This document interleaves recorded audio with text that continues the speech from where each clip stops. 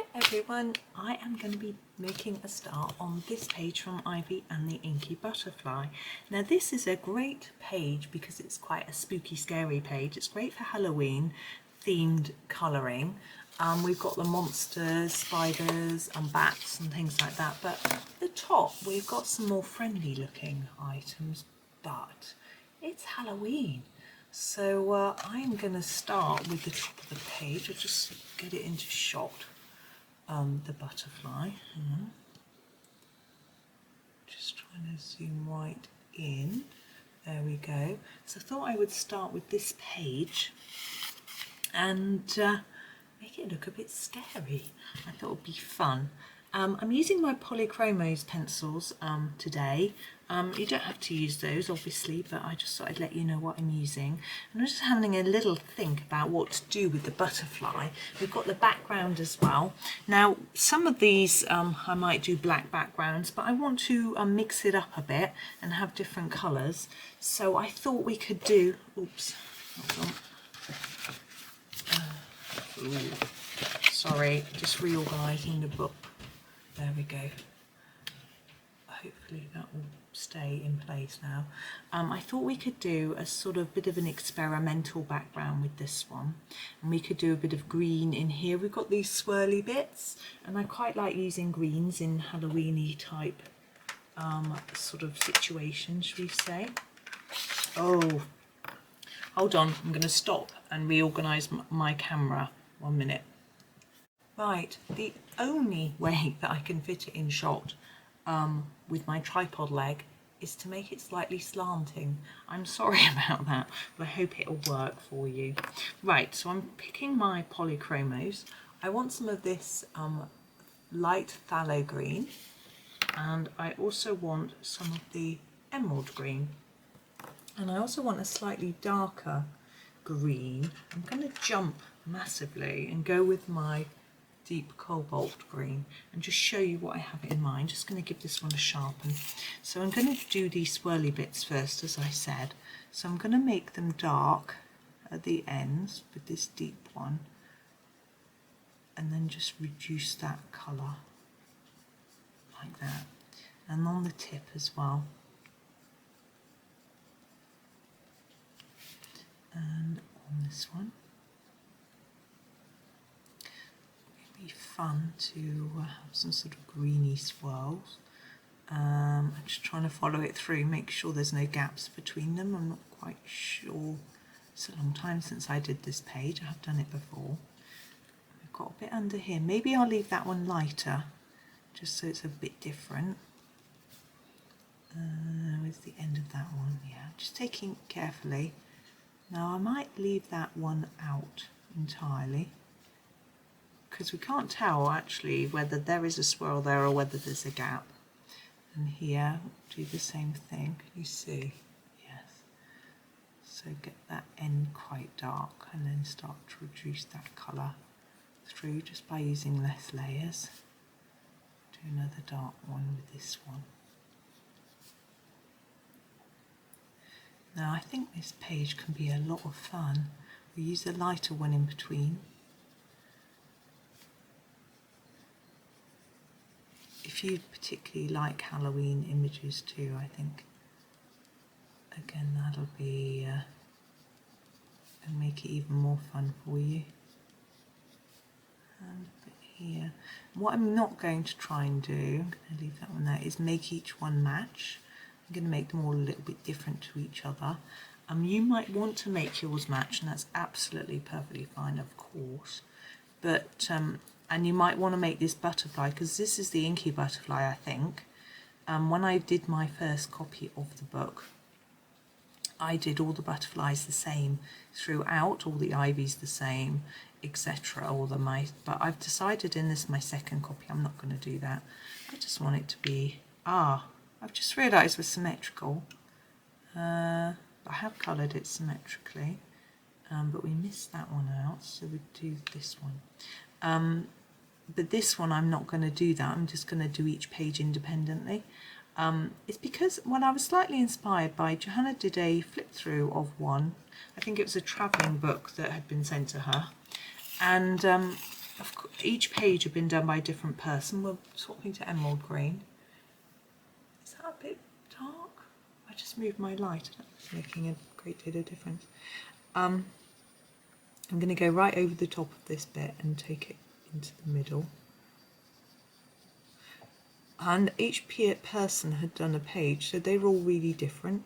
And I really like that. I thought it was quite fun to have it all different. So I decided I would try that with this one. Also, it doesn't limit you. I think that's the word I'm looking for. When I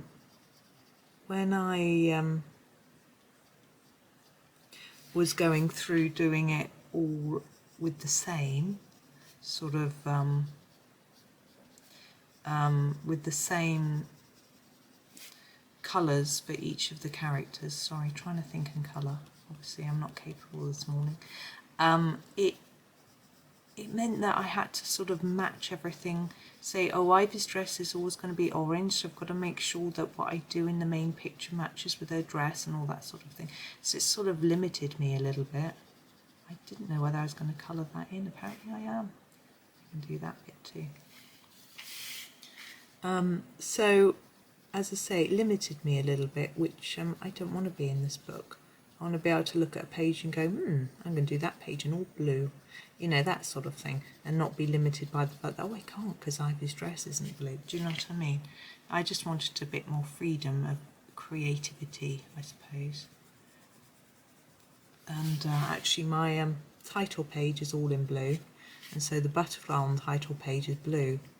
And then on other pages, I don't know if I've done the butterfly on other pages yet, but this one isn't going to be blue. This one is going to be in, I'll keep you guessing. What colour would you do? Have a think. Okay, we're moving to our final colour, which is the, as I said, the light phthalo green. It's getting a little bit short. So have you had a think? What colour? It's going to be orange. Pumpkin-esque. So I'm basically joining up these. I don't want to leave a white. I was thinking about it, but I don't like it. I don't want to leave a white. I just want them to be green. Ectoplasm style swirls. So I'm pressing quite hard here because I'm just trying to blend it all together, really. And I don't need to see any paper through. My husband's talking really loudly. He's got a meeting upstairs. Well, he's on the I want to say phone. He's not. He's on a computer. You know, doing one of those Teams meetings or something. Right. So there's our sort of background. I'm really sorry it's sideways. I hope it's not too off-putting. Now the butterfly itself. Now I've decided on my background, and so I can't do the butterfly black. I'm going to do a black for the rest of the background. I'm not going to do it now because I don't want to smudge it, make a nasty mess. I should do it in a minute. So I can't do too much black on the butterfly or else it's going to be lost in the background. So the body can't be black. Now I would normally do the body black. I think what we're going to do, we're trying to do it a little bit silvery. Why can't we have some silver just because it's Halloween? So this is a challenge for me. So I'm grabbing a grey. This is my darkest shade I'm going to use. It's the Cold Grey 6. Okay, and I'm going to go around the edge of the body in this colour. It doesn't matter if this gets lost a little bit in the background because just around each bit. Now the only problem with doing the background black is these antennae. We'll have to draw them in, which could be a challenge for me. But anyway, we'll get there. So now I'm going for the Cold Grey 4. So I'm going down a couple of shades. And I'm going to go over what I've done and bring that grey colour in a bit more. Around here and here. Oh, I missed a bit there, didn't I? Down there. There we go. And our last grey. So I'm going to go down again to cold grey 2, so we've gone down a couple of shades again. If you've only got a few shades of grey, then just use what you've got. Now we need to leave a tiny bit of white to give some shine. If you don't manage to leave white, sometimes it's tricky. You can use a white pen to draw in a little bit of white. I'm trying to just blend that in. There we go, there's its body. I'll put all those back, I need to leave them out. Oh.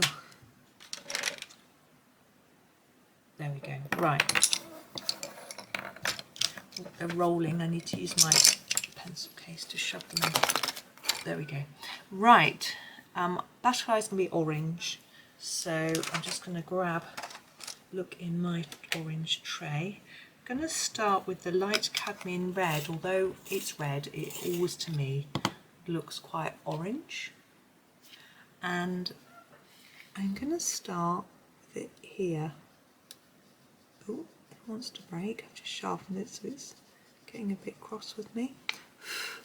And under here, because that's going to be shadowed, as well as along the edge of the body here and here. And that's all I'm going to do with that at the moment. I should just leave it and think how it's all looking. So I'm working along my oranges. So my next orange is the dark cadmium orange. We're going to do this one next. And I'm going to go a little bit over, a little bit here, and just draw that out across the body. I'm sort of ignoring some of these marks and lines. Not putting in a huge amount of detail. I've done butterflies a lot, and particularly orange ones actually, but it's always fun to have a look on a different drawing of a butterfly. Now this next one is 113, it's too small. I need to tell you the name. I've got a feeling it might be orange glaze, but I shall have a look for you. 113 orange glaze, yes. Oh, I'm getting good, aren't I?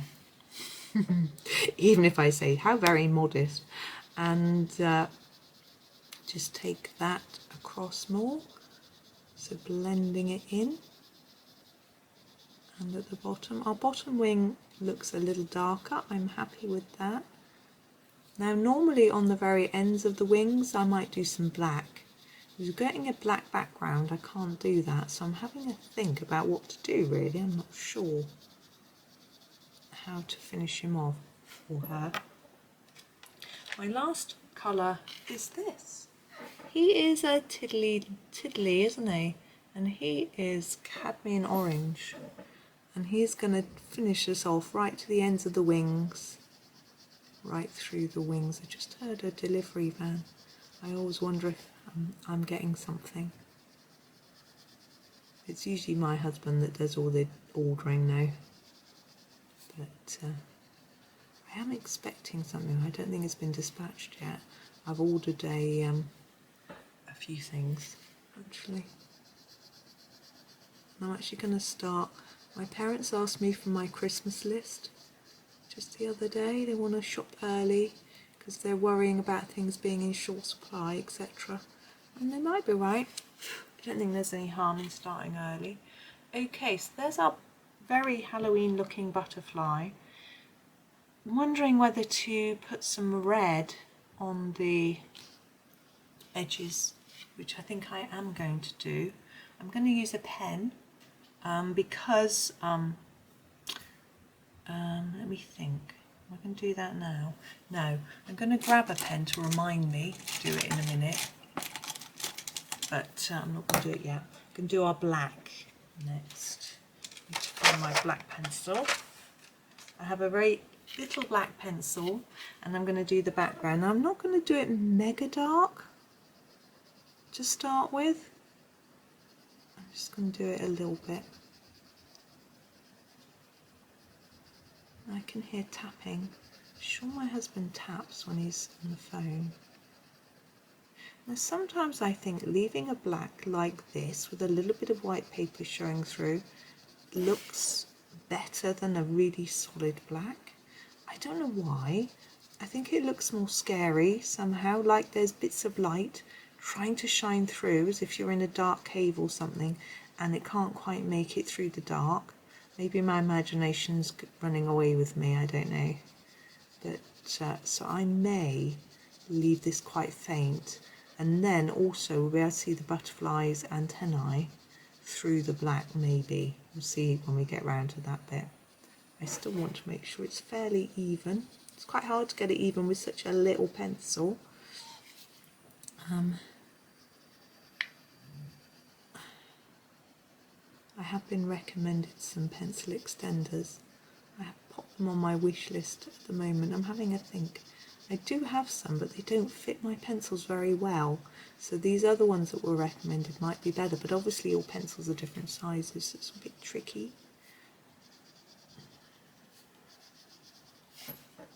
Now I'm not going to do a black background on every picture in this page, but probably do a few more.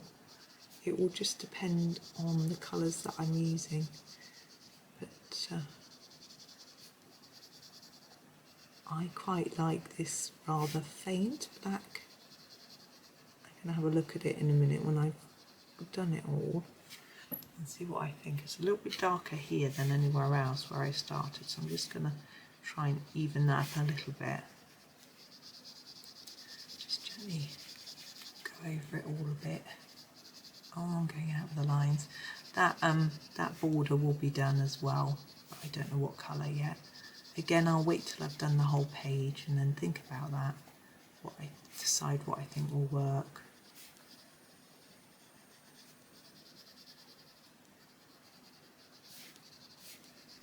I think this bit needs a bit darker here. Let's have a look. Yeah, I'm going to leave it like that. She says not leaving it and carrying on colouring. Right, the red for the butterfly, I'm going to use this Posca pen. This is a PC1MR, which is the pin type, the small end. Okay, and I'm going to use it. Don't have to do this if you don't want to. Now, as I say, I would normally do black, but I don't want black. It looks very blood red, which I think is quite fun for a Halloween style picture. Of course, in some of the Ivy pages, now I'm going to smudge that, and in some of the Ivy pages the butterfly is dripping with ink, and you could of course do that as blood if you wanted to do a real sort of spooky Halloweeny thought. But there we go. What I'm tempted to do is add a couple of drops of black, but I need that to dry first. Now in the background I'm tempted to add a few dots of colour as well for a bit of fun. I have got an orange pen here. It's the same Posca, and I'm going to do a few dots if I can get it to write. This one's running out a bit. I used it for a big old background the other day. Now they won't show up massively because the black isn't so dark. And I'm going to do some dots of red and yellow as well. You don't have to do this. Have a look and see what you think. If you don't like it, don't do it. Just sort of a bit different. And some yellow. Sorry, sometimes you need to shake them a bit, or else the paint is a bit diluted. It can sort of be a bit thin. There we go. I don't even know if that really shows up enough to worry about doing, but it's just an idea. There, now I'm hoping our red is dry. I'm just going to test it with my hand. Yeah, the yellow wasn't. I got yellow on my hand, but the red was. I'm going to use some yellow. I don't think I want any white in this picture. So what I'm going to do is do a dot of yellow in the middle of each one.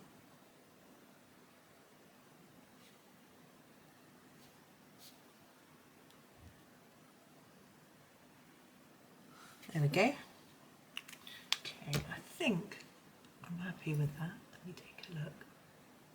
Yeah, I think I'm going to leave him like that. I think he's quite a jolly butterfly, despite being a sort of Halloween themed colour. So you could choose to make the background really dark, and if you do, you'll have to draw in the antennae, and you could draw them in a silver pen, and you could do the body silver, and then with a gel pen rather than trying to do it with a pencil, and that might bring it out from the page as well, and that might work. But that's just an idea for you. Anyway, I'm going to finish there, so thank you very much for watching and happy colouring.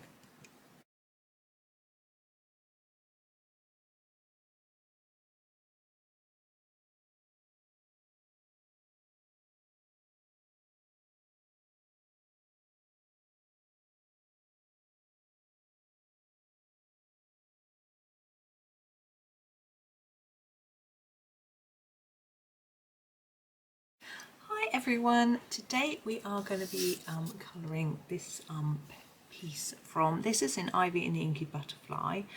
It's quite an innocent looking vine and lantern with some stars, but we are going to be doing something a bit fun and a bit different with it to give it a bit of a Halloweeny vibe. I thought to start with it would be fun to do the background in some shades of purple. And then we'll do the green spine. Hopefully it will bring it out and stand out, and we've got the lantern to think about as well. So I'm using Polychromos. I'm going to grab a few different shades that I've got. I'm just having a think about what might work. We've got a blue violet there. We've got the mauve. They're going to roll all over the place. We have got this one, which I think is just a violet. I'm going to check. 136 purple violet, sorry. And we've got this one, which is the manganese violet, I think.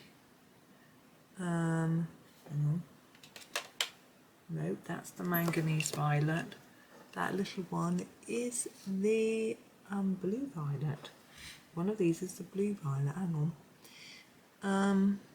B137. That's 136. That's 139. 136. Purple violet and blue violet. Anyways, I shall double check as I go. And I'm going to use this mix of colour to do a fun background. So I'm going to start with my darkest purple, and that is the blue violet, and we're going to go. And what we're going to do is go in the corner and just do a little section. The idea is to do a darker bit and then fade it out like that, and then pick another area and do a similar thing. I'm not going to worry about these leaf stalks there, I'm just going to colour over them. Do a little bit around here as well, because it's going to be behind this vine. And just try and get that an even fade if you can. And sort of, you want to do a random but not random, as I've said before. So you want it to be sort of spaced all over the place to look as random as you can without making it look too placed. So it's a bit tricky, but anyway. You can have fun with this, do whatever you want. You have to copy exactly how I'm doing it. My idea here is try and fade it a bit as we go towards the edge. A bit there. Yeah, now I'm not going to do a lighter area around the lantern. I find that quite difficult. And so I'm just going to not. We'll do something a little bit different instead with the lantern light. Once we get there. So this is rather like a galaxy background that I've done a video of before, but we're just using all purples this time. Let's do a bit up here. And we'll see how it works out really. A bit of an experiment. It's nice to have a blending pencil if you're doing this, but you can use the light purple. I'm going to use the next colour down, which is 249, it's the mauve, okay. And again, just finding where to put it really. It's quite a similar colour, so I might not do too much of it because I want to get a bit of a contrasting colour between the different elements. Make sure you get right up to the edge if you can. There we go.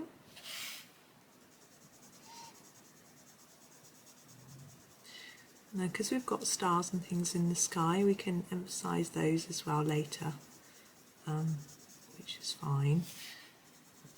If you go over the edges slightly, don't panic.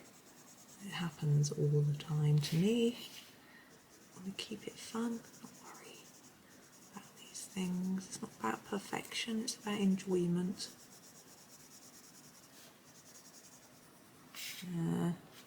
Do a little bit up there, just a touch. There we go. Right, next one is a lighter shade. I want to save my lighter shade till last. Here we go. This one is 138. My eyesight isn't good enough. 138, which is violet. Just a plain violet. We'll join a bit in there though. Blend it together. Fade it out around the stars.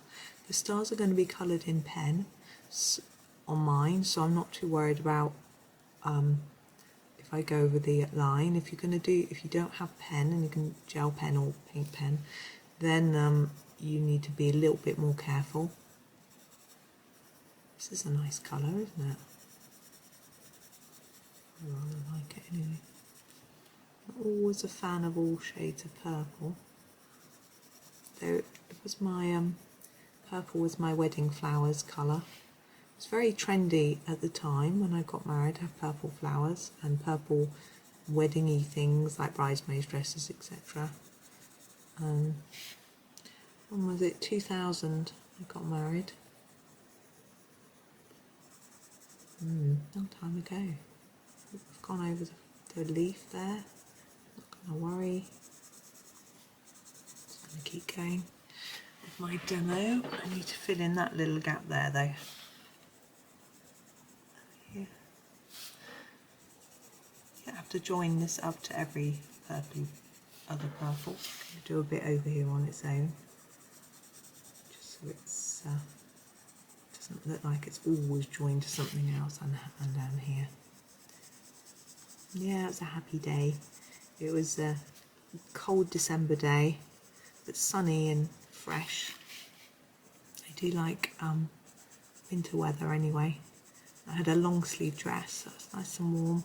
The hotel we were in had beautiful open fire and Christmas decorations. It's lovely. Such fun.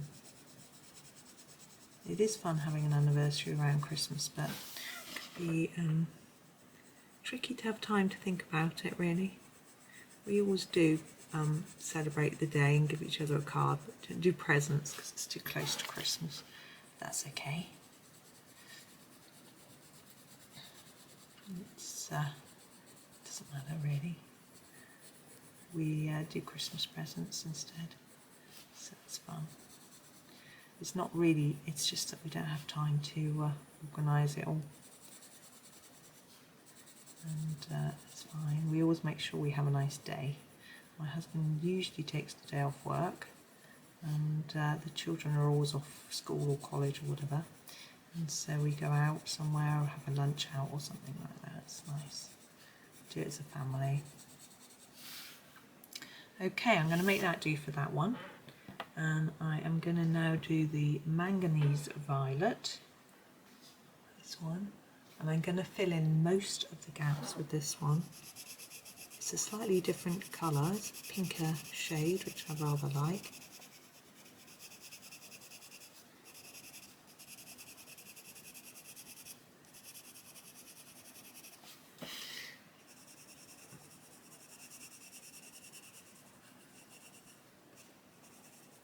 I'm leaving a few bits for our paler colour to come in at the end, but not too much. I want to make sure it's quite nice, filled in, pretty.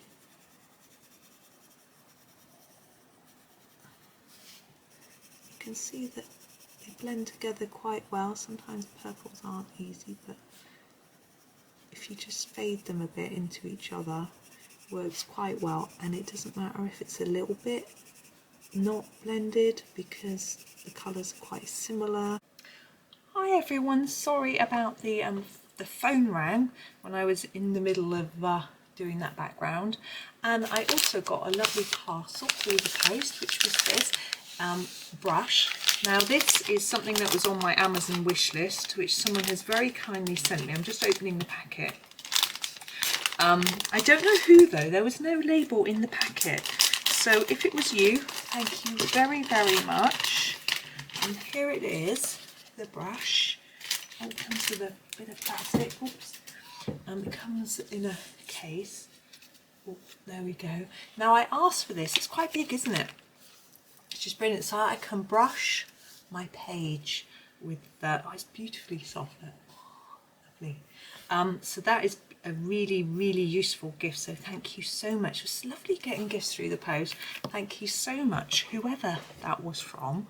I really want to thank you personally. If you could drop me a little note either through Instagram. I'm going to carry on colouring, by the way, using my manganese violet, either through email. You can email me, or through Instagram or something like that. Just let me know who it was, because I'd really love to send you a little personal thank you for that, because that's brilliant. It'll be so useful. Could have done it with it earlier on this page, couldn't I? I was blowing the page a little bit.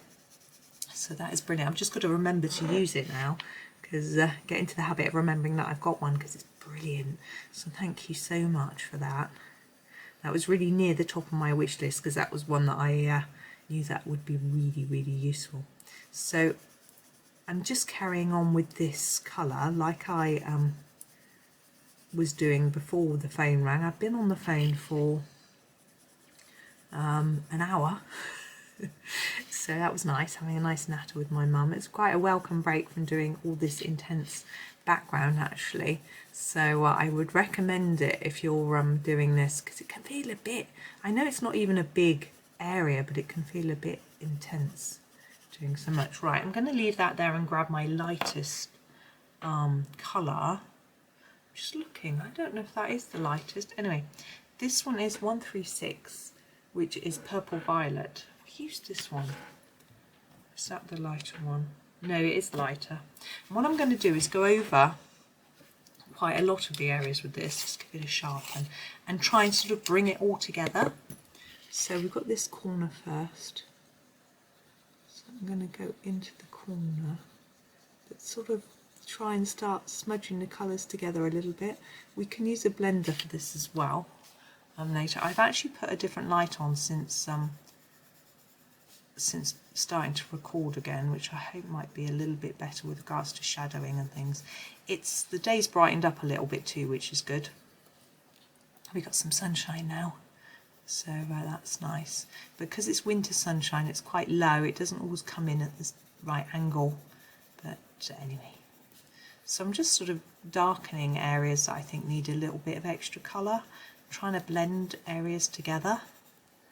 Really, there's no sort of proper science or method. It's all a bit random, really. But I just want every bit of paper now to be covered with some purple. And then we'll do some blending in a minute with, I think I'll use a blender because it'll be a little bit better, because if I use the colour, then it will change the colour of the different purples, and I quite like them to sort of stand out as different, even though I'm overlapping them all a little bit. I want some of them to stand out in their own right, as it were, rather than all being coloured over with something that will then change their colour, if you know what I mean. And my poor mum, I was on the phone to her, she was trying to do some knitting. She unpicked it twice. I was being really distracting talking to her, I think. Anyway, we were just talking about the family news and bits and bobs. Telling her how well my boys are settled into college. It's really good. They've when they started secondary school when they were 11, going to a new school, not knowing anybody, it took my one son probably until Christmas to settle in, and my other one took until Easter. It's quite a tricky transition, but college, now I'm recording this in advance, I'm trying to think how long they've been there, probably 4 weeks maybe, and they already seem perfectly settled into it all, you know what they're doing.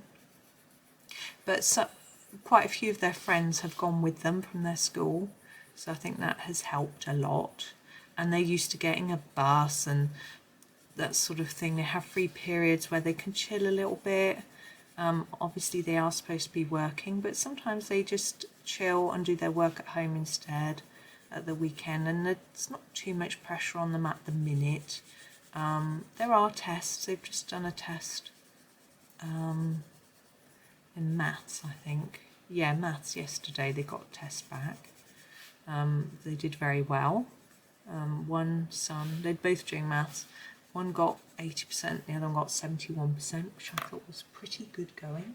I'm going to find a blending pencil. I'm just looking to try and find the one I want. Here it is.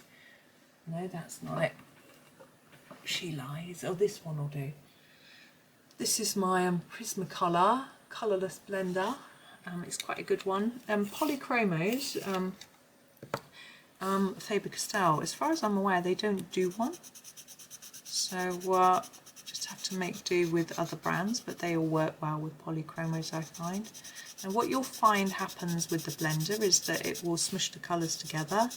It will get rid of the white paper a little bit more because it will slightly burnish it, and just make it pretty purpley mix of background, hopefully.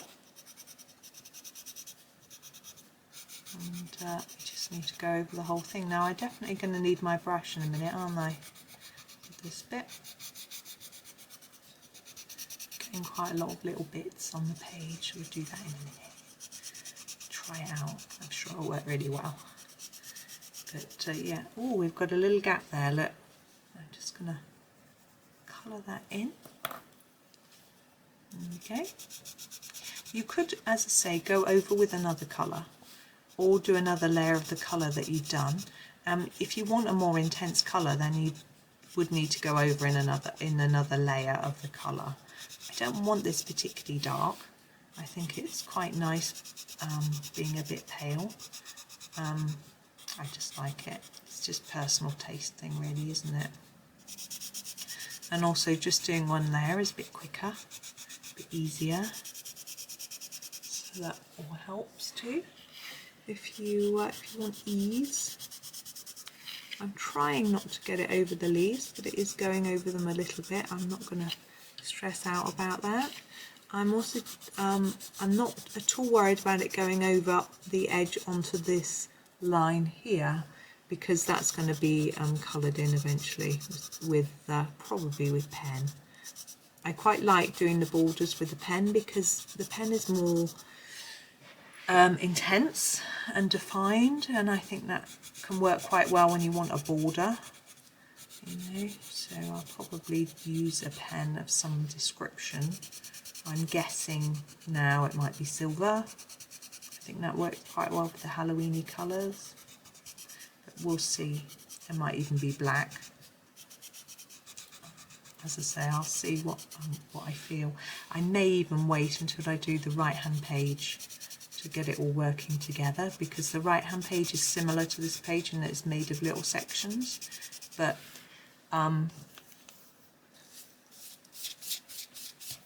the right hand page, it's not scary, it's quite different in mood, so I think it's quite nice to have a contrast of the two pages, with this one being a little more, it's not really scary, but you know, a bit darker, and then that one being more light and positive.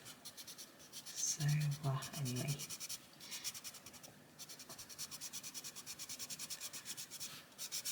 Now with the stars, you've got different options with regards to colour. You can do gold or silver, sort of gel pens, or yellow or white. I'm trying to think at the moment what option to go for. I want something that's going to show up against the purple. I'm not sure that yellow it does go with purple, but I'm not sure it's the colour. It's a bit warm, and although the lantern's going to be warm, you know, this is Halloween, it's very cold and scary, so maybe silver or white might give a better sort of atmosphere to the picture. I think I've nearly done it all. Let's give it another brush. There's a bit here, look. Wow, that brush is going to be so useful. So mystery person, thank you so much. Thank you, thank you. I may have found out who you are by the time this video goes out, but anyway. Now I'm blowing it, but I shouldn't be. I should be using the brush. Just being fussy and getting in all those little corners and little edges. There we go. Oh, over here. Okay, so I'm going to do the foliage next, and I thought that I might just keep it quite simple because we've got quite a mixed up background. There's going to be other colours in the background as well eventually. I'm just going to do that bit where it's white. So there's going to be some, it's not just going to be, I'm not just going to fill in the stars, I'm going to do some dots and bits and bobs in there as well. So I think I just do the foliage quite plain. Now I want to do it green, and I want to do it a sort of slimy greeny colour, but I want it to be a little bit darker because we've gone over the edges a bit. So I'm not going to use the very lightest green. I think I'm going to grab this one. Whoops, I'll just throw it. This one here. This I think is the light phthalo green. I think it might be the dark one, it might be the mid one. I really can't. Let me see, hang on, I can do it by a process of elimination. That's 6-1, that's 6-4, 6-1, 6-4. Yeah, it is. I'm pretty sure it's the light phthalo green. There we go. And I'm just going to use it on all of this in quite a plain, I want it to stand out, so I don't want to do too much light shading. I don't want it to be really dark. I want it to almost look fluorescent. So I'm hoping that by just doing a simple but quite dark layer, I'm being really heavy-handed with this, that it will stand out from the background, but I really want it to be the background that shines, or you know, is the star of this page. Sorry, you probably can't see, but I'm basically just colouring it in. So I said there's a lot going on this page. This is a lot to do on this video, so do take a break if you need to and come back to it. It really helped me having that little phone call break. Sometimes it's nice to have a little break. You probably can't really see. Now these Polychromos don't tend to have lots of debris on the page, but some brands do. So with the brush, I'll find I'll probably use it more with certain brands than others, but that's absolutely fine. As I say, when blending, you could see that I needed it. Now when you've done this, you'll see that white bits appear in the background where I haven't gone right up to the edge of what I'm colouring, and so might want to fill those in. That is one disadvantage of doing your background first, is that you may have to go back and just add to it after. But if you do it last, then you may find that you haven't chosen your foreground colours wisely and it doesn't really work. So there are pros and cons of both, doing both ways. If I've got a big background, I actually do it simultaneously with the foreground so that it's not so boring. If you're doing a background all in similar colours, it can sometimes get a bit dull. I'm always doing this colour, want a change. So sometimes I do a little bit of background and the foreground that goes near it, and then swap back. And then it does mean you've got a pile of pencils on the go, but that's fine. and it can just break it up a bit. And there's also, if you're doing pen, if you do if you're doing a whole black background or something, that can get quite tedious. I find my arm really aches and I get a blister on my little finger from rubbing it on the page with pencil, because I'm always lifting it and changing pencil, so I keep lifting my hand off the page. I don't get the same sort of fatigue in my hand as I do with a pen. I know people find pencils tricky because you're pressing harder, so you get fatigue in that way. But I'm used to that, so I don't tend to struggle with that. So it just all just depends, doesn't it, on what you're doing really, and what you're used to doing. So anyway, that's a little tip. So mix it up a bit if it's beginning to feel a bit tedious or a bit tricky. Oh look, that one goes off the page. I guess that end does as well, doesn't it? So I hope you can see how that's standing out now, which is nice. I'm going to do the lantern. Now I'm thinking, I'm just going to grab my violet and just sort of go around these edges and fill in where I think there's a white bit, just so that we don't get, it doesn't look too odd. And thinking about the lantern colour. Now the lantern could be silver, it could be gold. Now although I like doing gold, I think it's quite cool, I'm thinking that because we've got a candlelight in there, if we do it gold, it might sort of get lost in the light. And also it's nice and warm, and do we want a warm colour? I don't think we do. So what I'm going to do is do it silver. Silver's quite easy, I think, if you're used to it. So I'm going to go, you need coal greys for your silver. I'm going to use the same colours as we did for the butterfly body. I'm pointing to it, you can't see it, it's out of shot. So the cold grey 6 to start with, in the really dark area. So I'm thinking under here and under here, and then up here and here. Then the edges of these bits here and here. I'm thinking about what colour to do the candle while I'm doing this. Under here, look, this bit, we want this bit to look like it's sticking out a bit. Under here, under here, like that. And then we go down to the cold grey 4 here, and we extend that a little bit. Now we have to remember with silver to leave some white paper.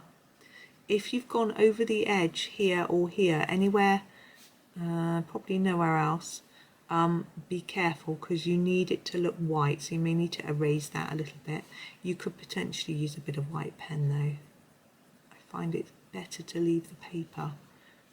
For me, I think it looks better. I'm trying to work out what to do with these bits. I think I'll do it at the bottom like that here, or extend that bit. Extend that. I'm not going to go down 2 shades for this one. I'm going to just go down to the cold grey 3, and this will be my final colour. So I'm going to try to bring it quite close to the centre, but still leave some white, so we've got that impression of shine.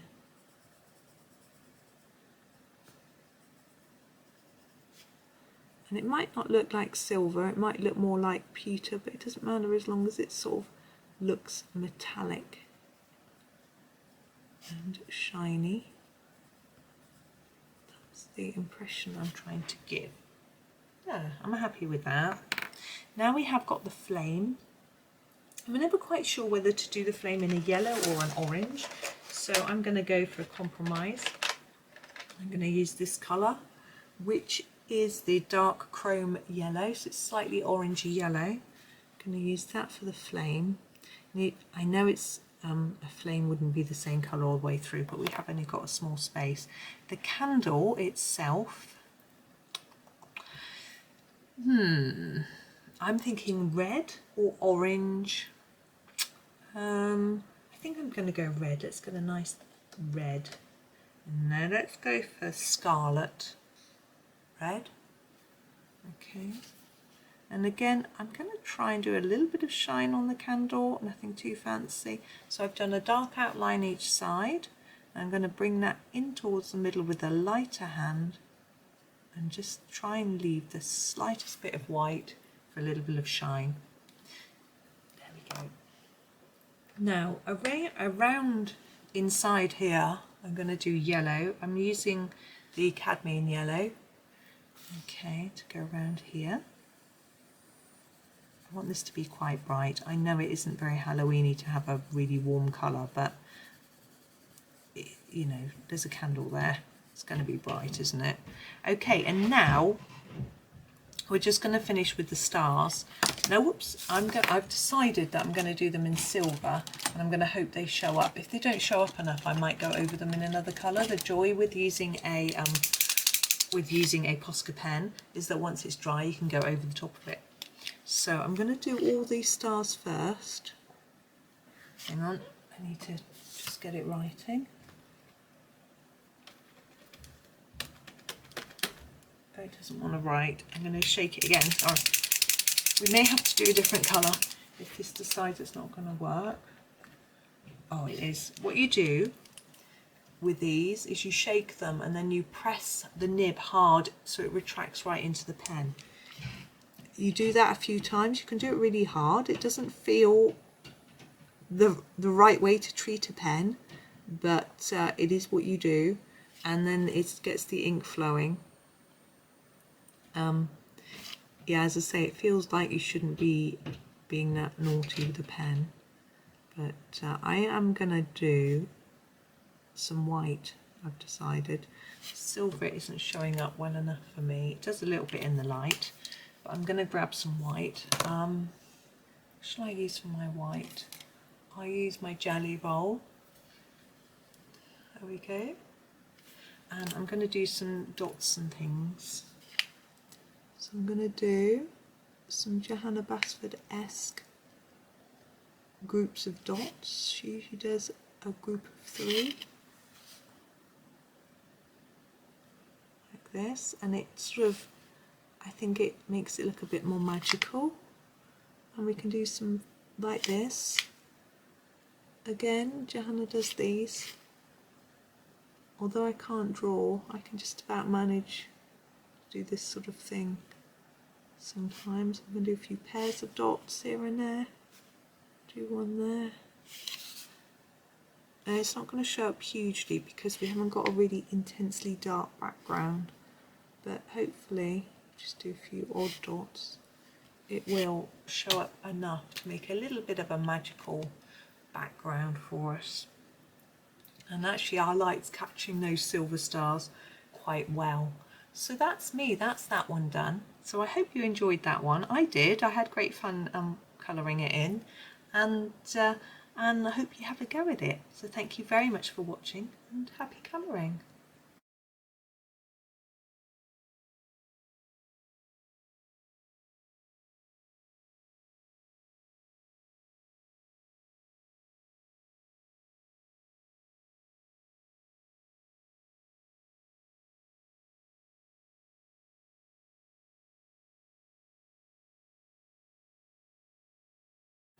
Hi everyone, I am now doing the third part of the page from Ivy and the Inky butterfly. You remember we did this butterfly, we've got these fun monsters and things to do later.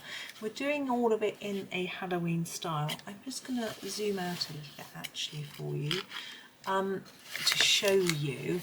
Now I might have been tempted to do both butterflies with the same black background, the same orange colour, the same slimy streaks. But what I've decided to do is to show you a different idea with this one. So it is going to look different. I'm going to do the butterfly purple, for example, and the little streaks in a sort of fiery style. The idea is just to give you some different ideas really. I think I would be very tempted to make them symmetrical if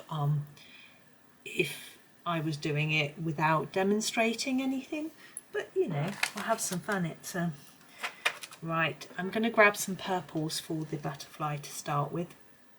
My darkest purple is actually my mauve, because I'm using my Polychromos as I was before. Here's my little Diddy mauve. He does need a sharpener. I've just emptied my sharpener ready, which is good because I often forget. And what I'm going to do is ignore the pretty markings and just go in with a dark and heavy stroke near the body, and then fade it out a little as we go along the wing of the butterfly, like that. And the same over here, so start quite dark near the body and then reduce the pressure as you go towards the edge of the wing.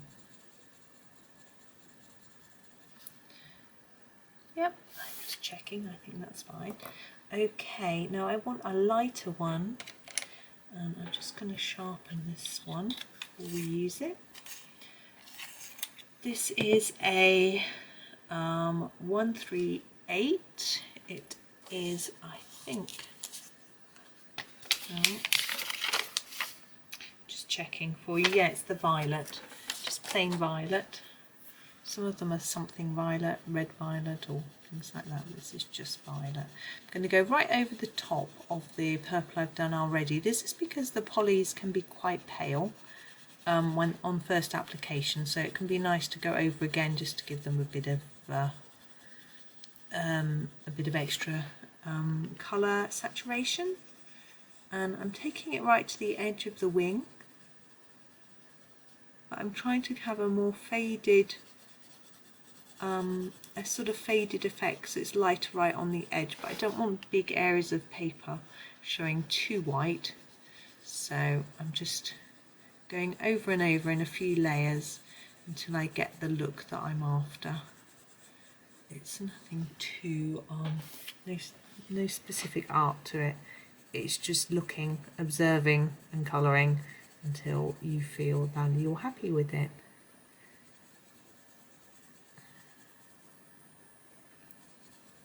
So just thinking about getting it fading up towards the edge of that wing. Now, I am going to do the centre of the butterfly in the same way as the other one. So although I could do it black rather than just in greys and then it'll look a bit different, I think that would be a good idea.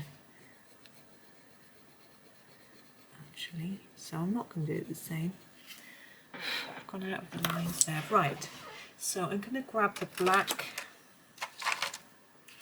Oh, this is my black. It's quite little.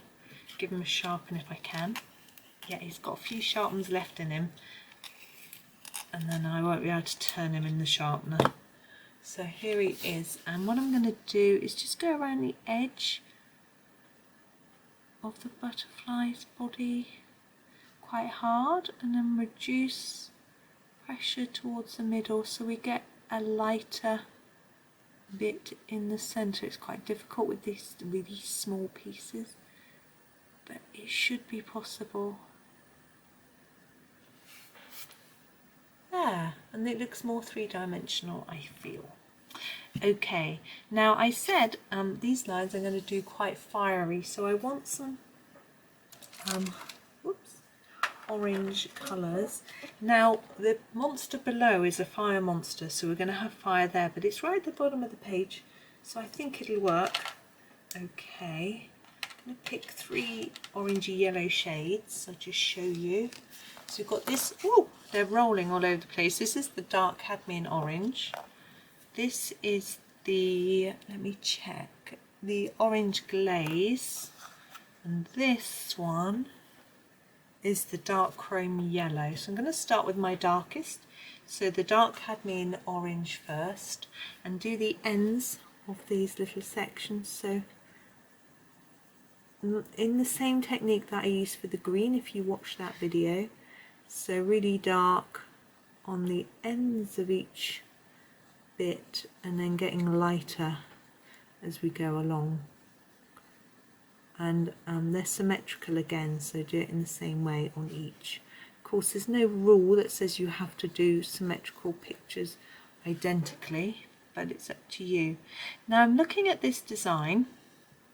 Now we have a line here and we have the corner, and I can't decide whether these two are next to each other or whether there's a gap there with background and that is the bit to colour, or whether we do it all. In that one, you can't see, I did them all, so I think I will do this one in the same way, and here. I'm going to do the whole of this in the dark, I've decided. You might not agree and you might want to leave some background showing through in some areas, is up to you. And so continuing down on this bit, dark here and a dark piece here. Now here we definitely have some separation with background showing through on this bit because it continues right up to the middle. But I've got to again decide, I'm going to include all of those, partly because I think it will look fun, but partly because it'll be easier. So two reasons. Now our other butterfly we did with a black background. We're not going to do a black background on this one because it's got a black body. I've already planned not to do a black background, or else the black body would have been completely lost into the background of the picture. Okay, so we're going to go to our slightly lighter orange shade now, which as I said was the orange glaze. And we're just going to go over the orange that's there and just bring it in more towards the centre of our pictures. Now I think with this one I'm actually going to extend this bit quite a long way so that we get our centre line here, so it all sort of joins in the same place. I hope you can see that sort of making sense.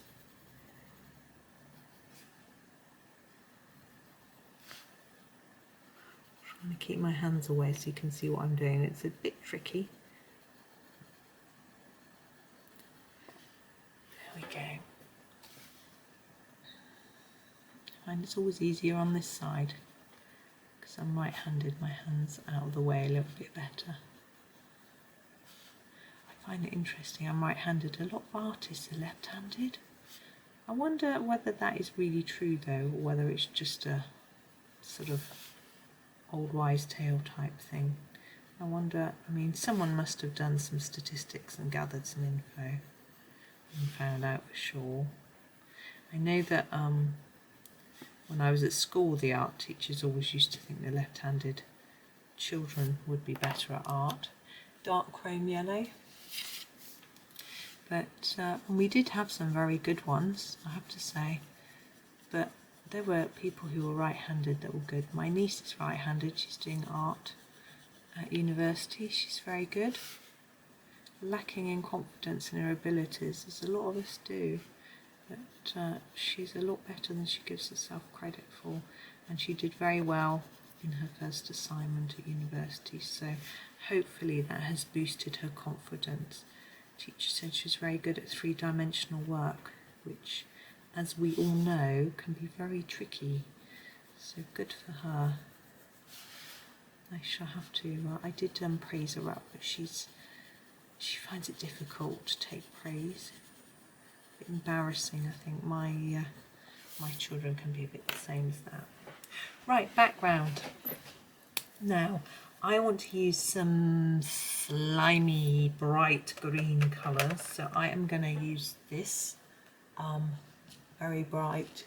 This is the light phthalo green, and I'm going to use it together with the emerald green.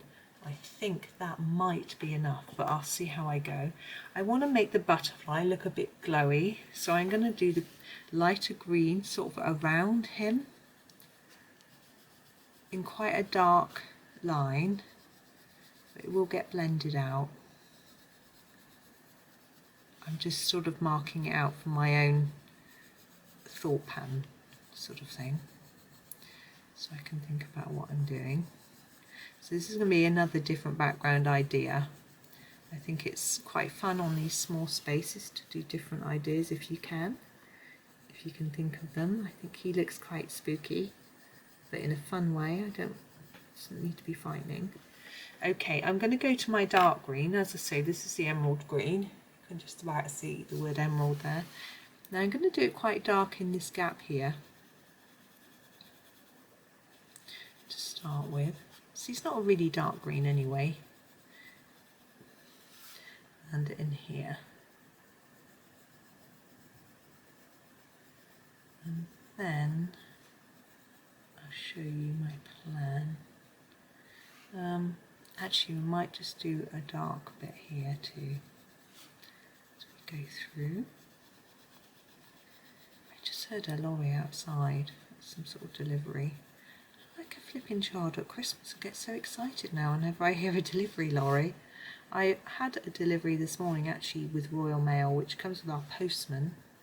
For those of you not in the UK, we have different postal services now in the UK. We have Royal Mail, which is our postman, and then we have other parcel delivery companies as well.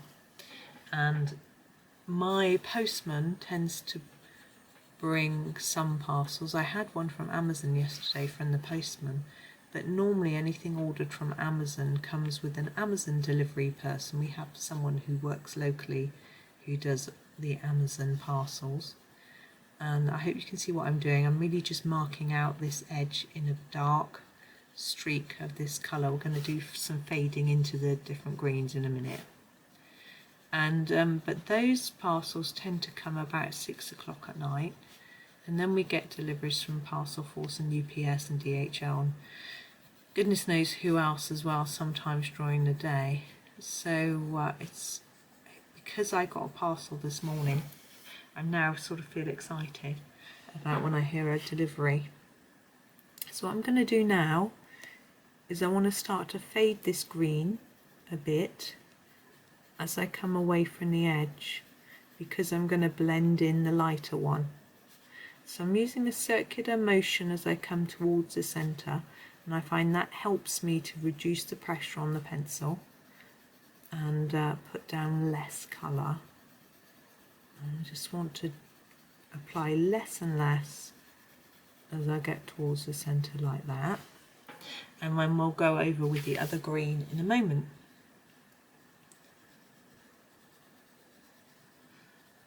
And just do the same all the way around, really.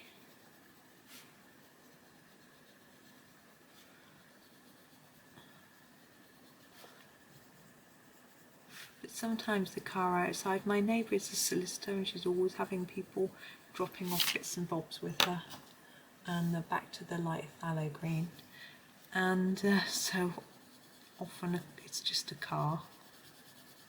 And then one of the houses in our square is a holiday cottage, so sometimes people are going in and out. Of course, neighbours go in and out at times too. People are going out a lot more, out shopping or whatever, visiting friends, that sort of thing. Everyone's a bit more free and easy in their movements at the moment.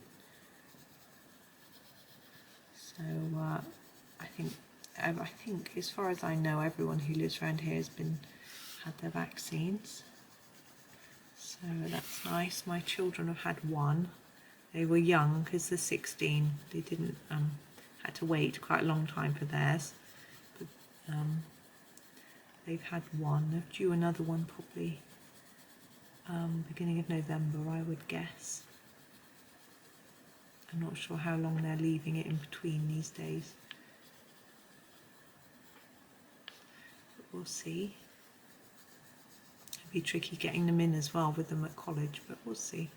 Now around the edge of the butterfly, I'm just really burnishing this in now.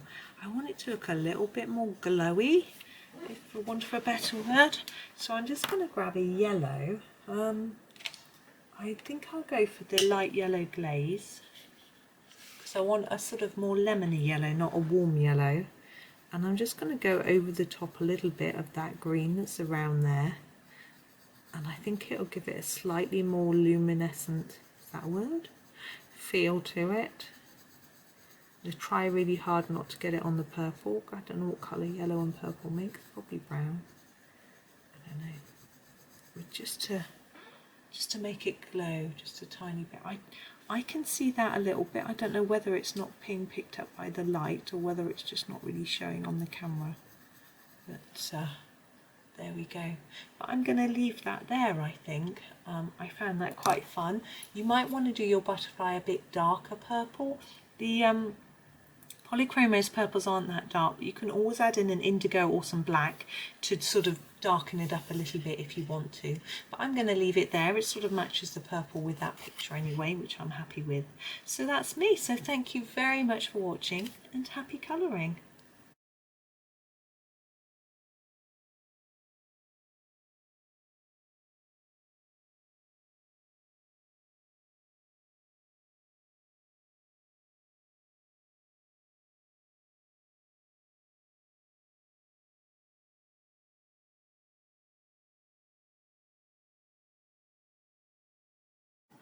Hi everyone, today we are going to be colouring in this fun little monster. I'm going to call him the Ice Monster, that's how I am going to colour him. I think these look like sort of icicles, so I thought it would be fun to colour it in that sort of way. So I'm going to start off by thinking about the colour for the icicles. Now we have been doing Halloween colouring colour scheme for this top area, but I think seeing as he's already a monster, we don't necessarily need to think about a colour scheme in the same sort of way. So I'm going to do the ice in a sort of bluey colour. I rather like these two blues. Then I think I'm going to get away with using these. This is the cobalt green actually and the light cobalt turquoise, but I think they could make nice ice colours. That's what I'm going to use. You may disagree, you may want a slightly more blue, less greeny blue, but I like the colours, so I'm just going to use them. So for the icicles, I'm going to start with this, a darker amount of this, and then just reduce my pressure like that, and do that on every icicle. Now these could of course be stalagmites. I think stalactites fall from the ceiling and stalagmites come up from the ground, I think, but someone will know. Clever lot out there. My son would probably know too. Well, I'd hope so, as he's studying geology. I don't know if that's actually a geology thing, I'm sure it is. I think he said he's only just started his course. He says he's doing something on minerals today, which he was looking forward to. So hopefully he can come home. He comes home and he tells me interesting things about what he's been studying. So that's good. But I learned something that I instantly forget, of course, as we do. But it's great fun. I love how he gets enthused and tells me. He hasn't done that with his other topics. He doesn't tell me about his maths because he doesn't get enthused by the maths as much. He's waiting to do further maths and he thinks he's going to learn much more interesting things in there, but I don't know. But he doesn't really, he knows I'm not so keen on learning about maths anyway. And then he does physics. He's been doing sort of acceleration and velocity. I don't think it's really that exciting for him at the minute, but he's looking forward to later things. Obviously, whatever we study, there's going to be bits we're more keen on than others. My other son was telling me about his chemistry and computing, but he doesn't tell me much about his computing either. Again, he's doing programming at the moment. He knows I'm not a big fan, although I have done programming. I did learn a bit of BASIC as a child, and I have done HTML code, JavaScript and things like that when I was making websites. But now my website doesn't need any code. I just use WordPress. It's much easier. So you see, I've gone into the tummy area where we've got more of these, and I'm just doing them in the same way. I want it to sort of match, like he's in his natural habitat sort of thing, that these are all part of him. and his house or cave or wherever he's at. I haven't really thought too much yet about the background, but we'll have a think about that in time. It sort of depends on what other colours I do him really, but we'll see. He's going to take a fair bit of colouring, I think. It's quite big, but that's okay. I think he'll be fun. So anyway, so it's nice that I feel like having children at home, you know, you're always learning. I mean, I'm always learning when I'm colouring, new techniques and colours and colour combos and things like that. But learning about subjects that I wouldn't normally look at, I think is really good for me. So that's cool. I try and do that too if I'm looking at the news or anything and something comes up that I don't know, like cobalt turquoise to finish off. So basically I'm going to go over the faded part of the last colour and then take it to the tip. So yes, if there are things that I haven't heard or don't know, I try and learn about them, particularly if there's conflict anywhere, which isn't very nice, obviously. I try and work out why, where did it originate from, what caused it. Unfortunately, usually it's really complex and you can't just say, oh, X did this and that started it, because there's usually all sorts of history behind it and, as I say, quite complex. But I just like to have an idea of what's going on, where things have stemmed from, and it means that then if anyone talks about it, you've got a bit of an idea. I try not to talk about things like that to people though. It's not very positive, is it? Though I don't talk about colouring very much either.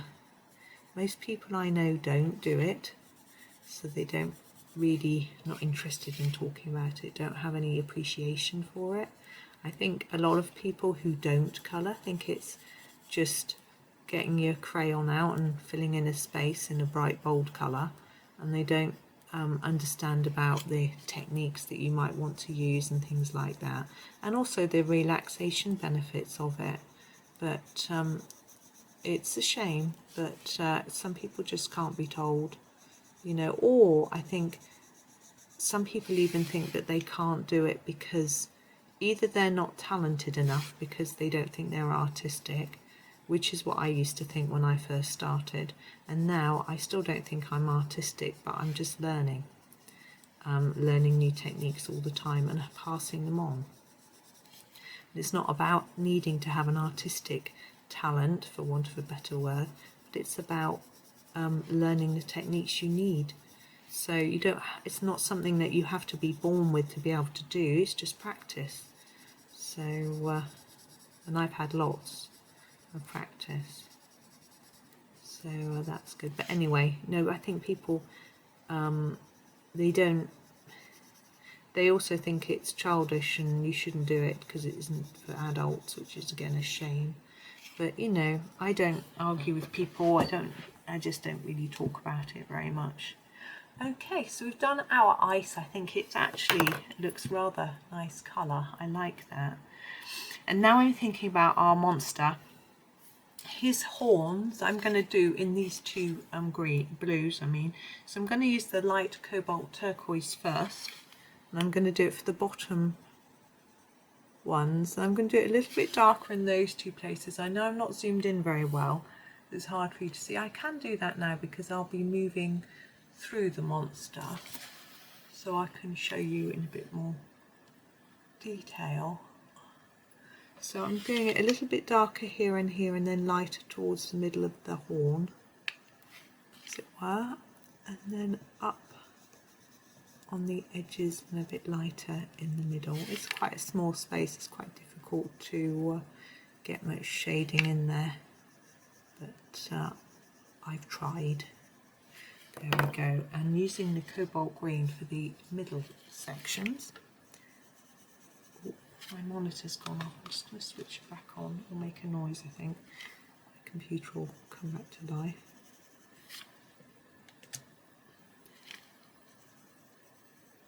So, it's decided not to. Oh, there it is. I just need to check in case my boys message me, which they haven't done today. We've got busy days today, actually.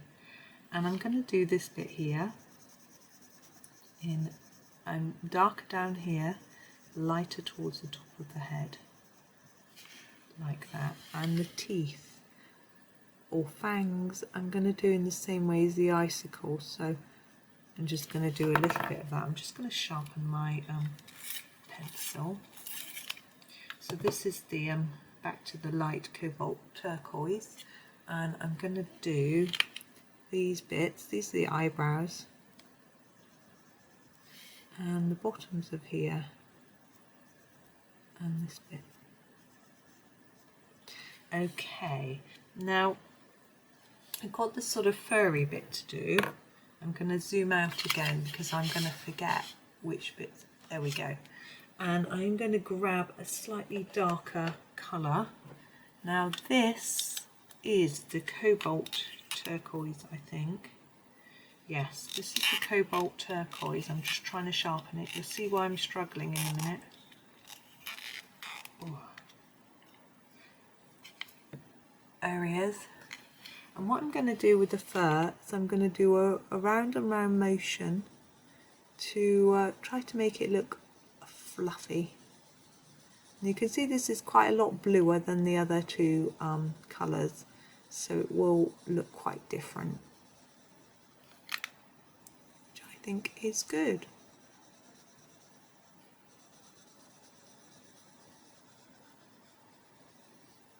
I'm trying to keep that round and round movement as much as I can to give that sort of impression of fur.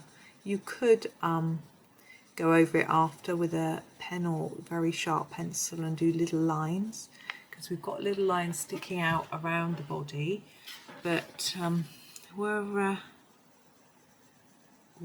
just keep going like this. I quite like this look to it, and obviously it's up to you how you decide to do it. Goodness, I need a cup of tea. I'll get one after this. I've been, what time is it? It's 1:45. Yeah, haven't had one since lunch. I had lunch at 12, unless I forgot to drink my lunchtime drink, which is always a possibility with me. Put it down, get carried away in some colouring. Sorry, with a small pencil it's quite hard to see what I'm doing, but I'm just using a medium pressure and going round and round. I'm not doing any shading of any sort on this bit. I'm probably not going to anyway. I think it looks pretty cool just being like this.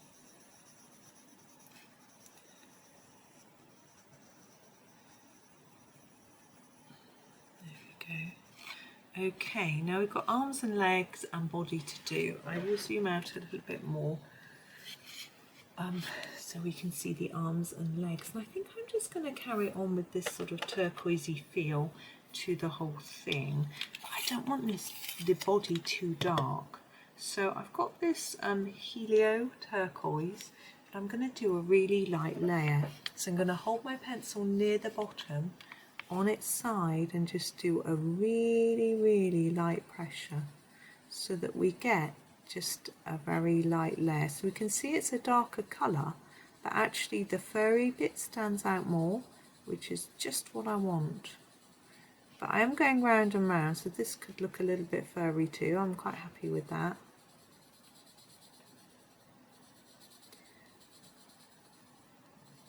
It's a little bit intricate going around these things, but because the colour is similar, if you go over the lines, it doesn't really matter. Unless someone's inspecting it at really close view with a magnifying glass, it's really not going to matter. There we go. For the arms, I'm going to press a bit harder so the colour looks significantly different to this body, and I'm going to do it a little bit darker here at the top where it's near the body. I love that tiny little bit there, look like a little elbow. 3 fingers. My husband is learning about drawing hands, and interestingly, I'm sure it said in one of his books that sometimes artists do draw 3 fingers even when they're trying to make something look realistic, because it's really difficult to find enough space to put all the fingers in, and they might look at a picture that's realistic, sort of photorealistic picture, and find that actually the person's only got 3 fingers. So I haven't ever noticed that. I'm sure Mona Lisa has got all her fingers. I'm sure do we see her hands? I'm sure they're crossed over. Anyway, I haven't looked in that much detail. Now with this ice monster, I'm actually quite tempted to leave a white background to look like the ice. I don't want it to look like I've been lazy though and couldn't be bothered. So it's a little bit tricky. Let's do the spider while I think. I'm going to do him black. I've got my black, and I'm going to do him quite a solid black colour, and then he'll stand out from whatever we do behind. I'd quite like a lighter blue, but I've used my lightest blue apart from that one. That's not a greeny blue. I think it looked a little odd. I'm just going to use my Tombow Mono eraser to tidy up a little bit here. And here, and I am still thinking, I'm thinking about what colour.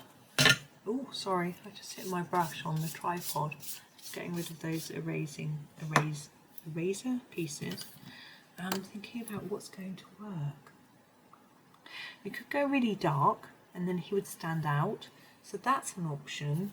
We could go with like a sort of Prussian blue, really dark colour, or a bluish turquoise dark colour, indigo or black. Don't really want to do a black. I think I'm going to go with this Prussian blue, and because polys aren't they don't lay down really thick, so I need to do quite a few layers. So I'm pressing hard, which you need to be careful of, because if you press hard and make a mistake, you can't erase it because it stains and indents the paper.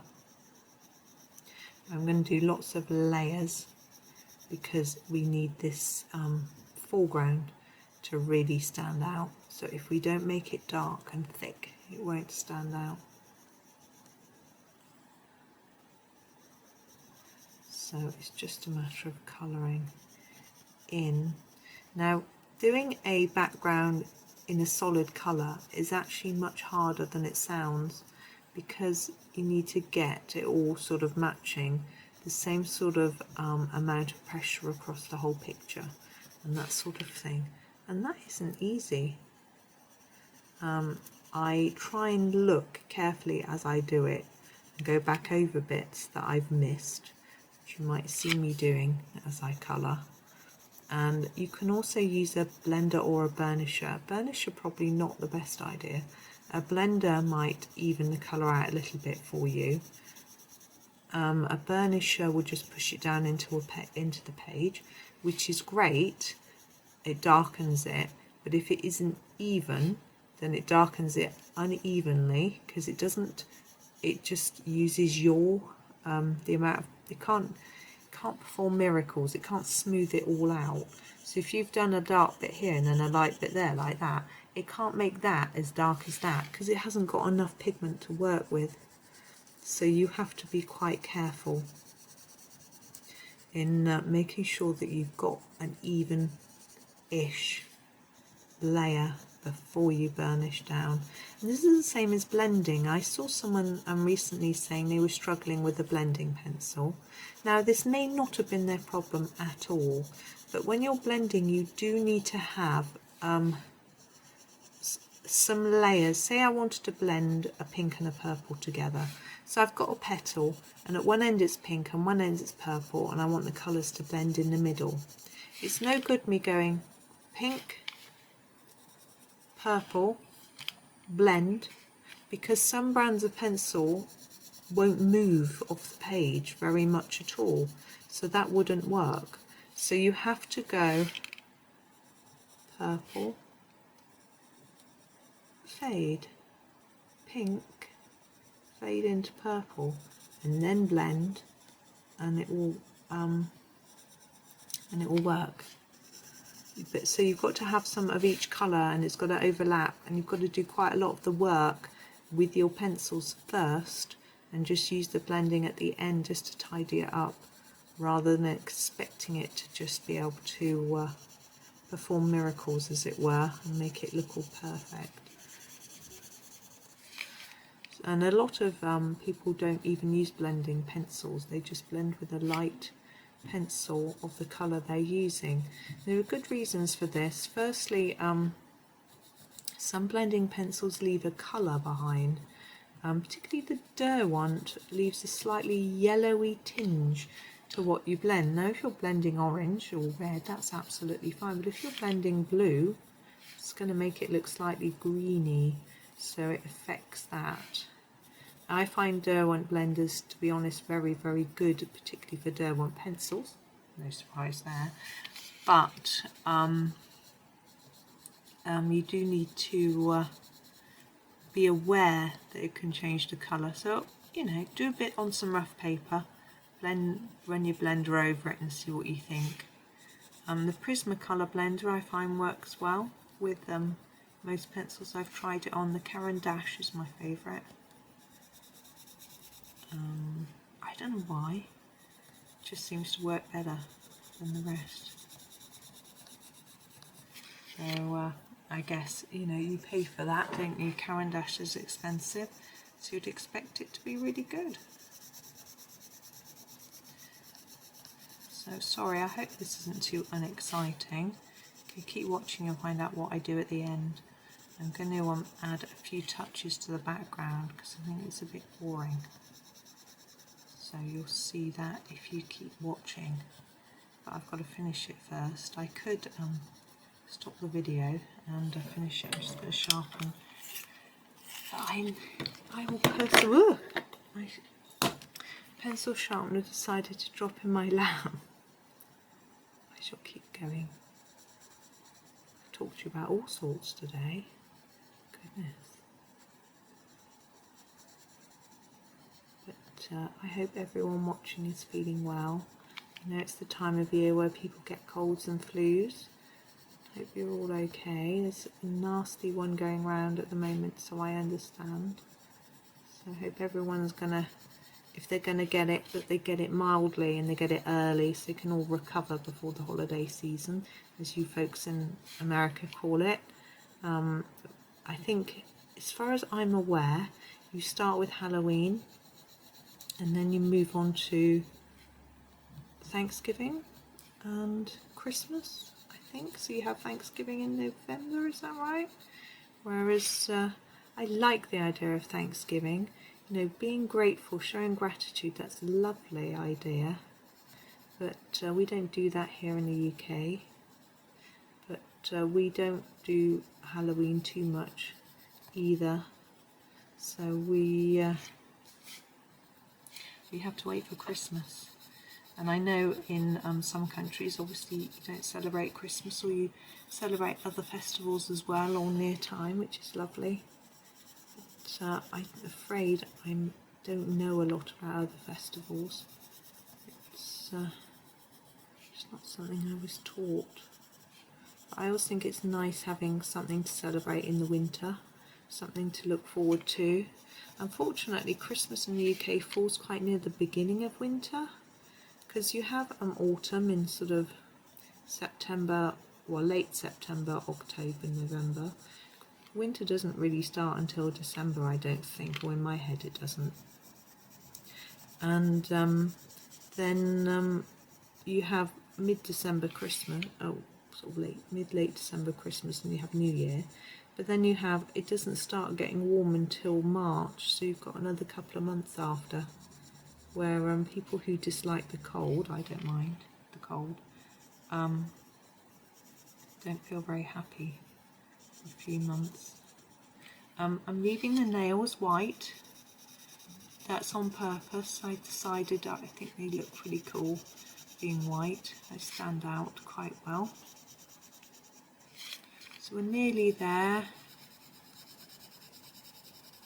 I think on the other monster I might do the background first, so that if it's a plain one, so that you don't have to watch me colour it, because I think it goes on and on a bit, doesn't it?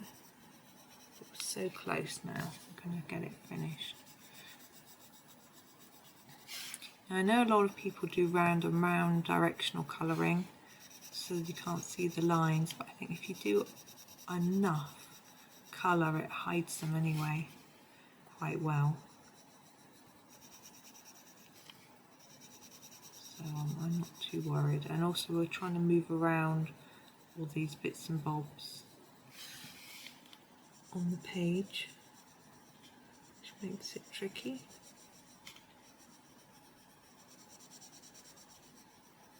I'm going to use a burnisher because we talked about it, and it will show you how to use it and how it works. This is my burnisher. It's a Derwent. It's the only burnisher brand that I know of, but I'm sure there are probably others. And you just go over it, look, and it presses the pencil into the page and gets rid of the white paper. I don't know how well you can see that from far away, but it's quite impressive. So you need to have quite a thick layer of pencil, and once you've burnished, I gather, because I've never tried, you can't colour then over the top. As I say, I've never tried because I've always made sure that I've done it as my final layer because of being told that. And what it actually does is it pushes the colour down into the tooth of the paper, so it makes it more, the paper flatter, and the colour shows up more. And because it's flattening that tooth, there's nothing to take any more colour. So if you try and put some colour on top, there's no paper there to sort of absorb it. You're just trying to add a colour on top of pencil, which doesn't seem to work. But apparently, if you use a layer of fixative spray, workable fixative, it adds a layer back on top and you can work that. But I've not tried that. So if you ever burnish and you need to colour on top, then that's something to think about. Do try it on scrap paper, see if it works first. So you could end up with a mess if you're not careful. And you need to use workable fixative, because otherwise it will just act like a varnish, and again you won't be able to work it.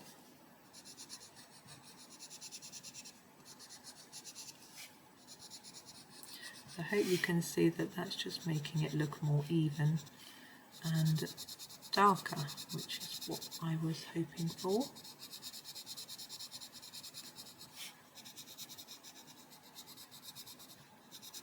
We're nearly done.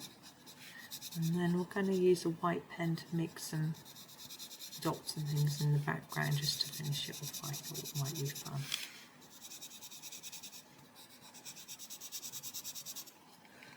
Looking in the camera, I can't actually see. So many layers are on this page now, I can't see the light shining off it. Now you could burnish, some people burnish everything they do when they finished because they like that look, but I tend to do it quite rarely. Okay, it could be better, but I'm going to leave it there. And I'm going to grab my white, I'm going to use my jelly roll, number 8, and just do a few bits and bobs. So I'm just going to do some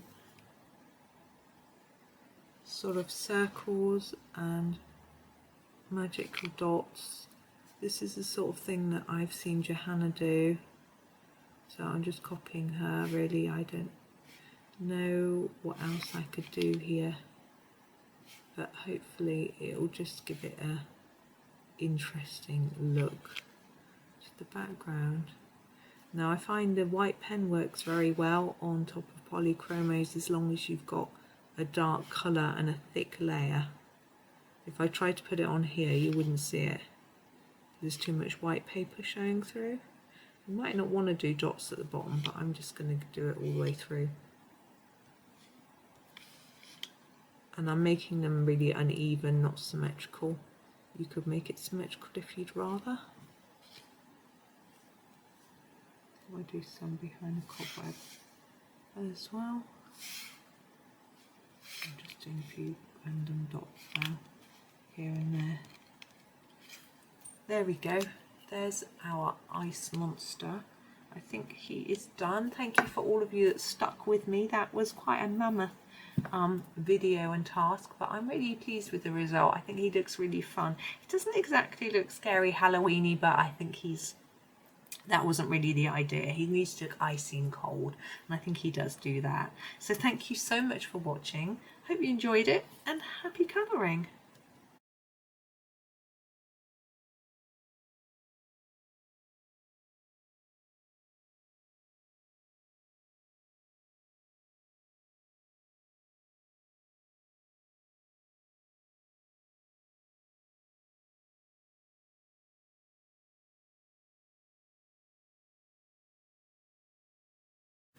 Hi everyone, today I am going to be working on more Halloween styly pictures.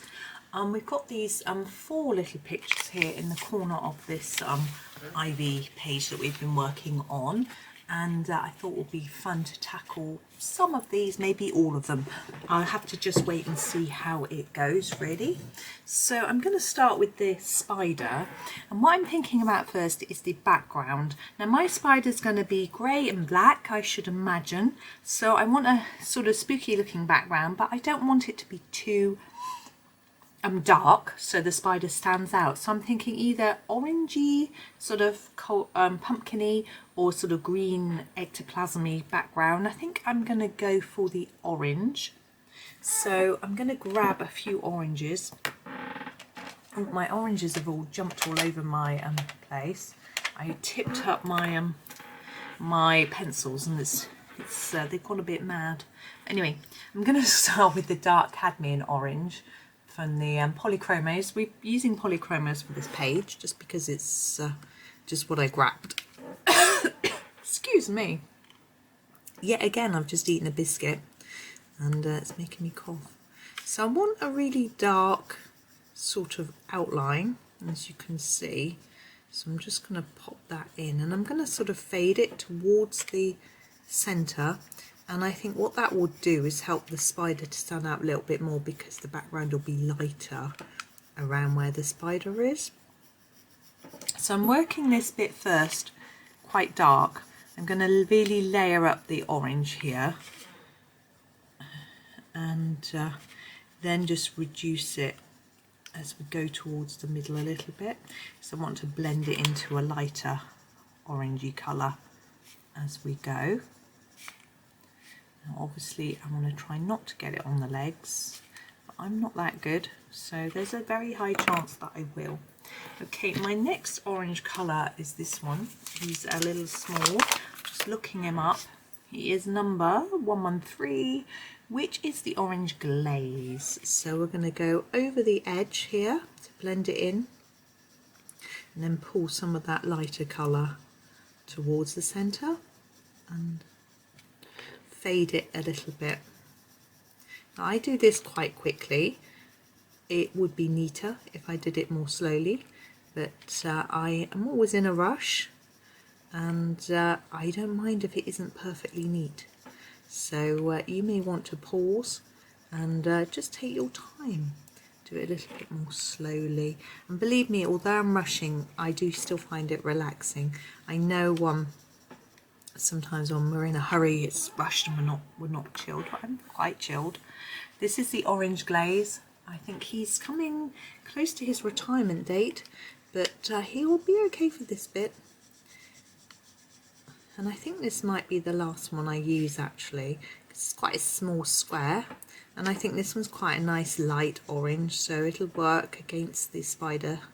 I'm sorry for those of you that dislike spiders. You might be shuddering at the thought of colouring this page. Johanna does like her spiders though, doesn't she?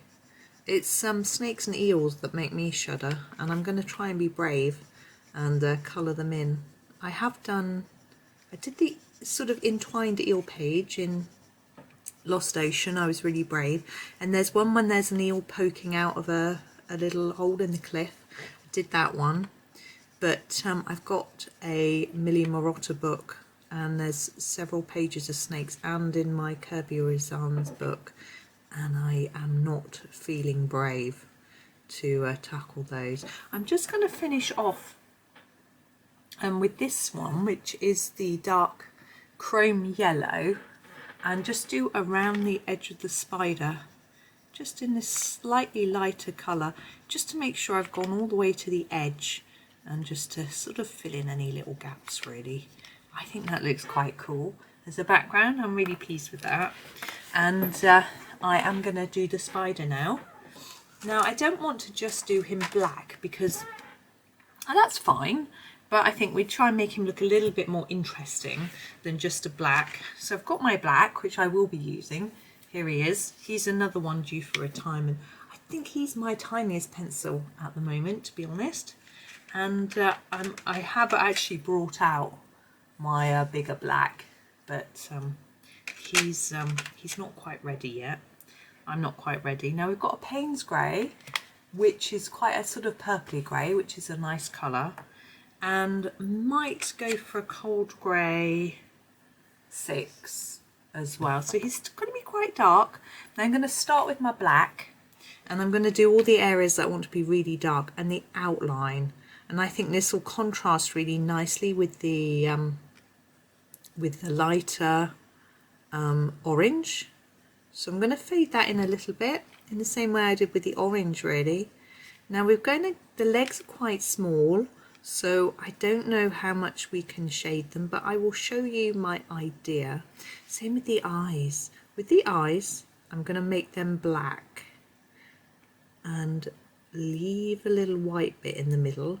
If you struggle with this, you can always use a white pen to white out, but I'm going to leave a white bit because I'm not sure if it's going to work. If it doesn't work, I can colour over that, you know, so that's why I'm leaving it like that for now, and we'll see. This is the Payne's grey. Oh no, so I haven't finished with the black. I've got to do the legs. So I'm going to do the end and this part and leave the rest. I'm sort of going to lighten the legs towards the centre of them and towards the knees or whatever. Do spiders have knees? Well, they have bent legs, don't they? I think that's what freaks people out sometimes, is the sort of bent legs. And there's a word, if I say it in association with spiders, it makes my son shudder. So I won't do that, just in case you're feeling uncomfortable. This is the Payne's grey. Just think of him as a toy one, or maybe cartoon. He's okay.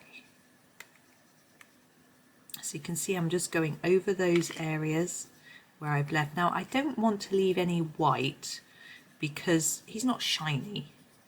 He's, you know, but I want to just fade the colour a little bit and just make him look a little bit more shaped, I suppose. You could use an even lighter colour. This is the cold grey 6, but I think if you transition from a dark to a light, it can be quite difficult to get a nice blend. So it's easier to do a colour that's closer to what you're using and just try and fade it by doing less layers and less pressure.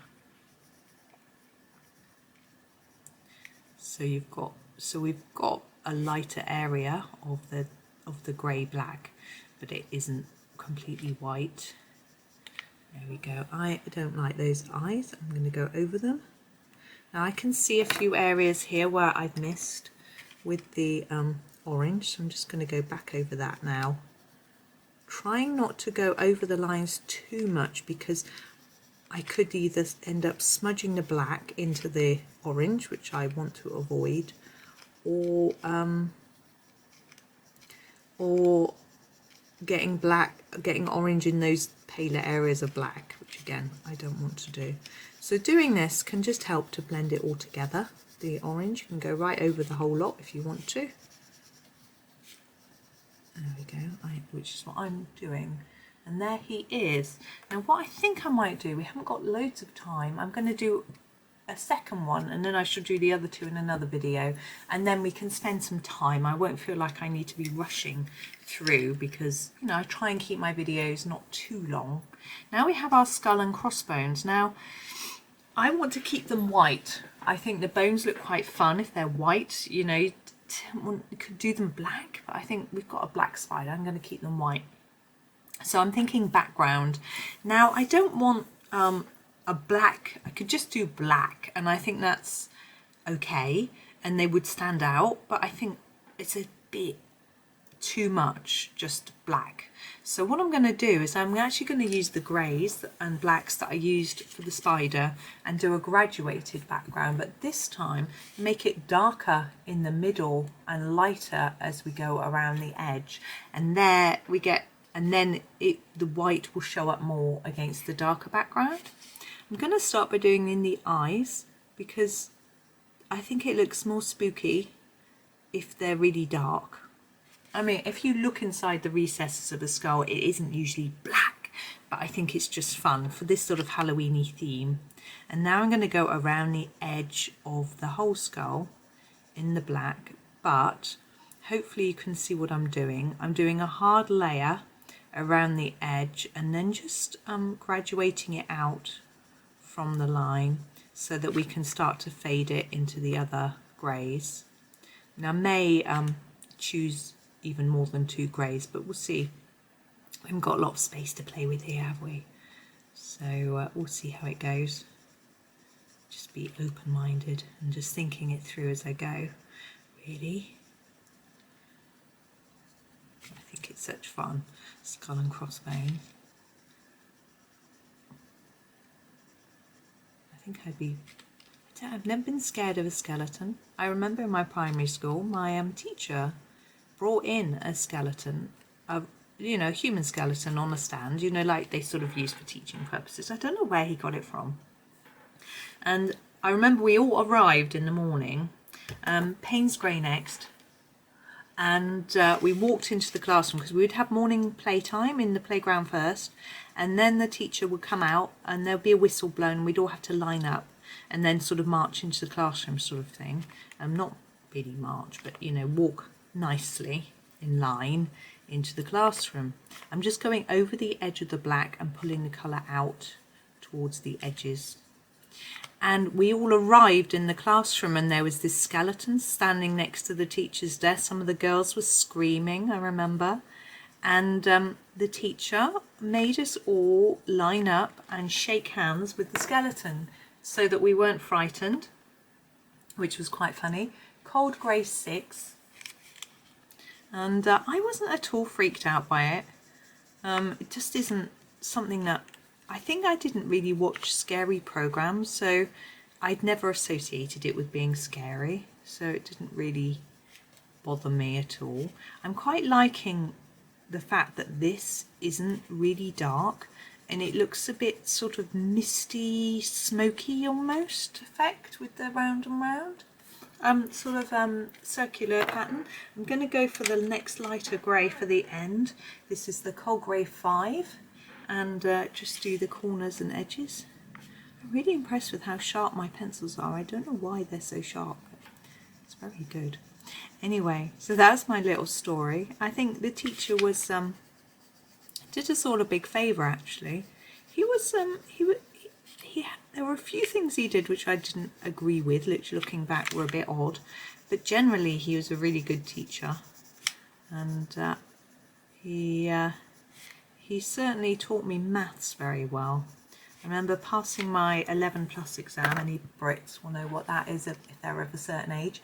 This is my black. I'm just going back in because I want to define the edges a little bit more. We all did an 11+ exam. I think now that you have to pay to do it if you want to do grammar school entry. And there was loads of maths, I seem to remember, in the 11+. And we'd been taught, all we seemed to learn was maths. So actually when I started secondary school, having passed my 11+, which was good, I found the maths really easy, and actually used to mess around in the lesson. Now I'm thinking I'm going to leave that like that So you can see there's a definite darker edge around it.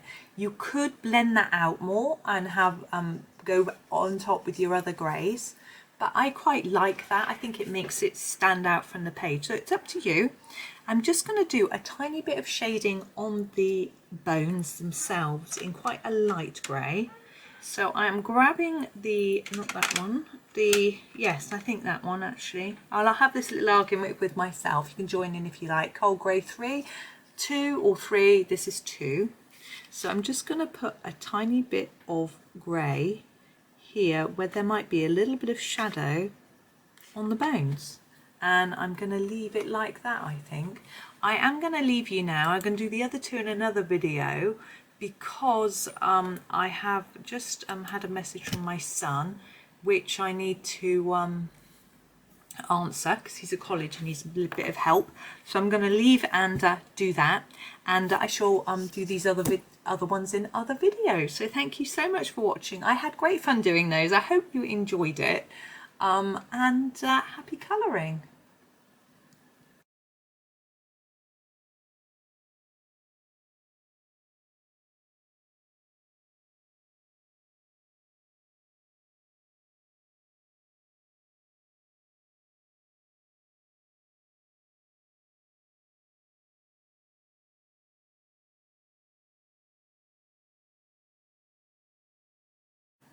Hi everyone, today we are going to do these remaining two little critters. We have a snail and we have a beetle, I think. So we're going to do them in our sort of Halloweeny colory styly, which I think is fun. Now the beetle, I think I'm going to do him in a sort of red colour. I think that'll be good. I saw a beetle just the other day in my poor son's lunchbox, which was a red, quite a striking red colour. So I think I'm going to use that as my inspiration, shall we say. So I've grabbed this Indian red. This is from the Polychromos, and I'm going to start off doing that on his body. So I'm going to go quite dark around the edge. I want him to have a little bit of a shine on his back because this beetle I saw was very shiny. My poor son, he opened his lunchbox. He was eating outside. He ate his roll and his cheese that I gave him, and then he went in to grab some salad, and there was this beetle which was the colour of a red grape crawling around in his salad. He said, "Sorry mum, I couldn't eat it." And I said, "I don't blame you. I wouldn't have been able to eat it either." So I'm trying to pick my next colour while I'm chattering on. Yeah, not sure. I think I'll go for, what's that? Yes. I need a sharpener. We'll go for the Venetian red. Grab a sharpener. So yeah, poor boy, he couldn't eat it. I was like, that's okay. At least he had his roll, and so he did have something to eat, but I just chucked it away. But I'm hoping that it wasn't me that put it in there, that it came from, I just want the lightest bit in the middle so it looks like he's got quite a shiny back. Has that worked? I think so. And same with the head, so we can just bring the colour in a bit, leave a little shiny area. Now I want to do the legs and the antennae, maybe in black, just for fun, because we're scary, we're Halloween, you know. I think if he's got what looks like black horns, obviously they're not horns, I think that's quite fun. And the legs, I'm going to fade the black a little bit so it's darker at each end, a little bit lighter in the middle of the leg, but I think it just, he'll stand out a bit then. Some black. There we go. Now the background I was going to do in a greeny colour. I think that'll be quite fun. I'm sort of thinking slimy ectoplasm, ghosty background, and it'll set off, I think, these colours that we've used. So I'm trying to look at the greens. We've been using phthalo greens. Yeah, I think that'll work.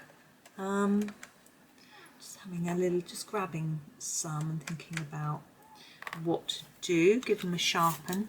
So I'm thinking I'm going to go with the lightest green around the beetle and a darker one on the edge. So I've got this one first.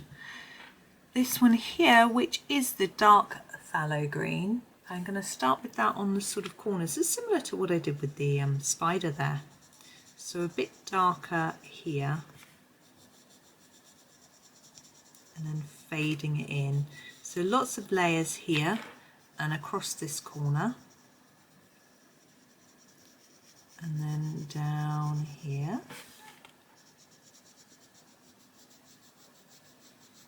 And then like that, and then just sort of fade it in a little bit.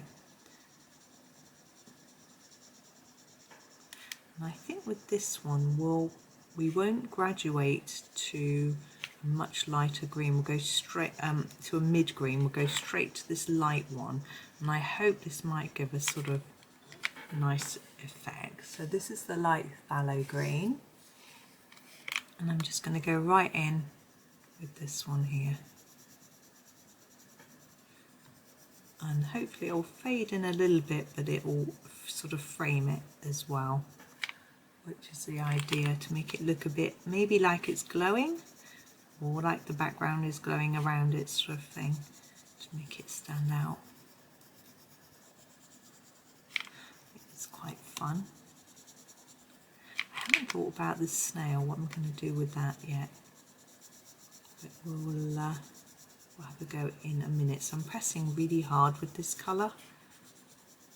I'm just really going for it. I've got a few bits because I've been pressing so hard. Just give them a brush, get them out of sight. I know how tempting it is when you're watching on a tablet and there's a little bit in view, you want to brush it away. You sort of think it's on your tablet rather than on the recording, as it were. So try and keep these bits away for you. So all the way round. Again, I'm just going over and over to try and make it really stand out and be lots of fun. There we go. There's our beetle. And now we have our snail. Now he's quite an interesting shape, isn't he? I'm trying to think of background first because that will sort of determine what I'm going to do. I feel like I need some purple in this picture because we've got purple in most of the pictures apart from our ice monster who is blue. We've got a lot of purple going on other pages. I could do a purple background. I think I'm going to do him first. So I'm going to do his body in the browny greys, which the warm greys that we have in Polychromos. They aren't as brown as some greys in some sets, but I think it will work. So I'm going to go for the warm grey 5 to start with. And start doing this little bit here. So I'm going to do this one underneath where it would be darker and then fade it up a little bit. And we'll do a slightly lighter colour. We'll go to the we'll go to the warm grey 4 for the rest of the body. If you don't have all these colours, just use any warm grey or mix a bit of brown in with the grey if you want it a bit more brown. It isn't really that brown a grey. So anyway, now the shell. We could do the shell purple and that would be different. Yeah, let's do that. That'd be really different. Okay, right, let's have a look at my purples. I think I'm going to go all over with my lightest purple first.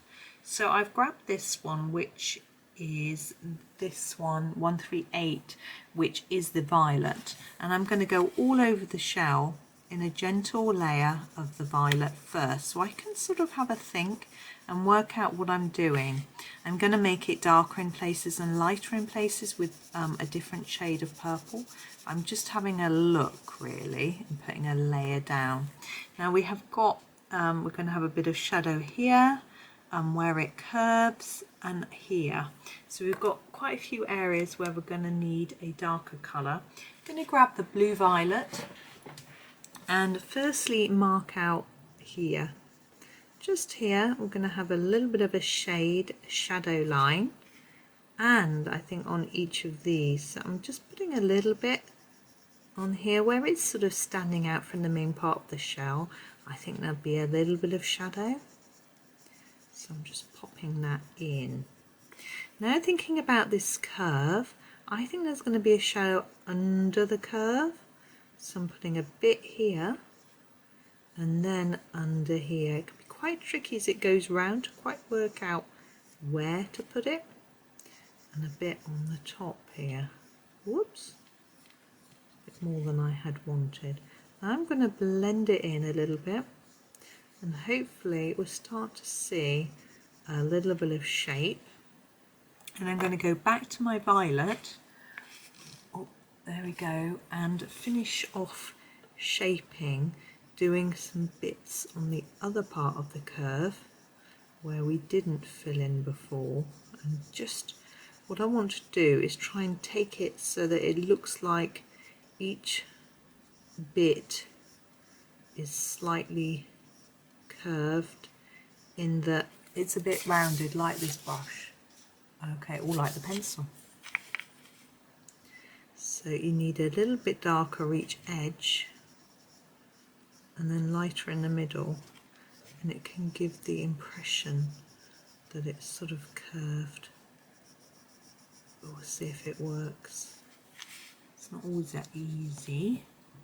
I think we've got some texture in there, and then on each of these I'm just going to fill in, extend that shadow line a little bit towards the outside. I still want it to be light on the tip. Just extend a little bit. There we go. That looks a bit pale compared to the rest, but I'm happy with how that is working out. But now we need to think about background. Now we've used up all our Halloweeny colours, but we do have blue in this picture up here, so I'm thinking if we use blue it would tie it together a little bit. We haven't done his eyes, so I'm just going to do those in a black. There we go. And now I'm thinking about that background. So as I said, blue I think is the key. I think if we do a little bit like we did for the this one, with a light and a dark like this, I think it may work. So this is a light cobalt turquoise, and this is a helio turquoise, so it's quite a bit darker. And I think I'm trying to work out whether to do the dark. I'm going to do the dark around the edge and the lighter on the outside for this one, a bit like I did for this one. So dark around here. Now this is a nice sharp little pencil. I don't know if it's got another sharpening in it. It's quite small, isn't it? Look. I know some of you really like my Ickle pencils. You can see how much I enjoy using them. But I don't believe in not using a pencil. I like to use all my colouring things. That's what they're for, and I enjoy them.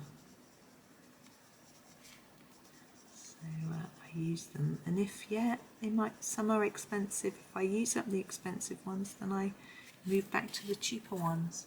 So a light cobalt turquoise I'm going to do, and I'm going to see whether it works or whether we need to sort of blend it better, but we'll see how it works. I'm just going to do a sort of medium pressure all the way around, slightly overlapping, and I will just have a look and see whether I think it needs blending better once I'm done. The joy with the polys is you can layer them up, so let's have a look. Yeah, I think we need to blend a little. So here, for example, it's a bit messy, and out a bit here. I'm just doing a little bit more where it overlaps here and there. Whoops, I'm making it a little bit darker around the edge of our little snail friend, and then I'm going to go back in with the lighter colour and really push down now, burnish it on there, get a nice solid layer of colour.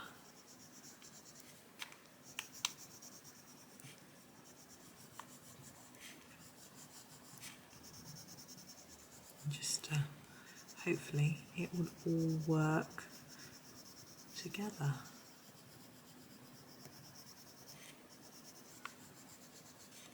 He might not be the most Halloweeny looking critter, but I think he's fun.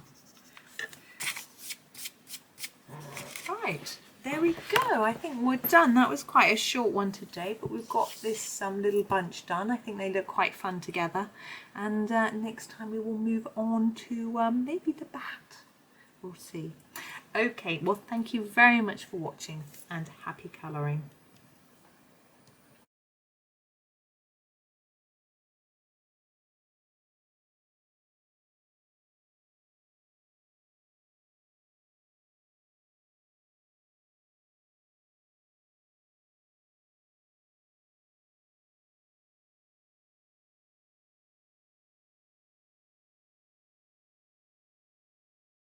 Hi everyone, today we are going to be doing this bat, which is a lovely sort of Halloweeny style picture from Ivy and the Inky butterfly. I had a few ideas about how to do this, and I thought it would be fun to try out a sort of galaxy style background but on the wings of the bat. A bit different. Just an idea. Watch along, see what you think. So I'm going to grab the pencils that I think I will need for this. I have done a galaxy style background for you before, but not on a bat. So I've just got a handful of pencils, and I will talk you through what I'm doing. So I'm using 2 pinks, 2 purples and an indigo to mix all the colours together, and you will see how I am doing that. So I'm starting with the middle purple pink. Now I'm going to put a little bit of each colour on every wing, just because it's just so in a very small amount. So the idea is that you put a bit of the colour down really hard wherever you want to, and then gently fade it out like that. Okay, and the same here, like I did in the corner there, so harder and then lighter, and do different sort of sizes of and shapes of areas of colour in the different bits, so it's sort of random. Well, that was big, wasn't it? Never mind. So I'm hoping this is going to work. If it doesn't, you can all laugh, because this video's got to go up because it is this page, and this is the only copy of this page I have. So I've just got to go for it. And I find that quite challenging, but on the other hand, it means that I just have to do it well, you know, and I have to be happy with what I've done. So, but you have the opportunity to go, nah, I'm not going to do that, if you want to. So this is my light, this is the light magenta, which is my light pink. So I'm going to use that in a similar way. So let's say fade it around the edges. Let's do a dark area and then fade round like that. Do a tiny bit there because I've got a lot of room in that one. I've got 2 bits in this one. I've been talking and not noticing. It's another. It's probably a little more random if there isn't just one in each wing bit. There we go. Okay, my next colour is 136, which is the violet. No, it's the purple violet. Okay, it doesn't really matter what colour you're using, to be honest. Just picking different shades. This is my lighter purple shade. Now look, we're overlapping, so we just go around a little bit. We do want them to sort of overlap and blend in together. That's how it will work. We've only got a few tiny spaces here. We'll just put a bit in there.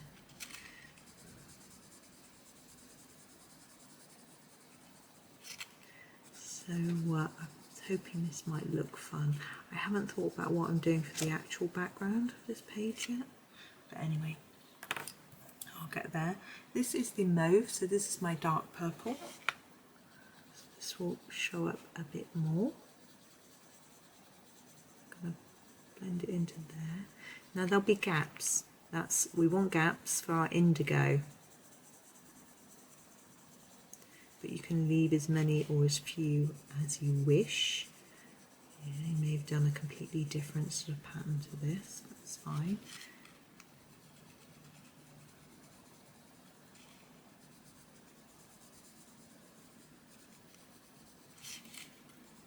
There's a lot of traffic noise outside. Being nosy. And the holiday cottage is being cleaned, and the cleaner's there and the owner's there.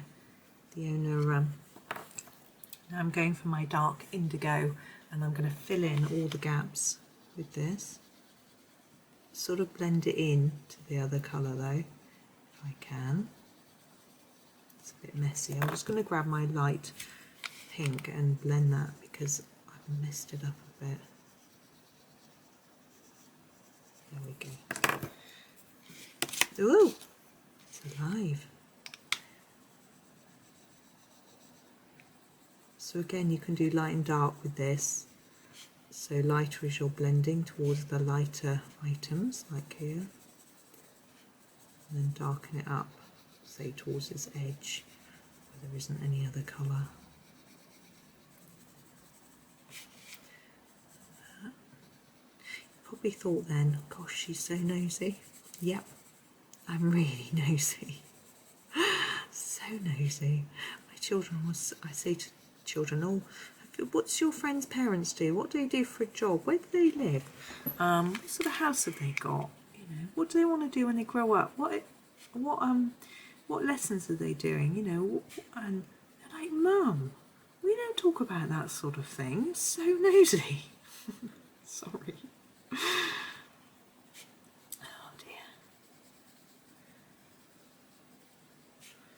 I've always been, should we say curious? No, nosy.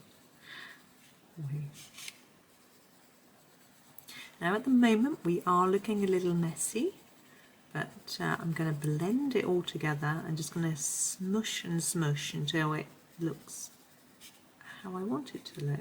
I'm not going to burnish with a burnisher. I'm just going to use a blender because I will be able to go back over if I feel like we're lacking in any colour areas. I think I'm going to use my Stedler. This is the Stedler blender. It's quite a new one, I think.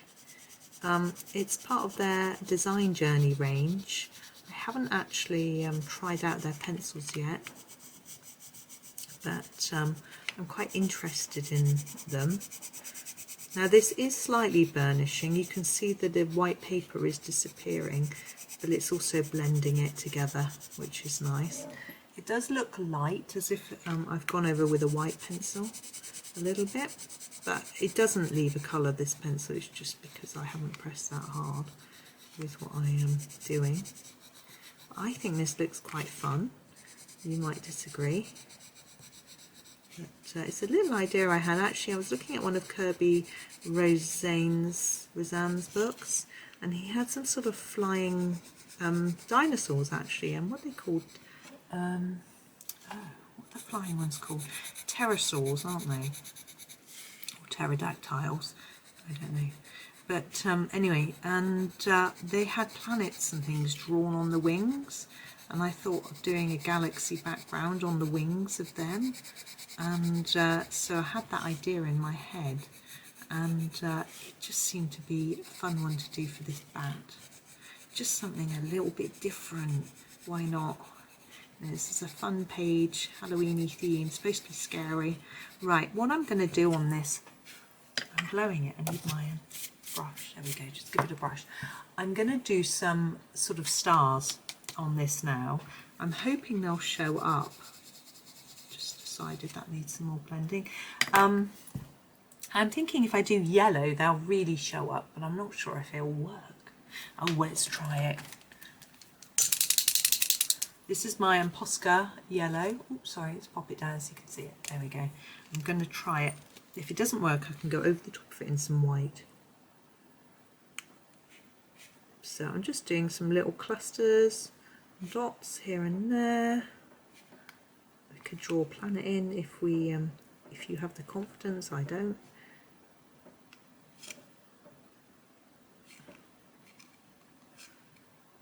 go. You might decide it looks better without them. I think it's quite fun. There we go. So there is, now be careful. I'm probably going to smudge it. Try not to smudge it if you've just done that. I'm going to do the bat itself. Now I don't want it to be completely black. We've got that dark indigo in there, and I want to just differentiate between the dark indigo and the bat without using a black. It's too close. So I'm going to use this one. This is my dark sepia. It's 175. It's quite small. I'm going to do just a dark layer of it around the edge. Now the dark sepia is a browny grey, so I think it's quite good for a bat. Bats tend to be a little bit brown, I think.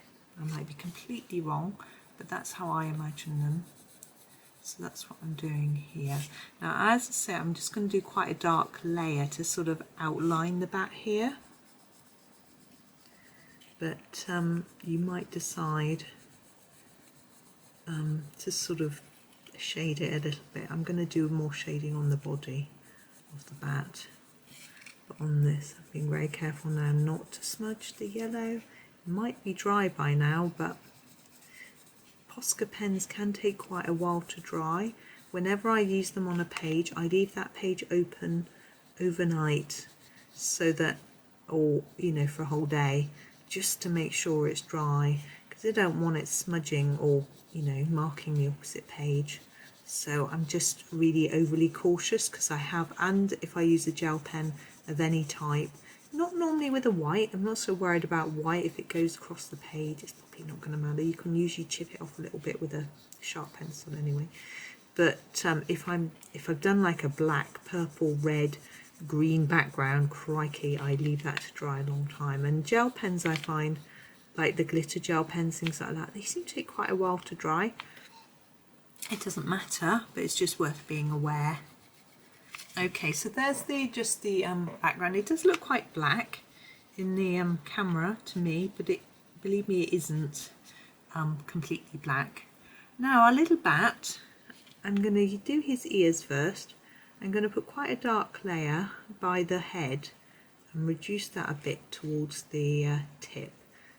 And with the face, I'm going to go around the outside in a hard layer and then reduce that as we go towards the centre of the head, so that it looks hopefully a little bit more spherical. Maybe he's catching the light on his nose. You can do the same on the body. I'm actually going to ignore this line. I might do something with it, I might not, but I'm going to ignore it at the minute, and I'm just going to worry about getting the light on the body as I want it. So I'm going to basically do what I did on the head. So I've done a hard layer around the outside, and now I'm going to do less and less layers as I circle round, well, it's not circle, but colour round towards the centre. And my hope is that when I get to the centre, it's a bit lighter, and it will make the bat look a little bit more fat and rounded. I think he looks quite plump, which is nice. Legs again, darker near the body and a bit lighter towards the feet, because then it contrasts with the bit that we've coloured already, so they still stand out, and I think they look quite cool. There he is, there's our bat. Now background and vines next. Now the vines are quite thin. I think I'm only going to do them in one colour.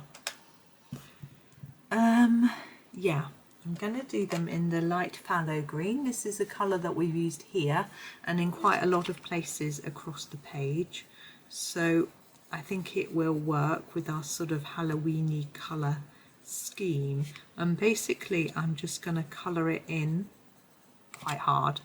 I'm not going to do any shading, anything like that, because it's quite thin.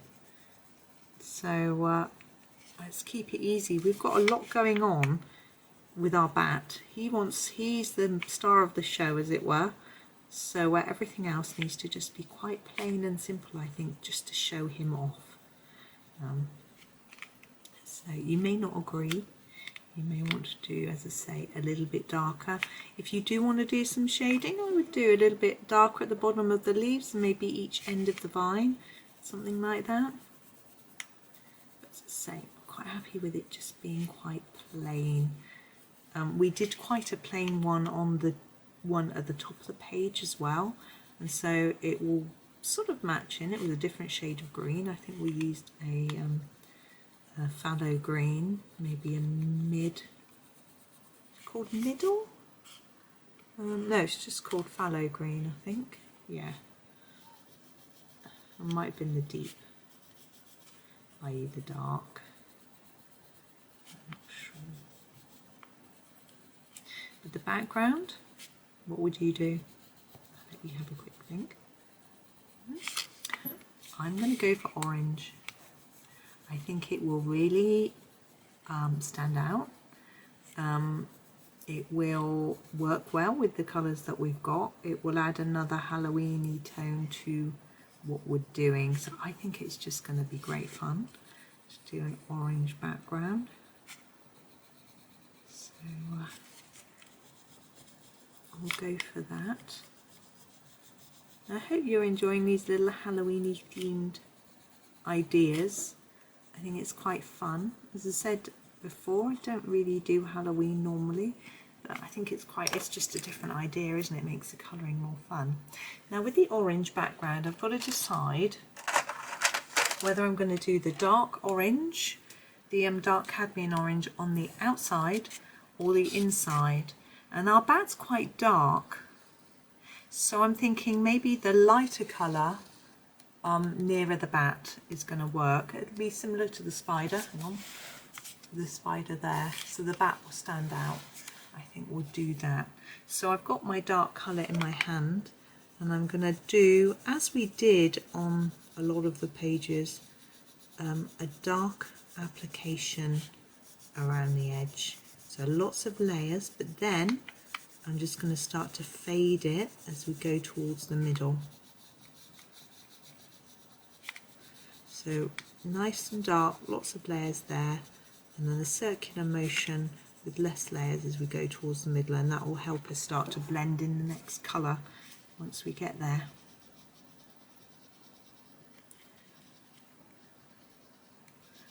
And the same here, so dark along here.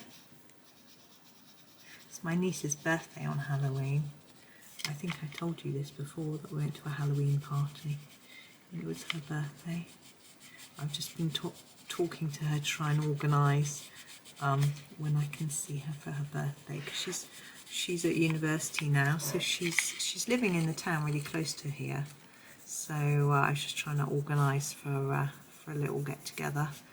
So I want to see her, give her a card. I haven't seen her for ages, since the summer. So I was hoping to see more of her, but she's quite busy with uni. She's enjoying being with her friends, which is really good. And also working quite hard, I think.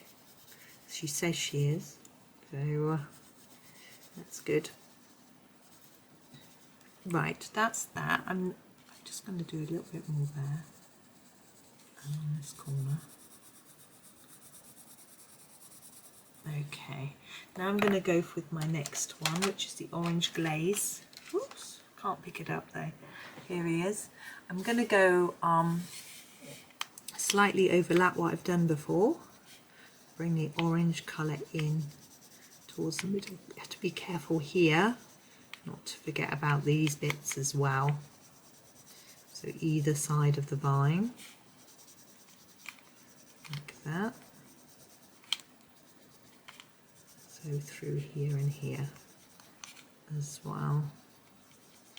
Oh, I think he's looking fun.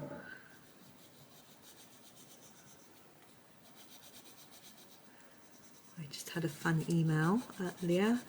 Graby or Graby, not sure how to say it. They are sending me some free pens to try out, which I think will be a lot of fun. They're actually metallic markers. They let me choose something. You may have already seen where I tried out their pencils, which were actually very good. I haven't used them lately, but I've got so many lovely sets. I'm trying to use them all. and it's good fun. So they sent me some pencils, as I say, they're actually pretty good, and they want to send me these markers. So I chose the metallic markers. I thought they might be fun, because their other items, they didn't have any more pencils. They had sketching pencils and things, which isn't my thing, and they have like watercolor pencils, again not something I've used before. So I thought the metallic ones might be fun. I've got a few ideas to use metallics.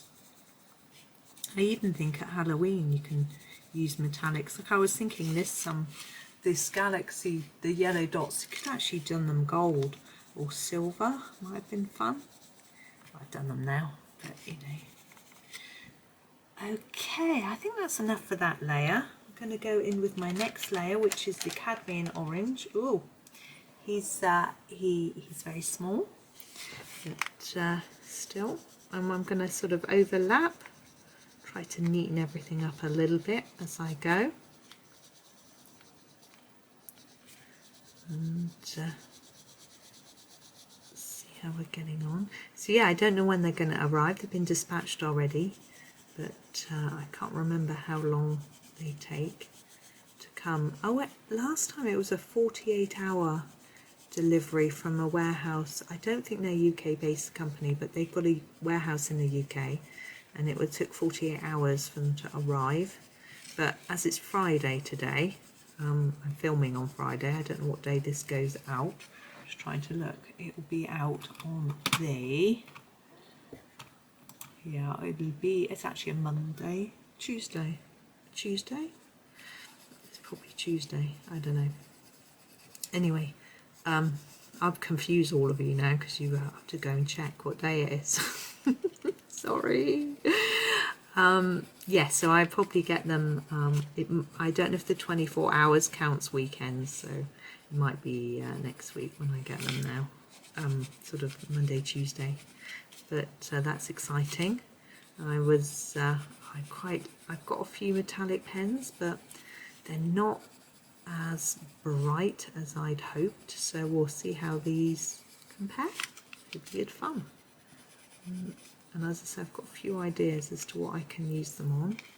I'm getting cramp in my finger from this little pencil, but I'm sort of used to using little pencils by now, as I'm sure you can imagine from the amount that I have. And I find if you're just using them for a small area, I don't really get cramp too much, but larger area, you could use a pencil extender. I have got some, but I don't like them. So the ones I've got, I mean, not generally, but here is our dark chrome yellow to just finish off the background. But no, the ones I've got don't hold the pencils very securely, so I'm always fearing that they're going to fall out, which isn't good. So that's why I don't like them. But I haven't tried other brands. I did I tried some out in a art shop once. They didn't fit. They sold the pencils, the Polychromos, in open stock, so I asked them if I could try out one on a Polychromo, and it didn't fit, so that wasn't very good, because they had some sample ones for you to try. So I said, can I just try out your pencil extender on this? And they're like, yeah. It didn't fit, so didn't buy it. It wouldn't even grip round properly. Okay, we are nearly done with our little bat, and I think he is looking pretty smart, even if I say so myself. Now at this stage, it's always wise to sort of think about going over the whole of the background with your lightest colour to help blend it all together. I'm just going to have a quick tidy up here and there and sort of finishing off session sort of thing. You know, quite good at missing bits out here and there. So yeah, we'll see what we can do.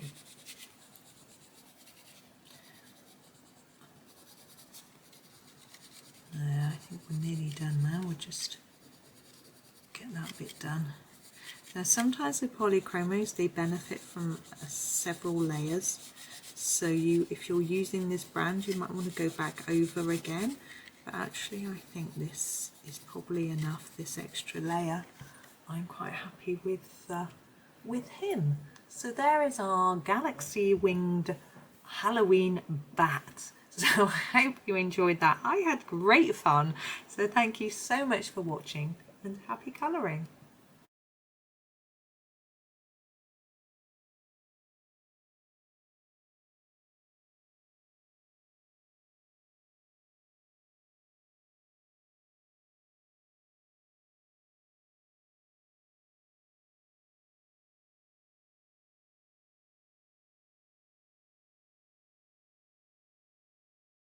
Hi everyone, it is time for another little picture from this page in Ivy and Inky Butterfly, and we are going to do this lantern today in a spooky Halloween style.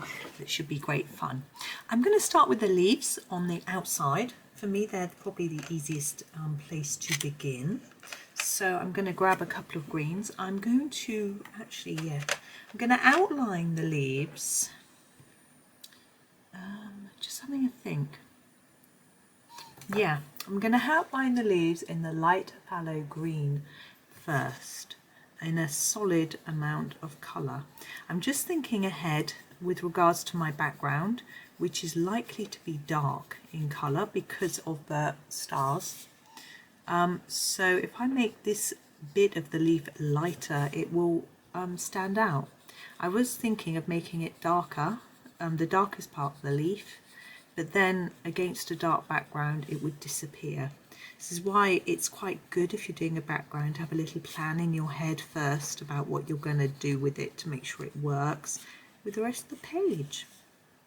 So just merrily colouring, lots of layers, hard pressure, not too hard. I'm not indenting the page behind, but we've got a lot of book under this page, it's quite near the end, so that helps I find a little bit. I'm going to use the deep cobalt green for a few of the darker parts of the leaves. So I'm going to do this bit quite dark and then reduce my pressure towards the tip. And the same with this one, it'll probably be more obvious with this larger leaf as to what's going on. And same here. And then we'll use a third green just to pull it all together in a minute. I'm using these slightly bluey greens for this page. I think they look a little bit more spooky. It doesn't make any sense. What I mean is that they go together with purples and things, I think, better than the sort of yellowy greens. Also they look a bit more like slime or ectoplasm than a yellowy or olivey green colour. That's why I use them. I just think they work better for this sort of theme. Right, and my last green is this little one here. This is number 264 and it is the dark phthalo green, and I'm just going to go back over the top of the centre of these leaves with this one so that we've got a sort of graduation of colour going on with each of the leaves, keeping the edge in the pale colour. So it's just the same. Oops, these are in my way.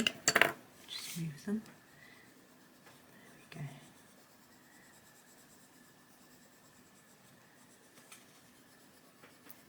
So just colouring them all. There we go. Now for the lantern, I'm going to do that next. I'm going to do that in a silvery colour rather than a gold colour.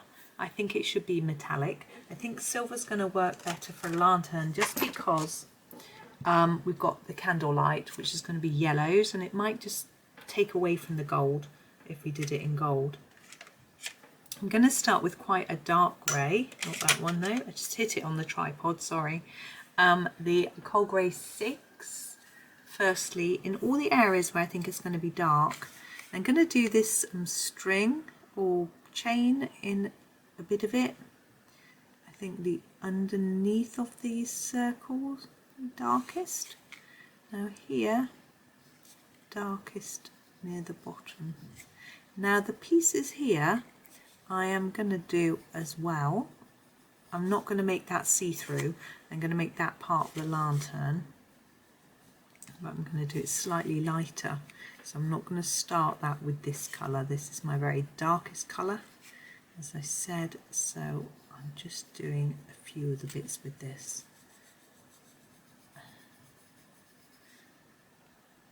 The same as that bit. That will be in this colour in the dark as well. Right, sorry, cold grey 5. Just extending these areas a little.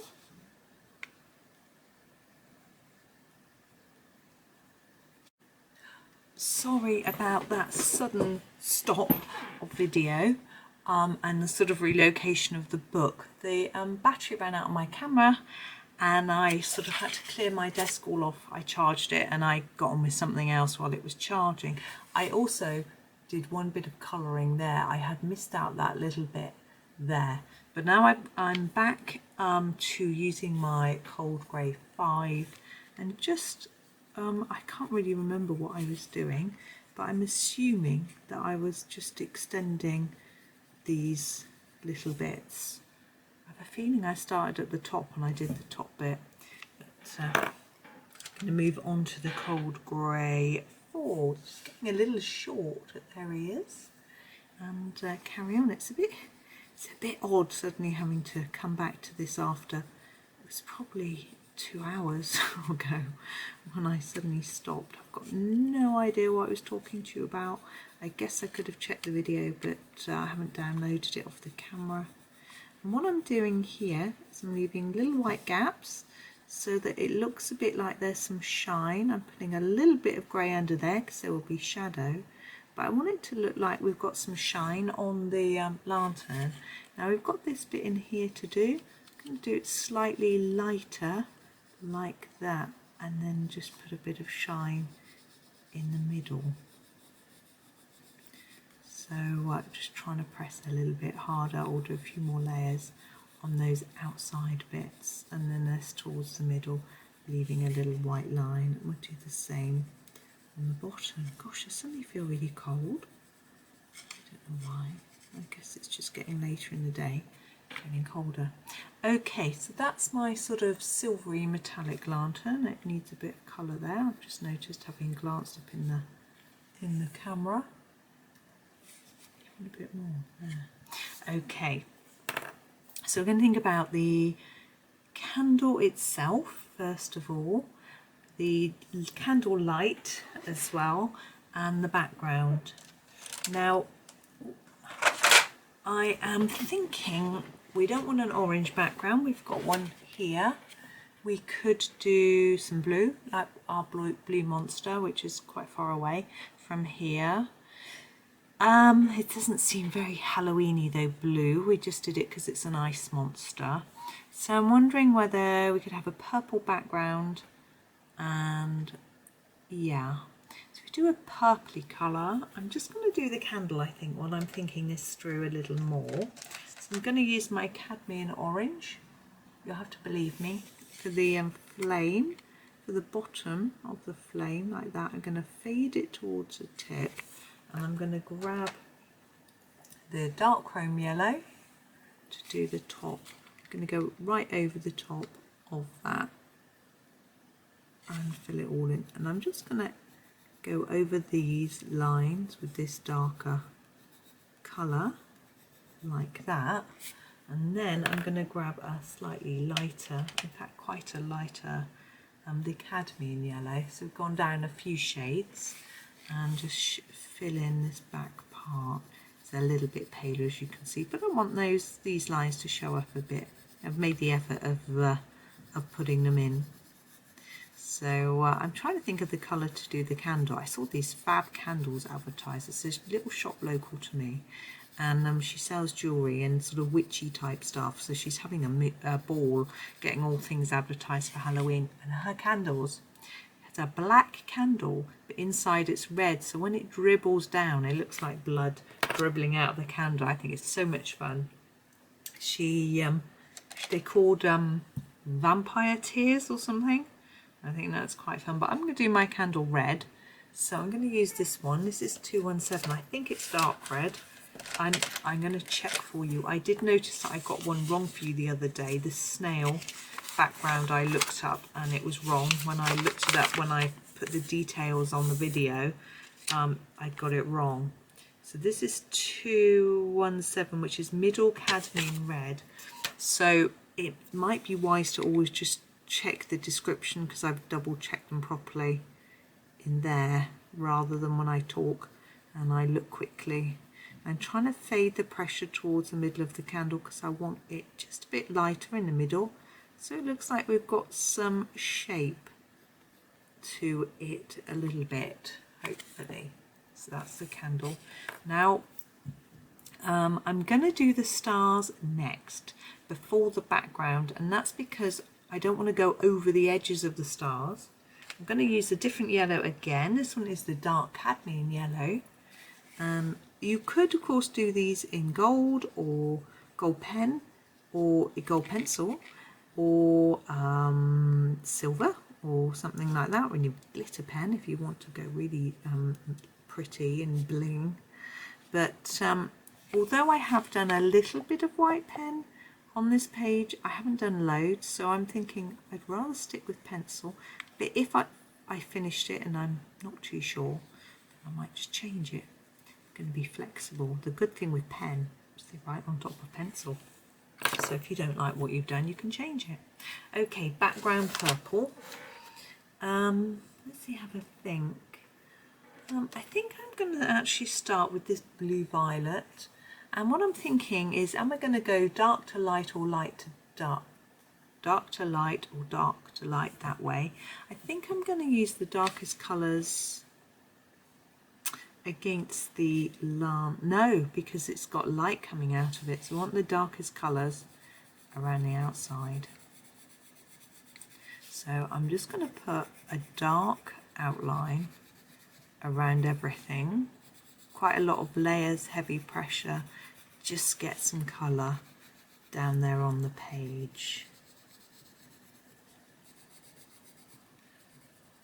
I was really getting into these little Halloween themed pictures, and when my camera decided to stop working, it's a little bit annoying because I was right in my flow, but it's given me something to look forward to.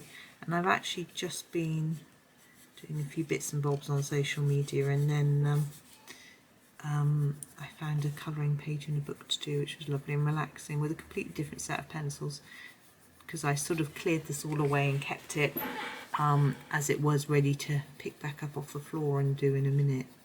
But that's okay. It's Friday afternoon, time to chill.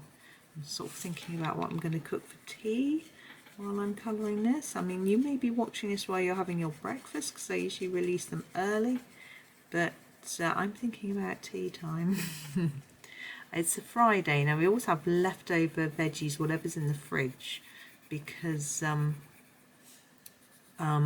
we do this, well, my husband does the food shop on a Saturday, so I know that we've got parsnips.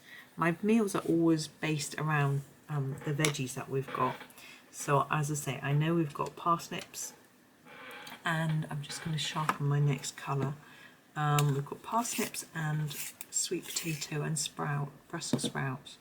I'm going to go to a manganese violet, so I'm going to go a little bit pinky. I think it'd be nice, it'd be a little bit different to the, I'm going right over the top of what I've done before because it's quite a different colour. I think it will help it blend. Yeah, so I've got Brussels sprouts and sweet potatoes and parsnips. If it was just me, I would just throw everything in a roasting tin in the oven and then just let it go, and then throw some chickpeas in with it. But it isn't just for me. I've got to feed those boys. They don't like roasted Brussels sprouts, so I'll have to boil those. My one son doesn't like chickpeas, so I might do them some fish or something. So we'll see. Have a think about it. But I shall roast the parsnip and sweet potato because that will be really tasty. I might make some parsnip and sweet potato chips. Or I don't think you call them that in America, do you? French fries you call them, don't you? That's right. Whereas in the UK, French fries to us would be very slim potato, sort of roasted potato or fried potato in very thin pieces. Whereas when we have what we call chips, they're usually quite chunky, a bit more like wedges, maybe. Anyway, I should be doing that later. I do enjoy cooking, and although the children eat, just choosing my next colour, although my children eat pretty much any meat, no, that's not true, they eat, my one son does, the other one is more fussy. Light red violet, I think, for the final bit. I don't like it, so I tend to cook veggie, and I'm lactose intolerant, so it's often vegan. I do have fish occasionally, just to get the omegas. But I know you can have them from, there's some sort of algae based supplement which you can get it from. But, it's always a little bit conflicting, the advice on supplements. I do take them anyway, but it's like, you know, it's better to have it in the food rather than the supplement.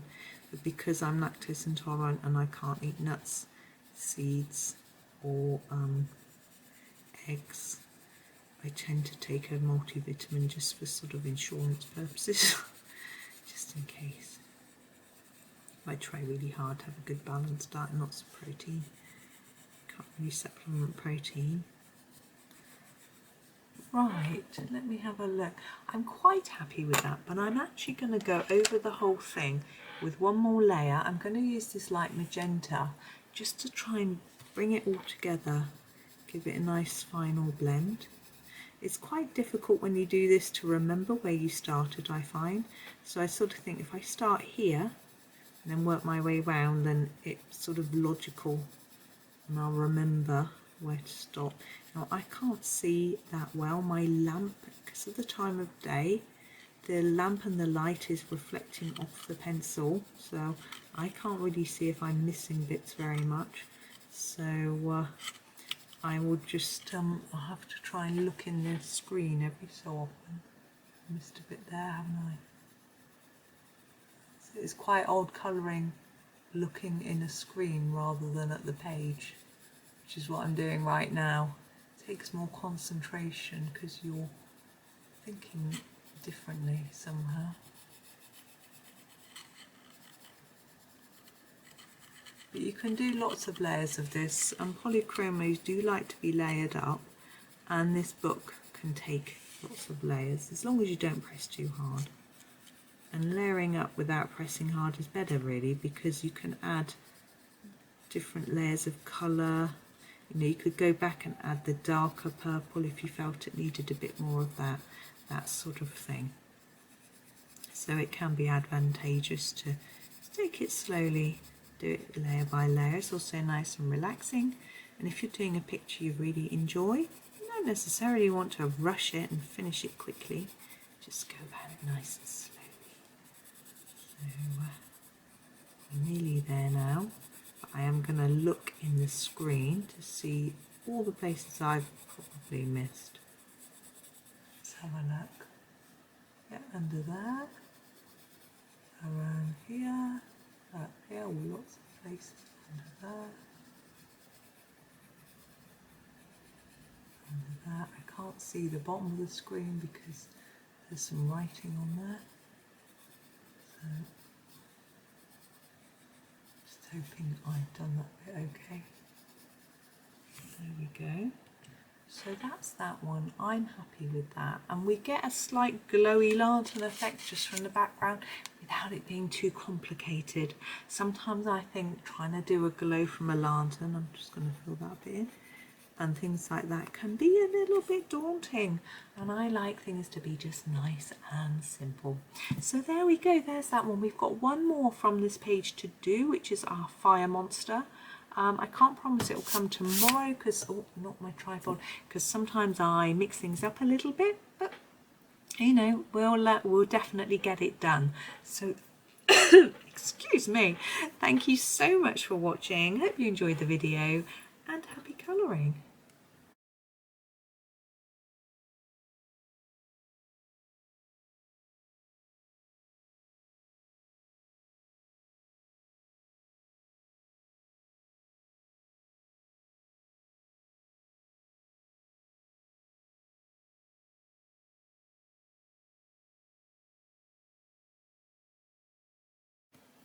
Hi everyone, today we are going to be doing this very last little picture on this Ivy in the Inky butterfly page.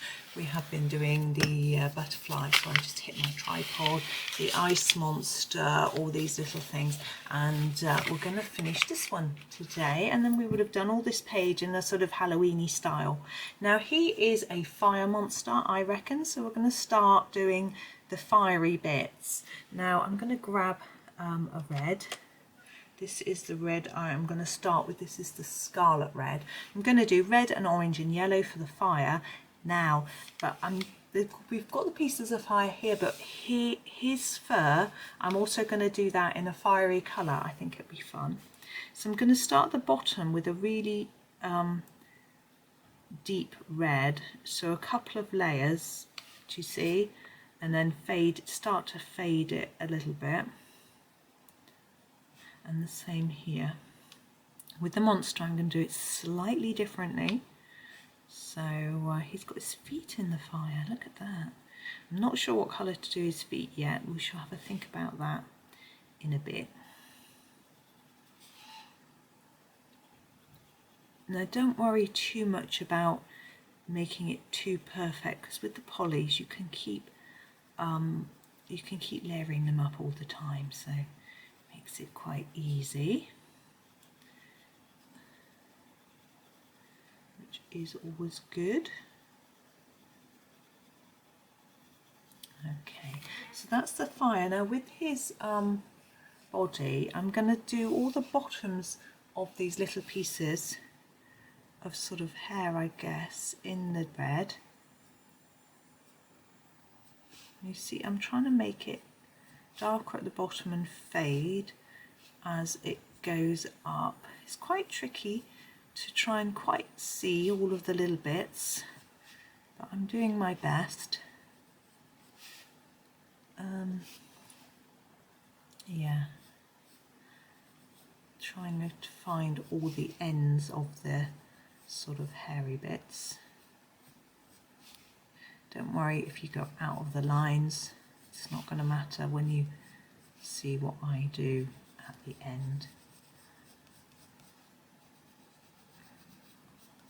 So there's that, and then I'm going to do a little bit at the top here too.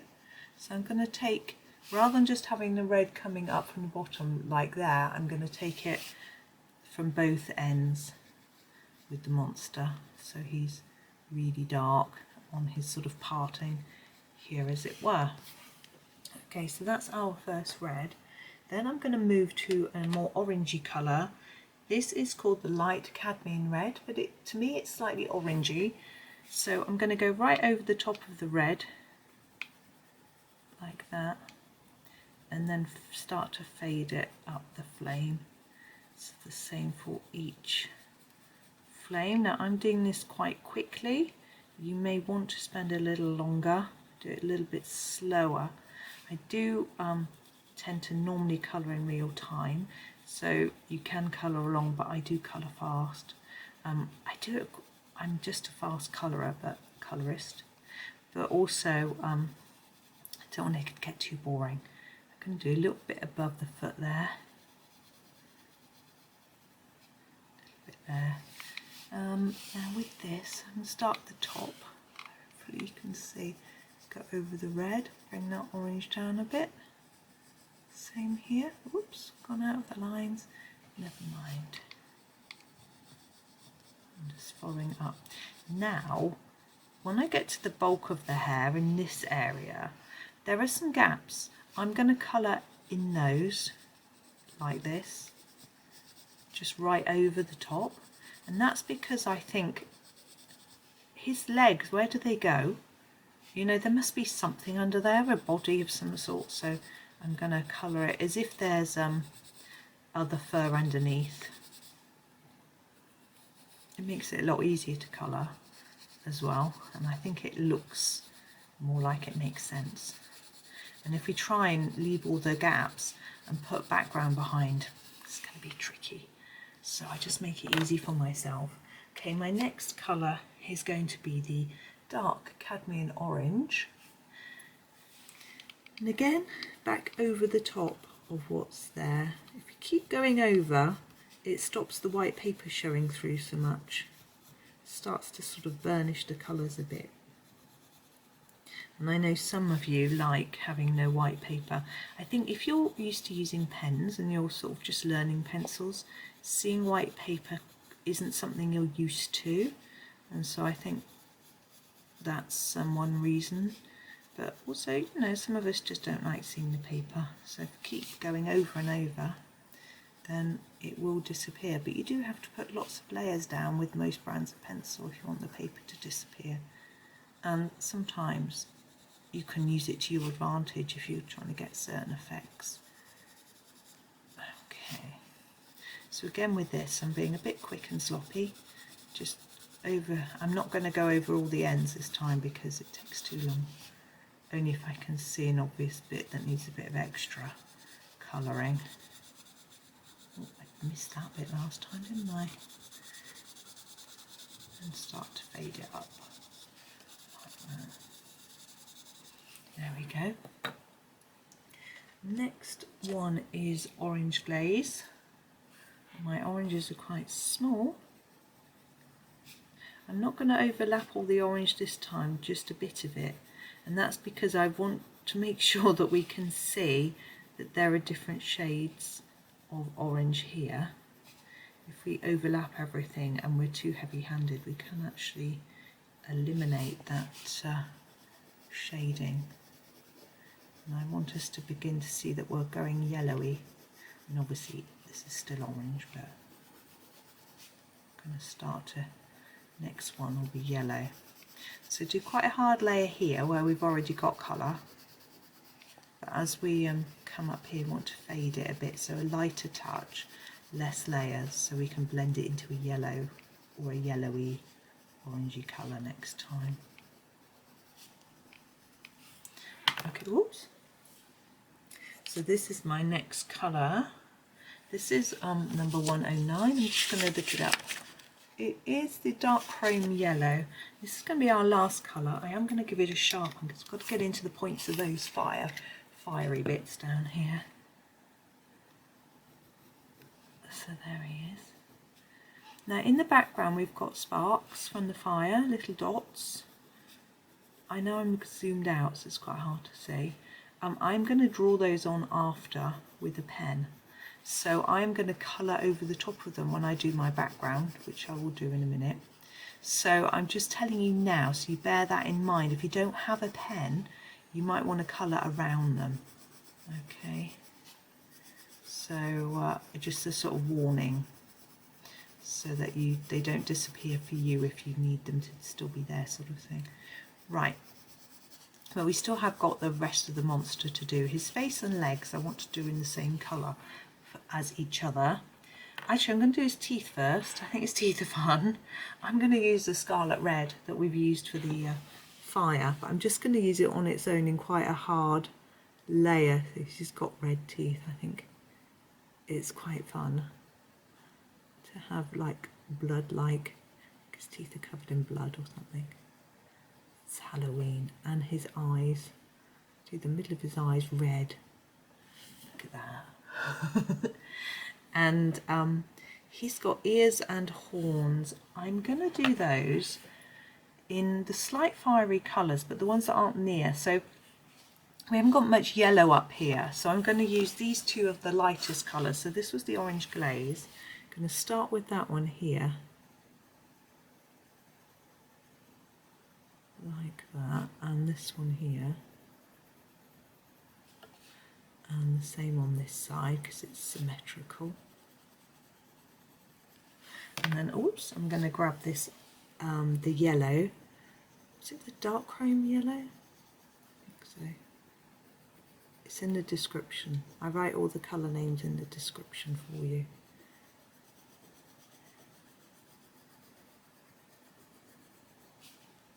So you can have a look. I sometimes used to find when I was following a tutorial, to always do that these days, but I used to like to get all the colours out beside me ready, so I could just grab them as needed. So it's always nice having them written into the description. I'm going to do face and legs. I decided to do, where's the colour? Try and find the colour. There it is. Just give this sharpen. I'm going to do this cinnamon colour because I think it's going to just fade a little bit. I don't necessarily want his legs and face to stand out too much because I like all the fire. I want all the fire to stand out, but I think the colour matches the fire colours quite well. So I like that. And I think it looks the colour of a flamingo's leg. I don't know. And his face as well. Now I'm not doing any shading at the moment, it's just I'm just putting the colour down. I'm trying to get it even though by laying the pencil on its side and put it all around like that. Now I haven't done that bit around his eyes. I have a plan. Black. Okay, this is my black. It's my baby, and I'm going to do a black outline around those red eyes.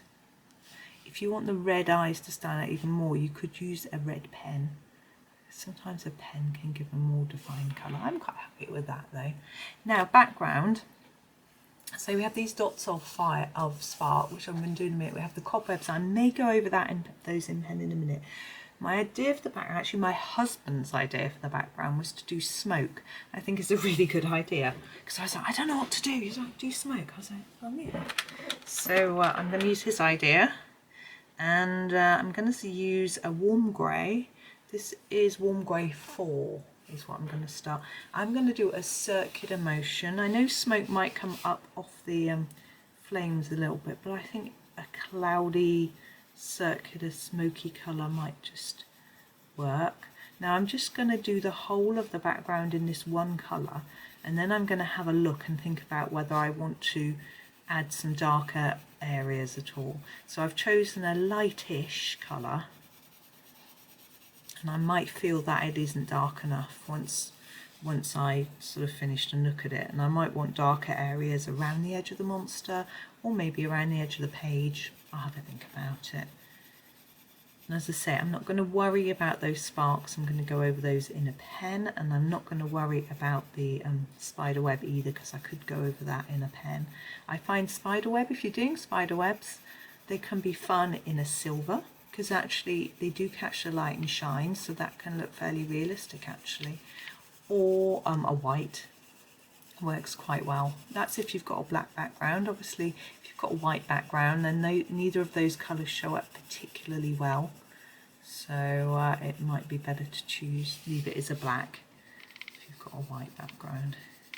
But I always think about spider webs are their nicest when it's been frosty. We have along our near our house, if I walk along the canal to town, there's a sort of meadowy part which is really pretty, and it's got all sorts of wild plants growing, including lots of teasels, which are a bit like thistles. They've got great big seed heads, quite tall, and you don't notice it normally, but on a frosty morning or a wet morning when it's sunny, you notice that the spider webs throughout it, all through the teasels, and that isn't dark enough for me. I'm going to go in with my warm grey 6, and I'm going to go all over it with this because I want the whole thing to be a bit darker. And the spider webs really show up from in the frost or the rain, and they're just so pretty. And because the teasels are quite tall, you can see them really well. So that's why I do them white or silver at times, because that's how I notice them on really pretty frosty mornings. I do love the frost. I'm lucky, I've got a nice warm house, lots of warm clothes, and it's frosty. I can go out and really enjoy the cold.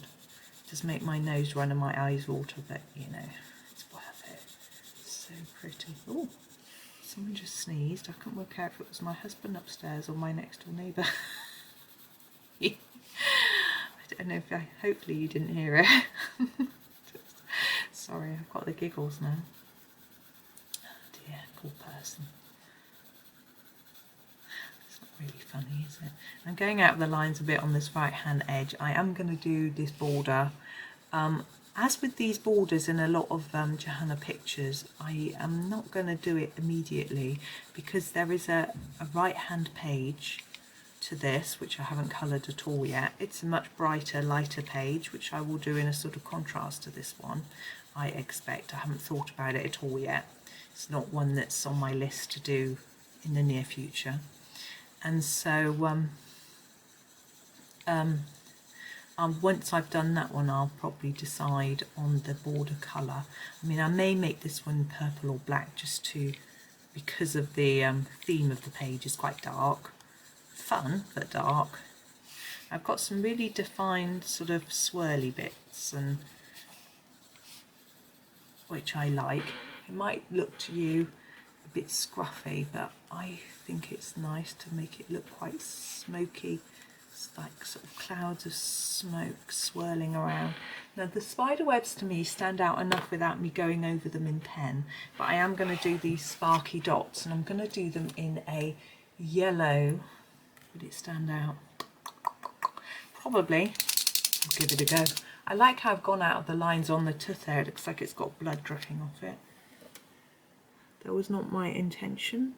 Happy accident, as they say.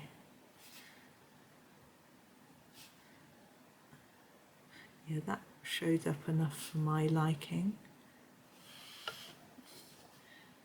You might prefer to do it red or orange. I might add some red and orange dots to it, actually, just for fun. I don't think you can have too many dots, and it will start to fade a little bit. There's the red. These are all my Poscas.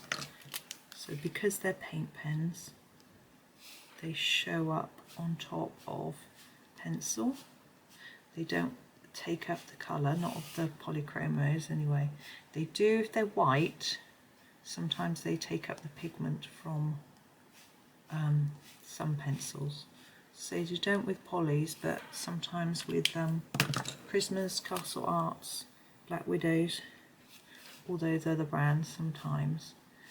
I don't know why. I don't know if it's to do with whether they're oil based or wax based, or whether it's just the specific pigment that they use or what it is, but there we go. I think I am going to leave him there. I think he's quite fun. I hope you like him. I'm just going to zoom out so you can see the whole page just for fun. Now we have finished it. Oh, let's zoom out. Oh, that's as far as I can zoom out. So we can't quite see all of it. Let's try and straighten it for you. Not very good at getting things straight, am I? So there we go. There's our page finished. I think it's quite fun. I hope you like it. I hope you enjoyed these set of videos. Thank you so much for watching, and happy colouring.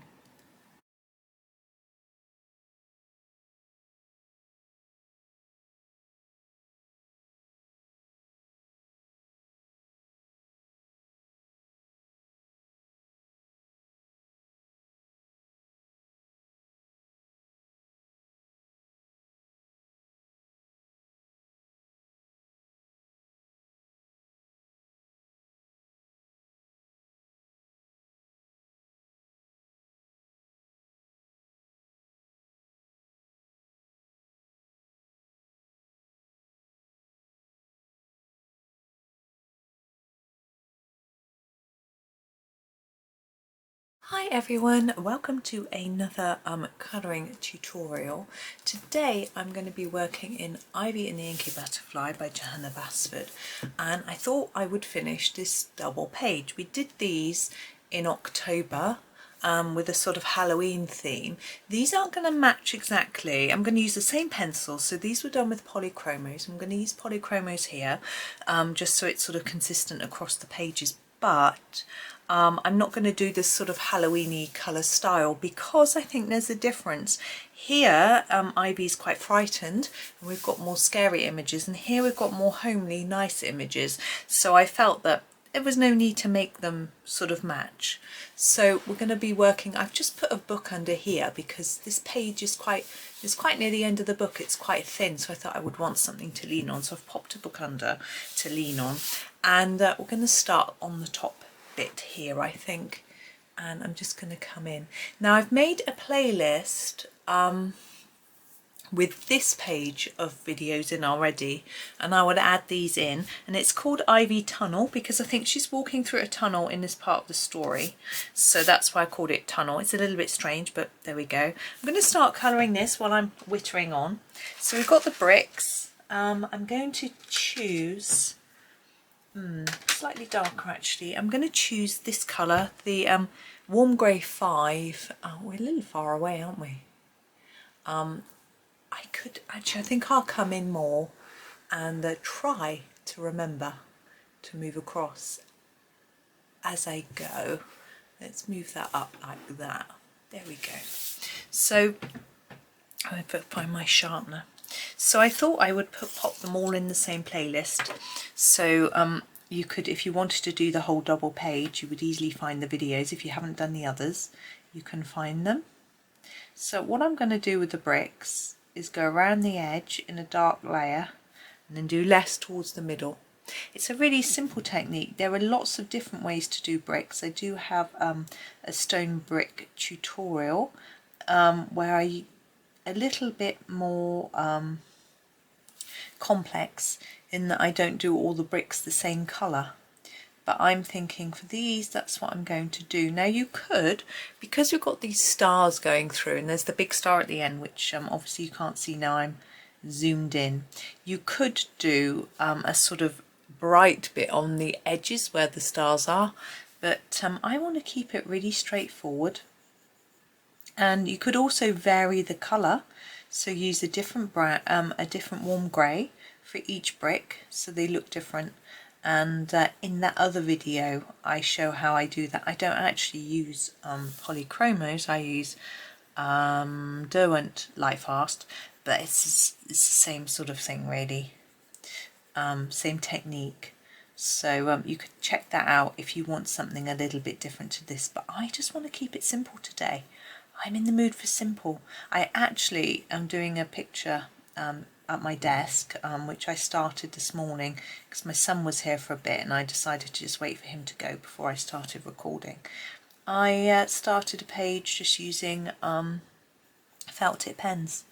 It wasn't a Johanna Basford page. I've never tried using pens for her pages, but it was just a mandala, and I was just in the mood for doing something quite easy. But I'm now doing this page, so I need to do I like to, with Johanna's books, I don't feel like I want to use pens. There's nothing wrong with that, with using pens if that's what you want, but I'm not very good at using them. I'm not very practiced, so it's not something I would want to do. I get a little bit nervous about making a mistake and also about bleed through. Now the book I'm doing, the Mandalas book, it's a fun, light-hearted book that I was given by a lovely friend, and we're doing some buddy colours in there. It's not something I'm going to video. I will show it in my completed pages. In fact, you will have already seen it because this video is going out in July. It's still June. Oh, I've just had some post. I'm very excited. I'm going to stop the video and look. Whoops. Was some very disappointing junk mail, but I knew that if I didn't go and check, I would be trying to rush so I could go and see what it was. That was a shame. Never mind. But Anyway, so I don't do, and the pen in the book that I'm doing the pens in, it's US Amazon paper, so it's quite thin, and the pens are actually going down really well on the paper. They're just my Staedtler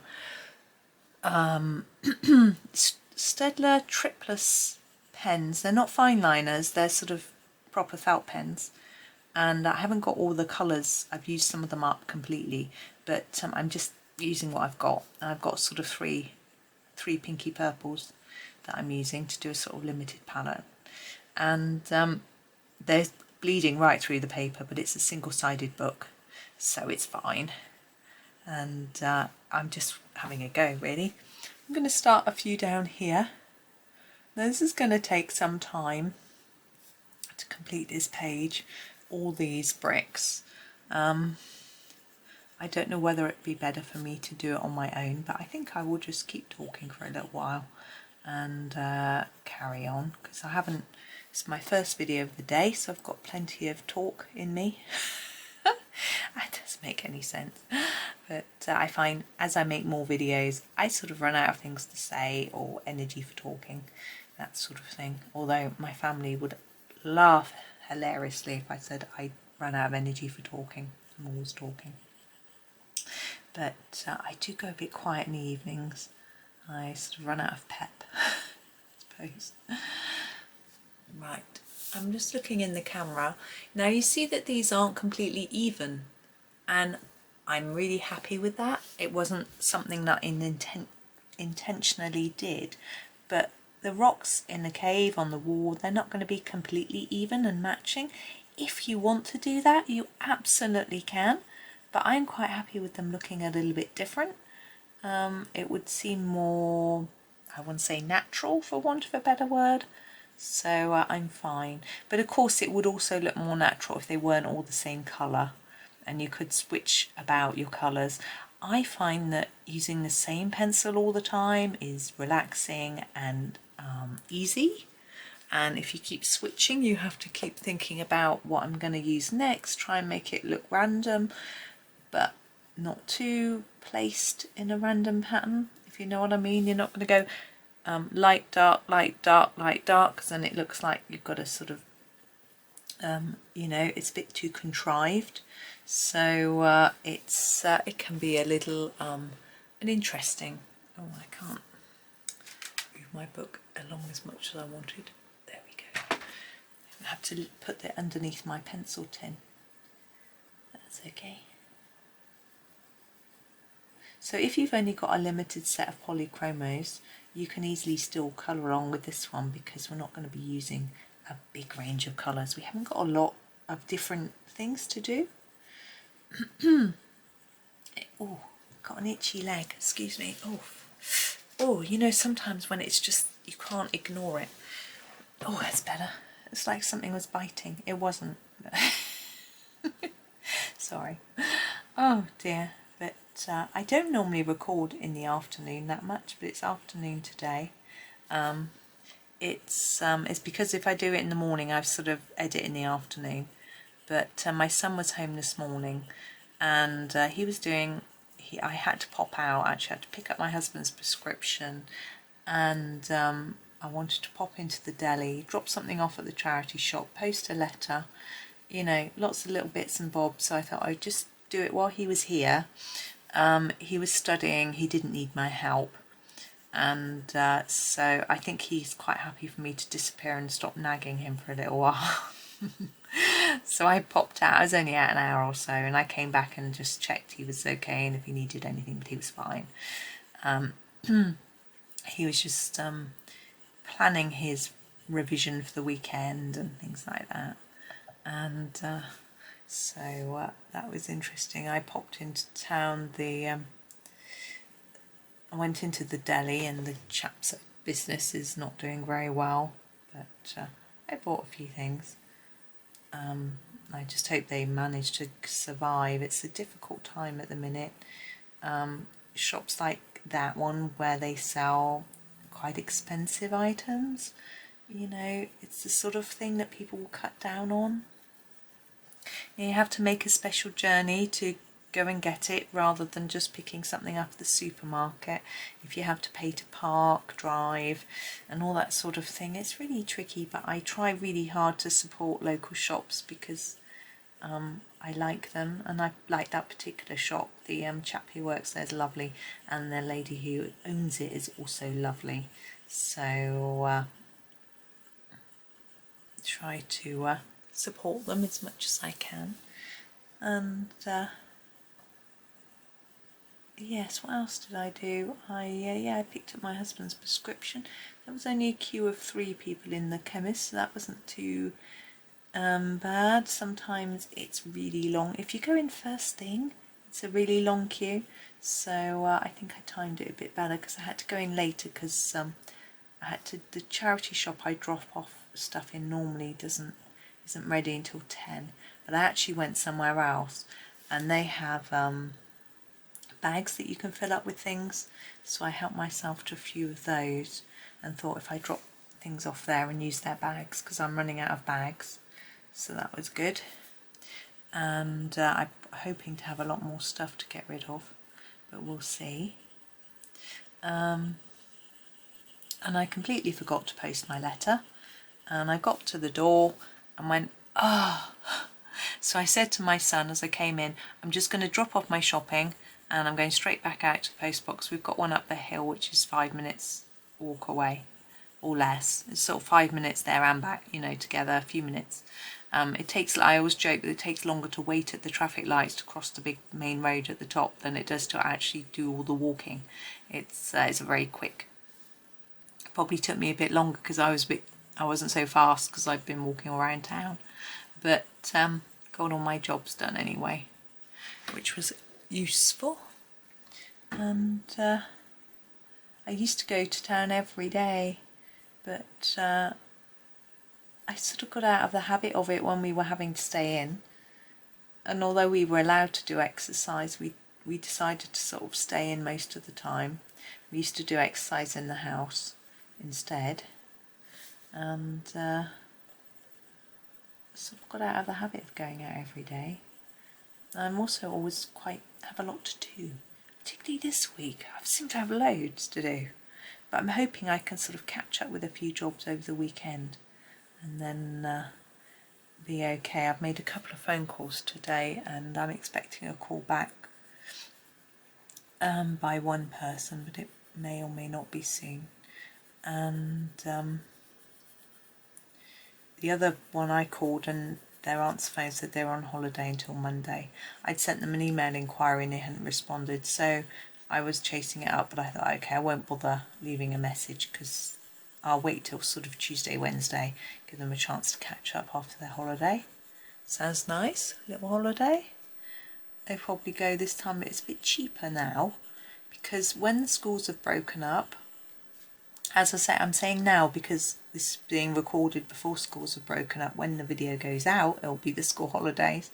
Once school holidays start, the cost of holidays is much more expensive because holiday companies know that lots of people have to take their holidays in the school hot term. They can't do it in term time.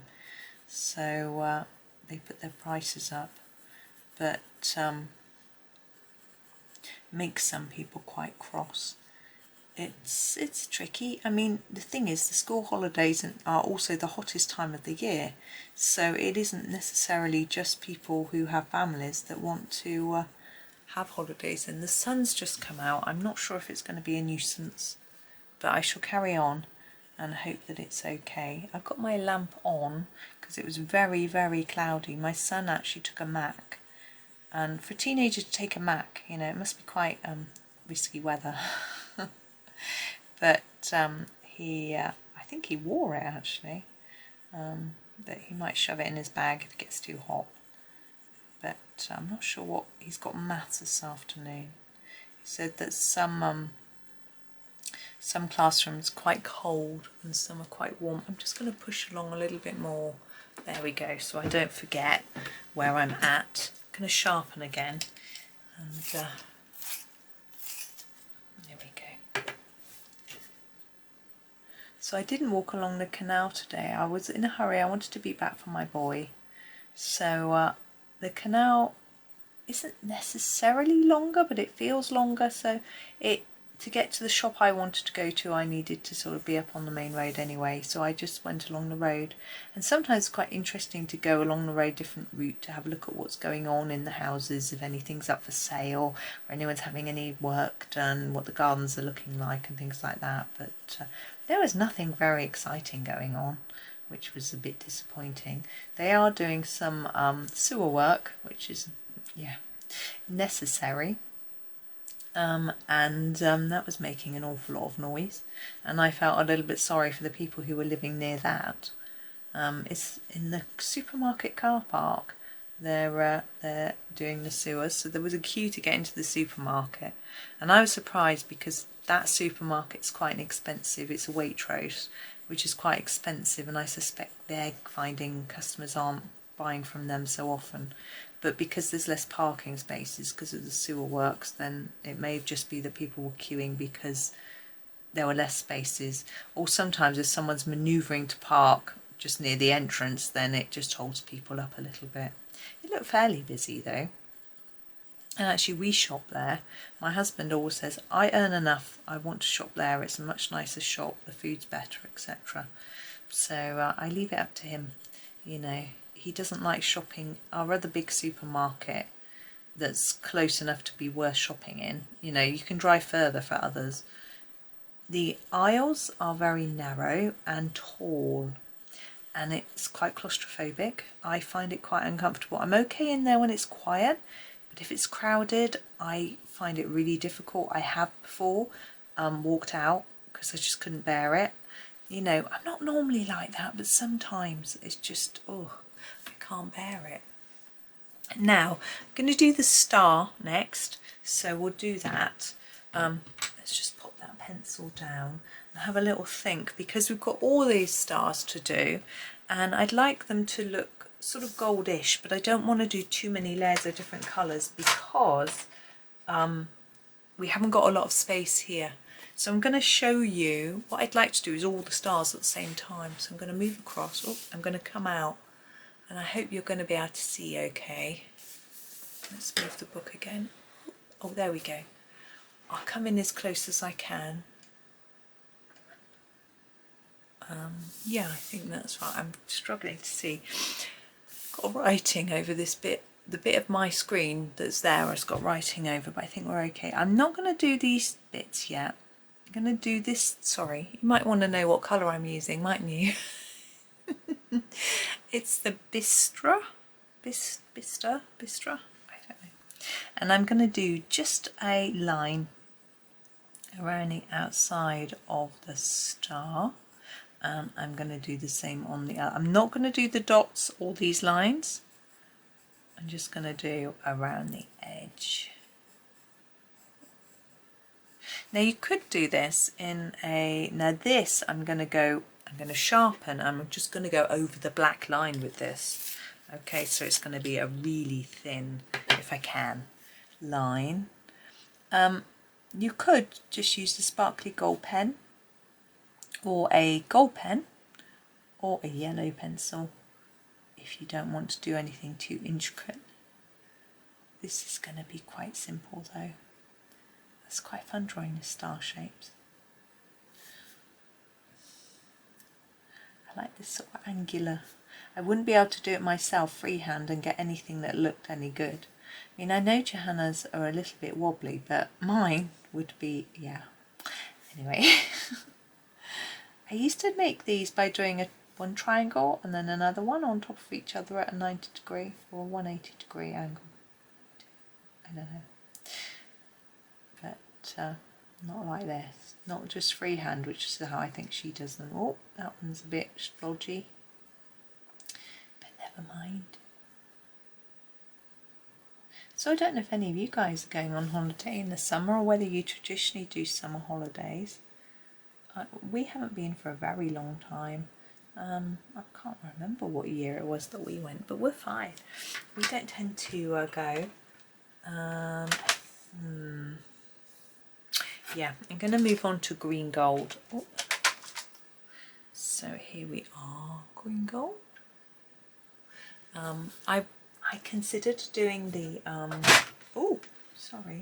the brown ochre, but I think we'll jump straight to green gold. Now with this over the top and a bit more, now I'm going to make this fairly thick because this is a big style. On the little ones we won't be doing it quite so thick because we're not doing too many different colours, so we need to start sort of coming in a bit, maybe a bit more even like that. Oops. And then maybe just a gentle bit all around so that we can blend it into the next colour. There we go. And we're going to do the same with the little stars. I'm going to go over the brown and just, it'll come in a bit because I won't be going over the black line so much, just inside the brown line.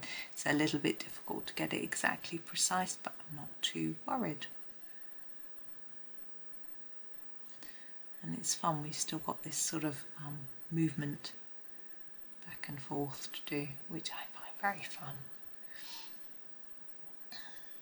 Now for the dark tunnel, I'm having a little think. I'm thinking you could do it with a black Posca, make it really black. The black Poscas don't bleed through this paper if you're careful. I've used one in my other copy of Ivy and it was absolutely fine, but I don't think we'll use black. I think we'll do something a little bit different. Just because if you think about, we've got these shiny stars, so where the stars are, it'll be a little bit lighter. I'm going to do all these circles in this green gold, just because I think if you need a cheats gold where you haven't got space to do layers or you just don't feel like it, this is a great shade. I really like it. I think it's just gold. I don't see why it's called green gold. For me it's gold. So we'll just use that through. And I think I'm going to use it on these bits. Can you see them all? Yeah. On the very edge, so not all the way through. But my pencil isn't very sharp, so it's doing almost all of it. Just all the way around.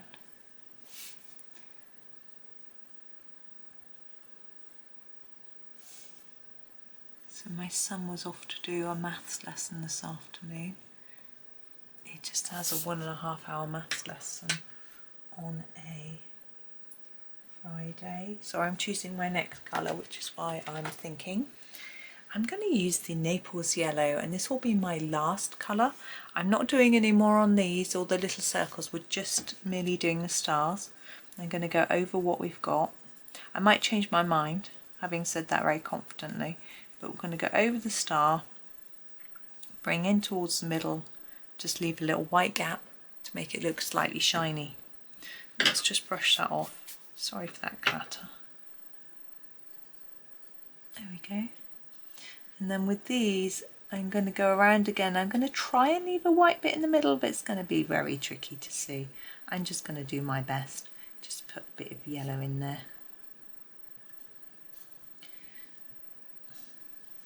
Now, I am tempted to make these look more sparkly by putting some glitter pen around the outside. I might do that.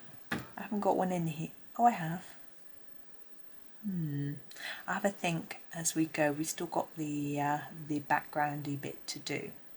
Now the background, yeah, it's a little bit daunting, but hopefully we can make it easy-ish. I'm not going to pretend it's dead easy. As I say, you can use a black Posca. I would actually be tempted to use a blue pen. I'm going to do it blue, not black, just because we've got our grey rocks, and I think having a black is going to be a little bit stark, perhaps is the word. So I'm going to start with a dark indigo. Whoops, apparently I'm going to drop it. Now I'm going to start with the edge.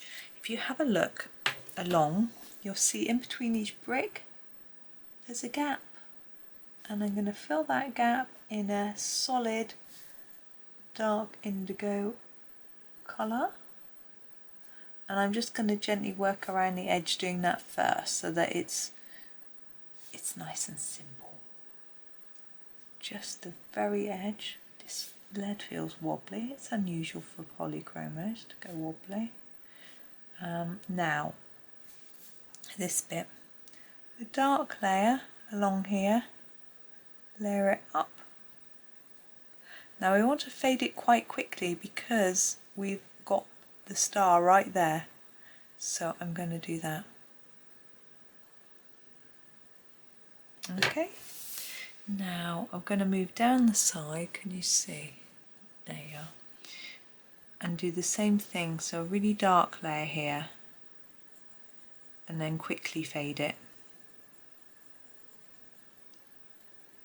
Like that.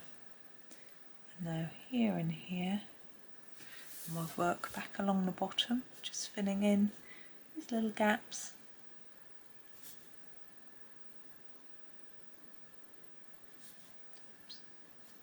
Now you could fill these in as cement, but I feel that they're gaps between the bricks. So it just depends how you interpret the picture. If you wanted to do them as cement, you might want them a different colour compared with the sort of background of this bit. It's completely up to you.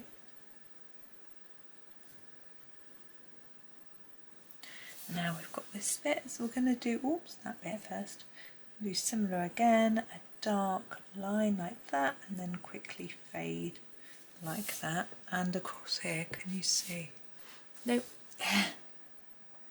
Down here, look. And then just gently, oops, fade in. I was just taking into the corner. Okay, we don't need there. So now we've got our next sort of bit to do. I'm just going to zoom out a touch so that we're definitely in shot. And I'm going in between the bricks here.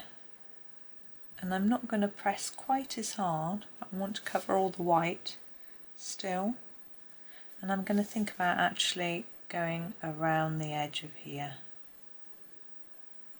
And I'm going to do the same as I did right on the edge and just sort of fade it out a little bit.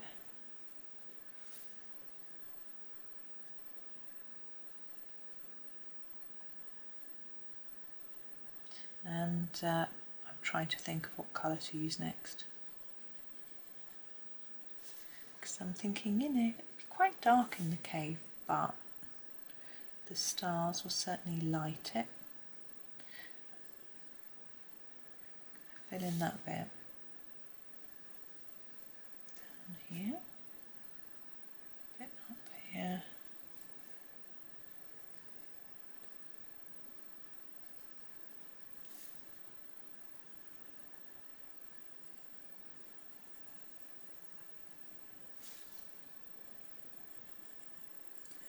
Just trying to keep it darker against the stones, but if it isn't dark enough for you once you're done, you can come back and add more, so it's fine. Don't need to worry too much. And if you're feeling like you don't want it to be too dark, then don't make it too dark. As I say, you can always come back after if you're not happy. I'm just going to fill in those little bits, trying to fill them in solidly without making them quite as dark as the top. Sorry, being zoomed out means you can't necessarily see quite so well, but I hope you can get the impression it's really not. A lot of it is just the same over and over, so hopefully there's enough here for you to go on. Fill in that bit and that bit.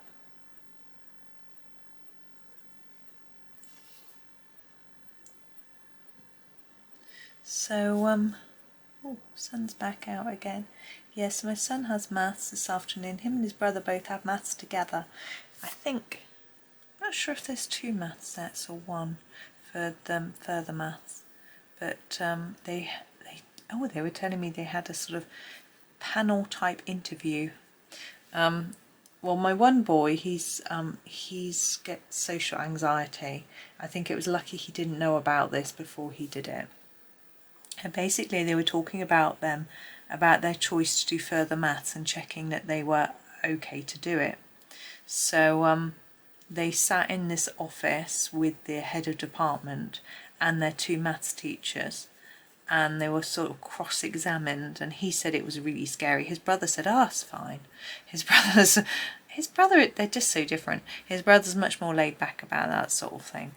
And they basically asked them what they wanted to do when they left college, whether they wanted to do further maths at A level or just at AS level and that sort of thing. We're really close to the star here, so I'm trying to fade it down very quickly.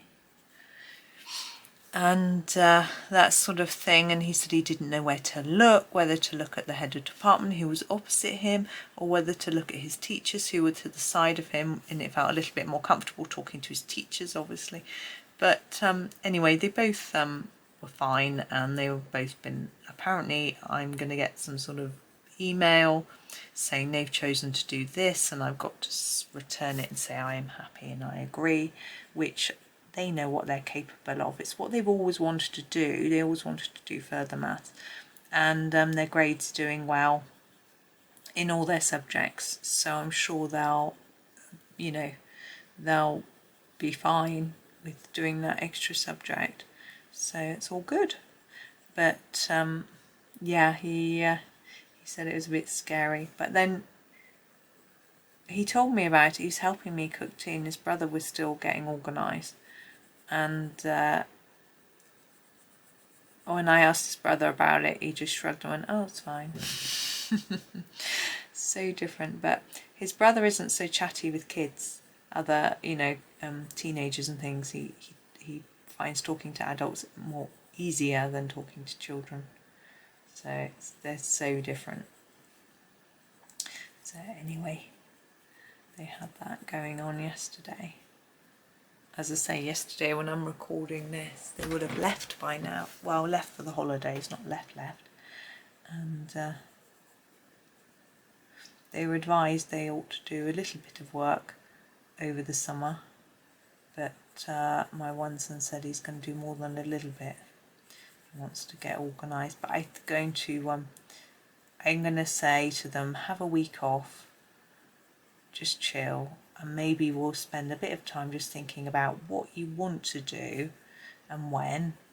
And then, because I thought it might be an idea for them to do some pre-reading, think about anything they need to learn that they are struggling with to remember, like sort of, because they're doing science and maths, it's sort of, with maths it's just methodology, it's hard, you can't really remember it, you have to practice it.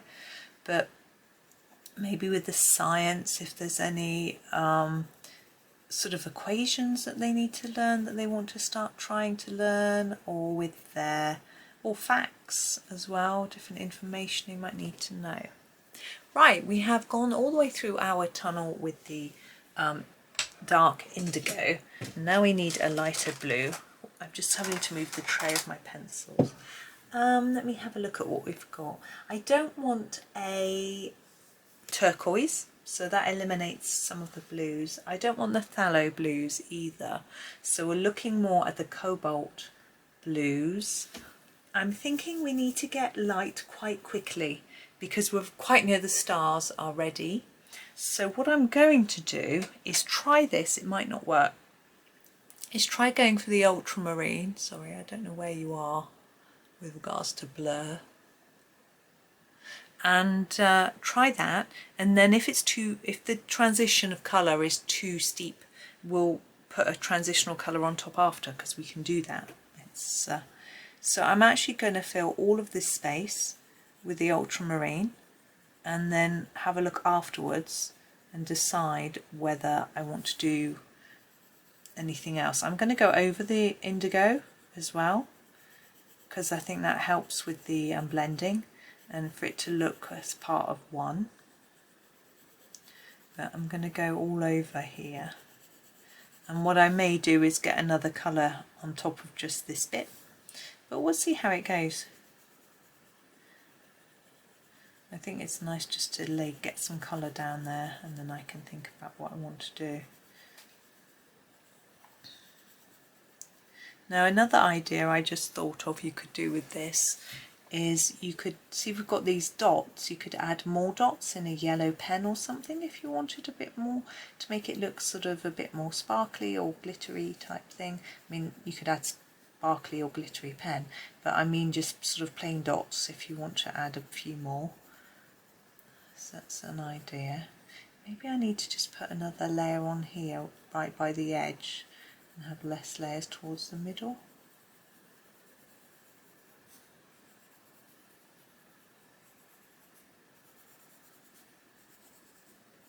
I like that. I'm trying to go right to the edge of the stars. I'm not very good at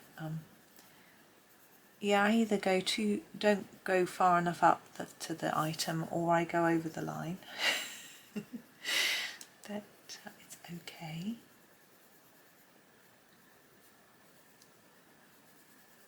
And anyway, they got 2 weeks left after this week. It's going so fast. I can't believe they've done a year. They settled in within weeks.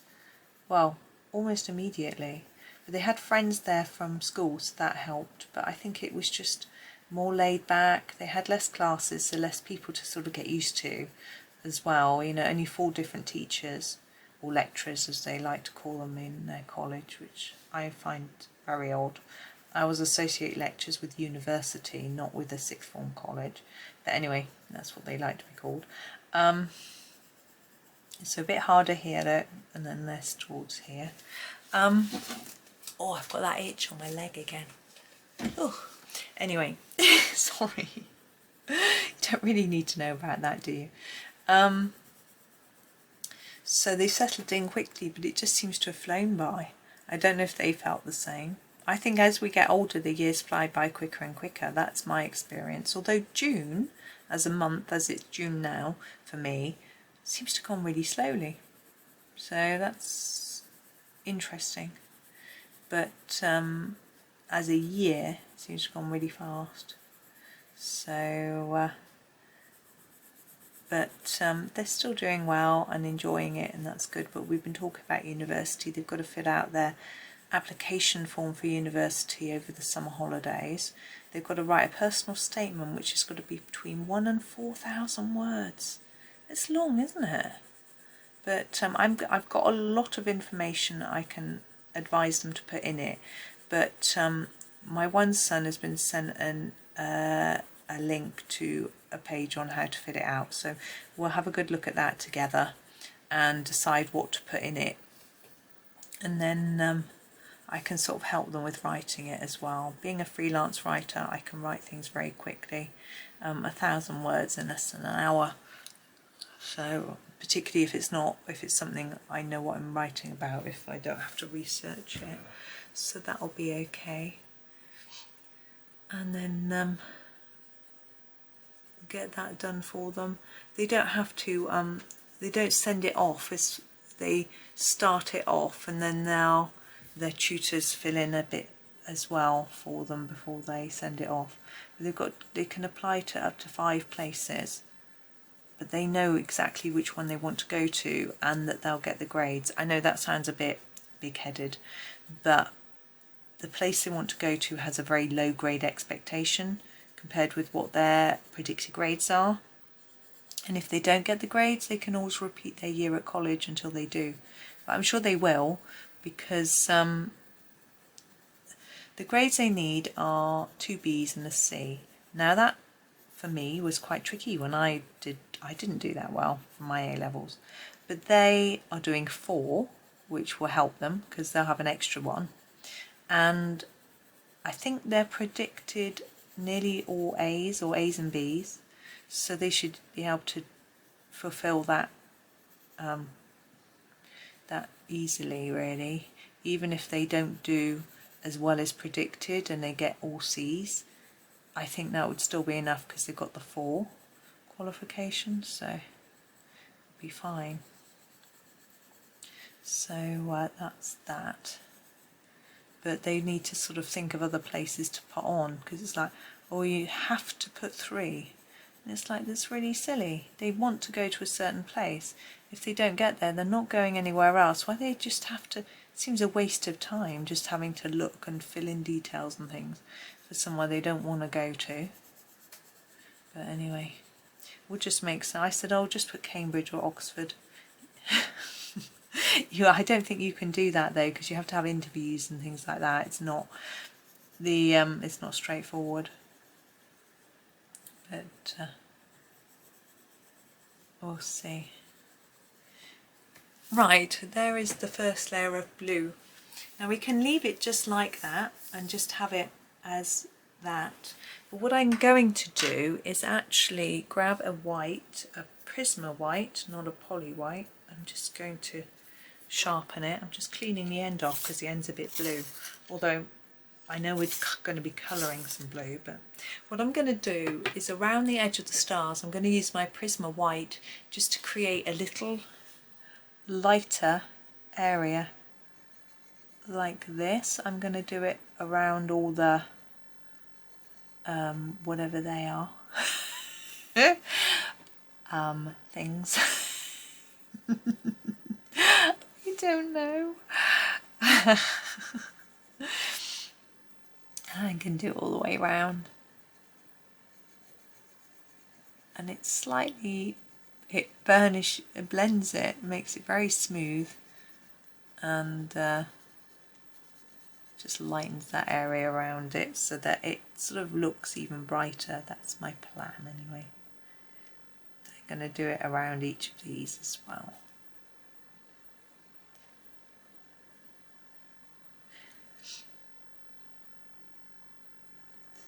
Oh, there's a train going by. I thought there were train strikes today. I didn't think the trains were running. Huh. Oh no, maybe that was yesterday. I don't know. Anyway, luckily I don't rely on the train, so it didn't affect me. It did affect my sister. She had to get a lift to work, and then her husband had to go back home so he could give her daughter a lift to college. Although I think today they were okay because she was going to walk home with someone. But she doesn't like doing it on her own. But if someone will do it with her, then she's happy. So anyway, but she usually takes the train, my sister. I think she likes the train. I used to take the train to work every day. It was nice. You can just sit. I did have a phone, but it was a dumb phone, I think.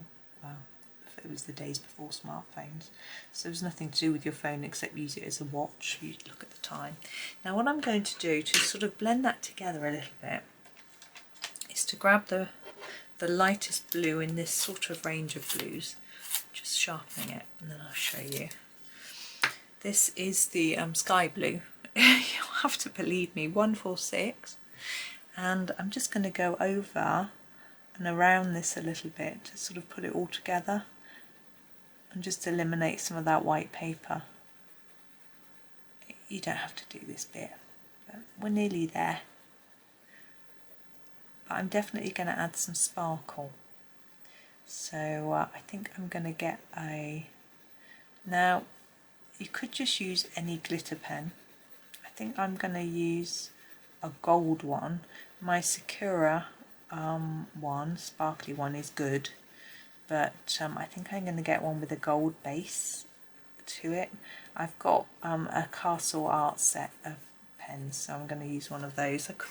Won't be able to tell you which one it is because they don't have any identifying names or numbers, so I'm going to nip next door in a minute and just swatch a few quickly so that I can pick the one that I think is nice. What I really am looking for is a gel, because they're a gel, coloured gel pen, is a gel that will be a darkish yellow but not orange.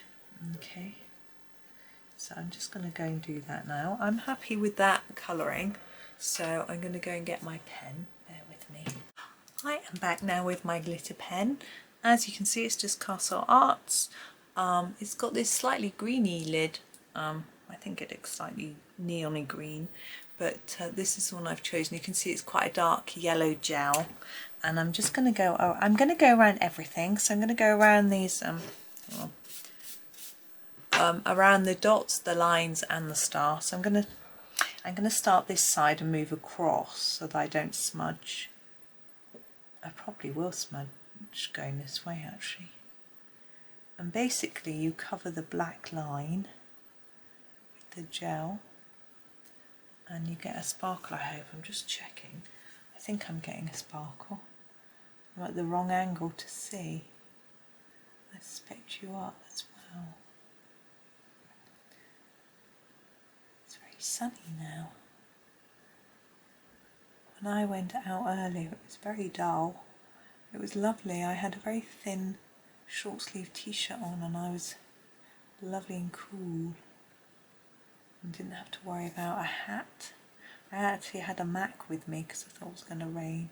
I don't think it's rained yet here, but I think we have forecast thunderstorms. I don't know if that was yesterday evening or today, but there's no sign of that. And as I say, the sun's, it's sort of in and out. It's quite dark in the sky, black clouds, so I think it's just finding small gaps here and there.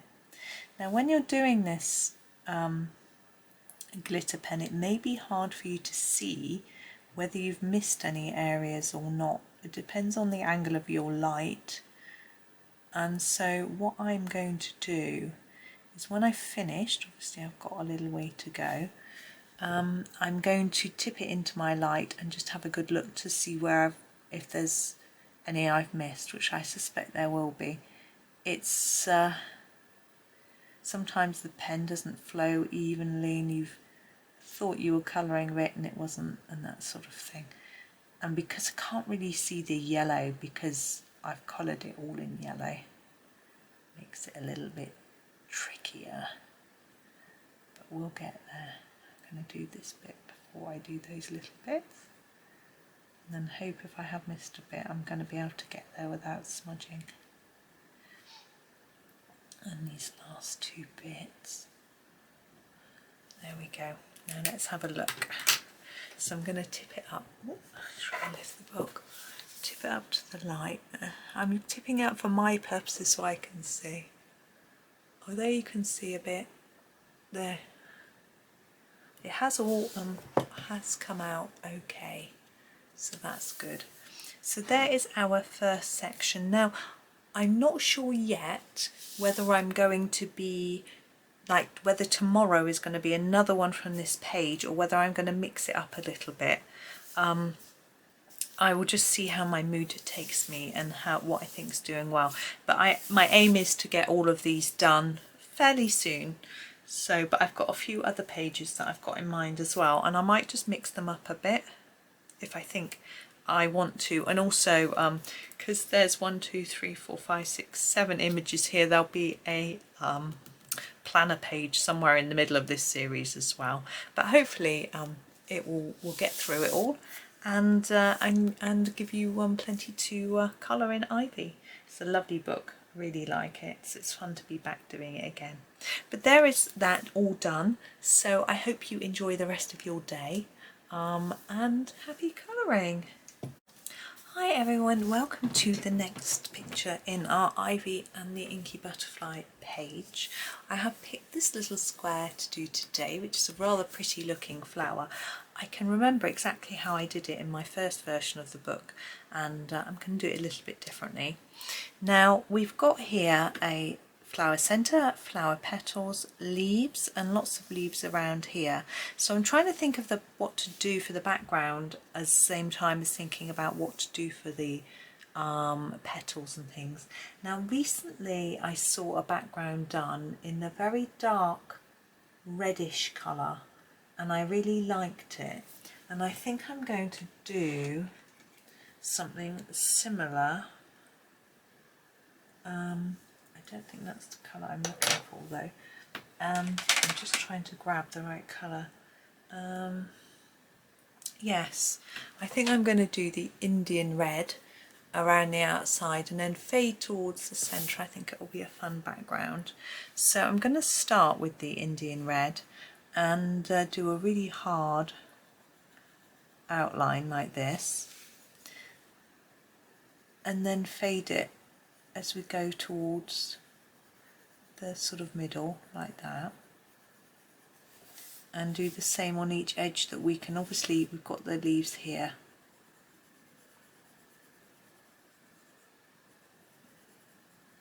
but it's a little tricky, but try to have as much of your solid dark the same on each bit, and then start to fade at roughly the same time, because we want it to be fairly even all the way around.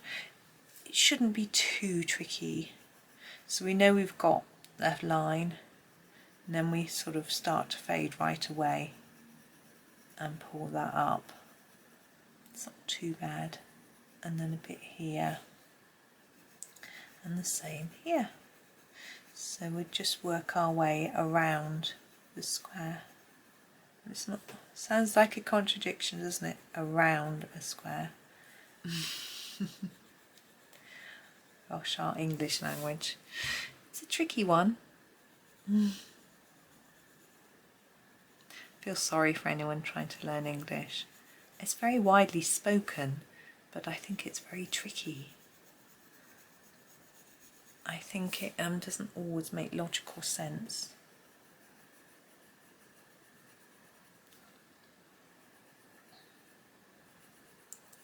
Oops, going over the leaves. I'm going to try not to go on the leaves, but if I do, I'm not going to freak out. It doesn't matter. We can work it out. It'll just be slightly the wrong colour. And hey, who's to say it's wrong? It's my picture. Okay, and that looks reasonably even.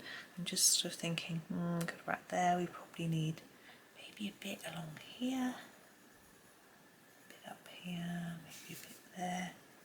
Maybe that needs to come up a little bit. I'm just fiddling now.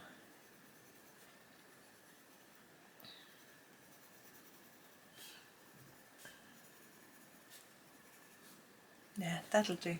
Oh, oops, there. So I'm going to be fiddling forever. Okay, now the next colour, where should we go to next? We could go there, or we could go here. No, not there. Yeah, we'll go to the Venetian red, I think. I'm going to give it a sharpen. What I'm going to do with my Venetian red, sorry I kicked the table then and everything wobbled, is go over the whole lot.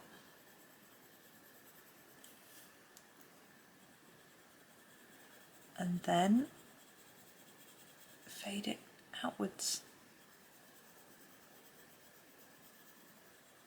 I'm going to try not to go over those little triangles, but you know me, I probably will.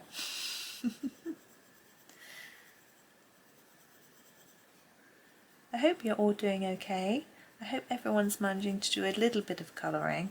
I know it isn't always easy to find the time, but if you're watching a video and doing nothing else, and not just in bed, then maybe you can just pick up a pencil and colour along, or a pen. You don't have to do the same picture as me, just a little bit as you watch or listen. I actually sometimes find it quite difficult to do that, I have to say, if I'm watching someone. If I start colouring, I miss what they're doing, but this isn't too tricky. Once I've told you what I'm doing and you've seen a bit, I'm just doing the same thing over and over, so you can turn away and just do a little bit of your own, and then watch me again. And of course, the colouring along is always good, so you can try that too if you want to. You could do a completely different colour for your background if you're not keen on this idea. It doesn't have to be this, it's just a matter of building up colour. So starting with your darkest and then going lighter. I know it's not always easy to pick colours.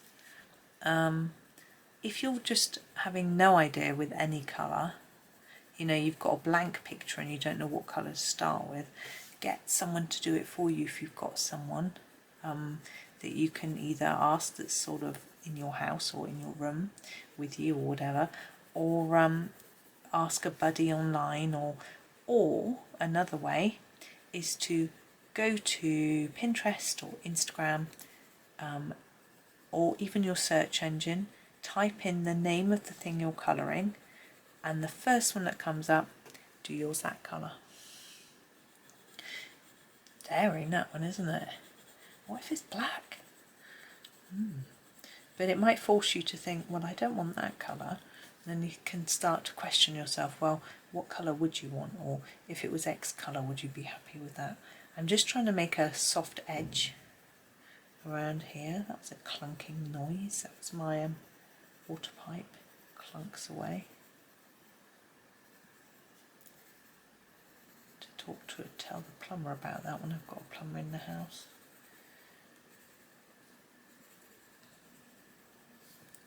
Okay, it's not very even. It'll do for me. I'm okay with that. I can always fiddly-faddly with it later. Now, where should we go? Should we go to that colour?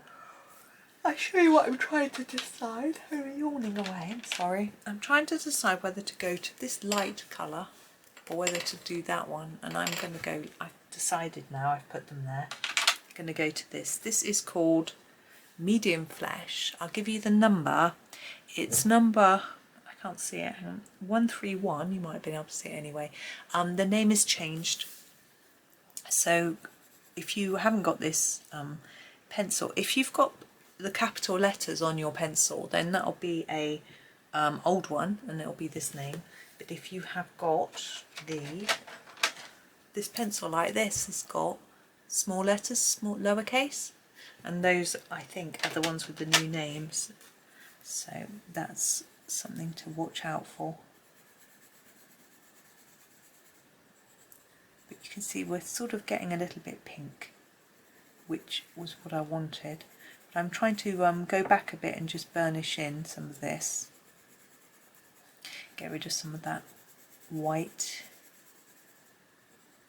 paper and get it looking more colourful. I'm going to take this all the way up, but only lightly, so that we can finish off with another colour. I find it's quite nice to layer it all up. That's a big bangy clunking noise. It's not me, it's next door.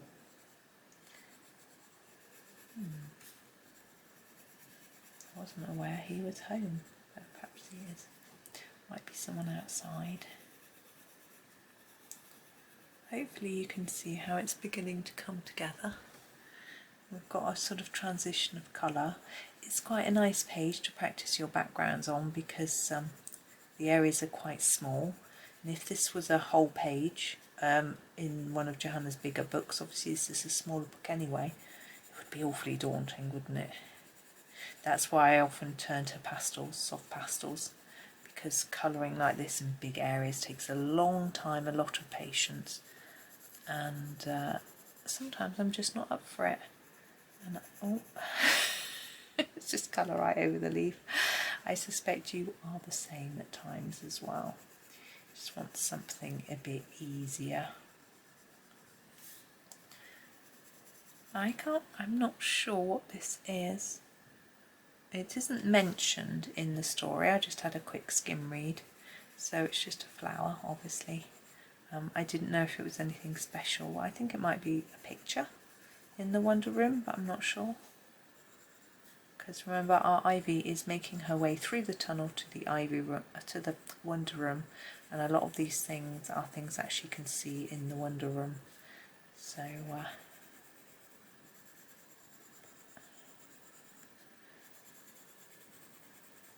but we'll have a new book from Johanna in a little while, which will be exciting. I don't think there'll be pages like this though. I think it looks, from the small amount of samples I've seen so far, that it's more likely to be smaller details on the pages. Right, our final colour is this one, which is number 132, and it's called the Light Flesh, if you've got this set. Now I'm going to start in the middle with this one. and just work outwards until I feel that I've covered all the areas that I want to cover. So you'll find that some areas you can see a bit more paper through, so just cover them up with this.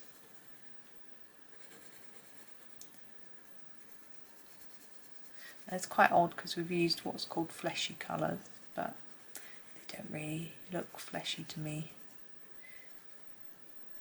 But, there we go. I think they do work well with these reds though, which is good. But then I say they don't look fleshy to me. I'm not one for colouring people, so I guess I haven't really tried them out.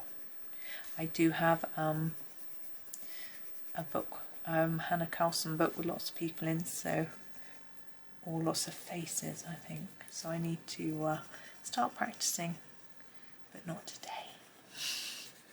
I suspect I'll do quite a lot of her book before I get daring enough to do the faces, but that's okay. I will do them, and I've seen some tutorials for some of the pages, so I may do one of those to help me out. You know, just because I make tutorials doesn't mean I don't follow them. I do follow them. But I think I've got some books with stuff on, with information on skin, so I may use those. There we go. I'm happy with my background. So I'm just going to put that pencil back because it wasn't one I used. Now our flower, I'm going to take another similar tone for that, for the petals. I'm just giving it a sharpen, as you can hear. This one is the dark flesh, it's number 130, but it's a really pretty pink colour. What I'm going to do here is layer it up in the middle and then do less towards the outside, and I hope that that shows. It might not have been a good idea to do that, but we'll see once we do the leaves. Because we've got a pale bit of background there, I'm not sure how well that's going to sit. As I say, we'll see. That's the siren. It's suddenly really, really, really sunny. It's interesting.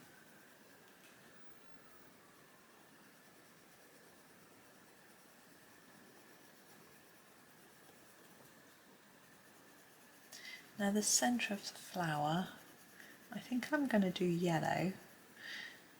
I know it's a little bit cliched, but I think it's going to look pretty. And obviously we want pretty. And it will help it to stand out, I think, as will the green. Because at the moment, obviously it looks quite similar to the background, but that's okay. I'm going to use a couple of shades. Sorry, just pondering. I'm going to use the dark cadmium yellow first. Well, the sun's gone in there, so you can't see. There we go. Give it a sharpen. I've got the wrong pencil sharpener in here, but it seems to be working okay. And I'm going to do that around the edge.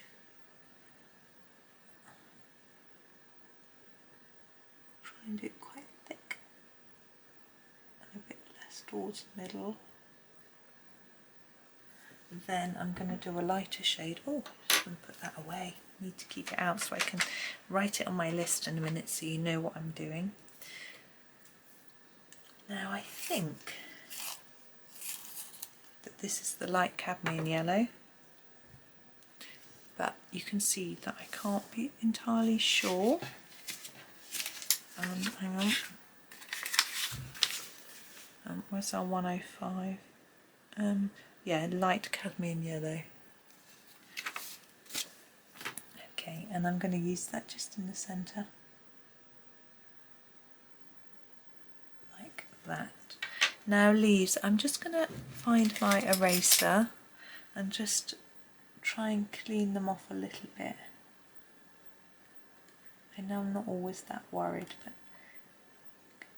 just a little bit. Now I've just noticed that this picture's actually got a frame around. Now I realise every square has got a frame around, but this one's got more of one, so I think we'll need to colour that in. I'm not doing any of the main outside frame. Now let's start our leaves. Just got to move my pencils around a little bit. Yeah, I think this colour, the leaf green, will work well. And I'm going to do that for the centre here where we've got lots of overlap. It's going to be shadowy. And then start to fade that towards the tip of our leaf, like that. And do that on each one.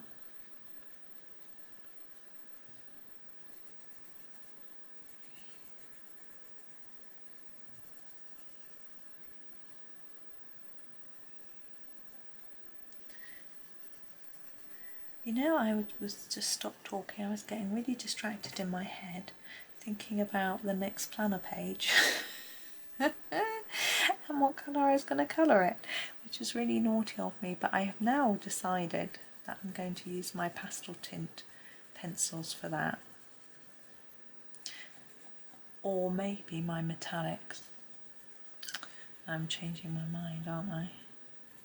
It's a sort of repeating pattern, so I shall demo one little bit of it, you know, the one whole bit of it, and not the repeat. Right, that's that bit. I'm going to do this outside bit in this colour too, but not completely. I'll show you. So I really layer it up here, and then just fade it down a bit, like that. The same here. Really layer it up here and fade it a bit. Now, one advantage of doing it like this, and we'll obviously incorporate some other colours, is that it doesn't have to be so even. If you're trying to make it look like it was just a solid colour, it's actually quite difficult. I used to try and do my backgrounds like that, and I would do sort of 4 or 5 layers, and it still wasn't even. I would have darker areas and lighter areas.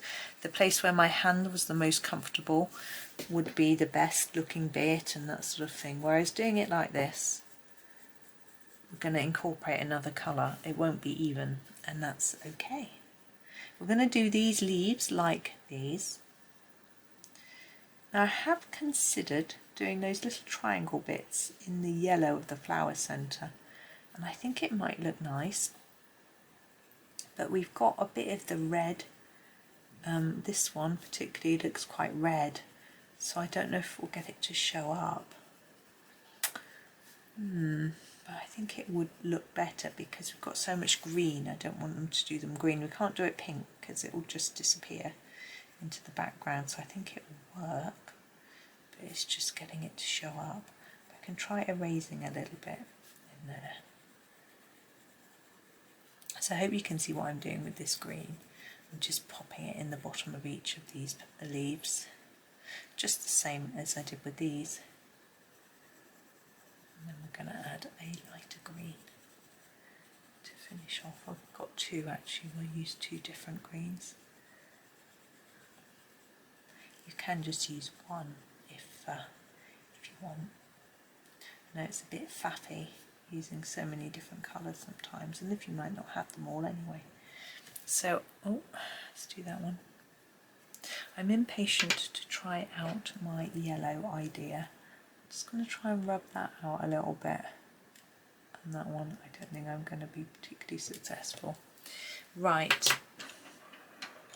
This dark cadmium yellow. Oh, there. Now you can see. I'll do for each of these.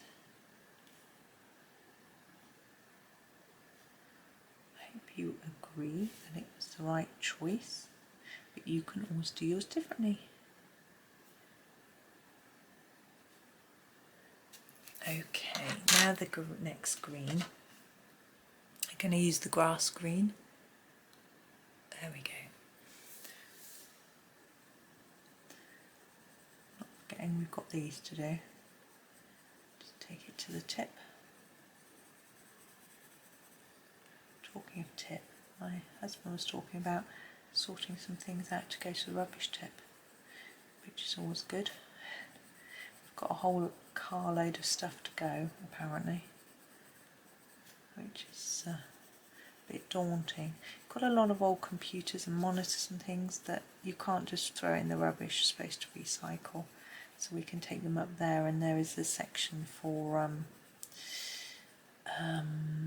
household small appliances type thing, which we can put them in and they can be recycled. Let's do this bit.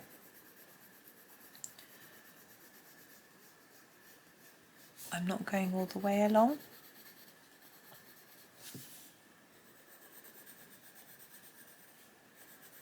This bit's a bit shorter.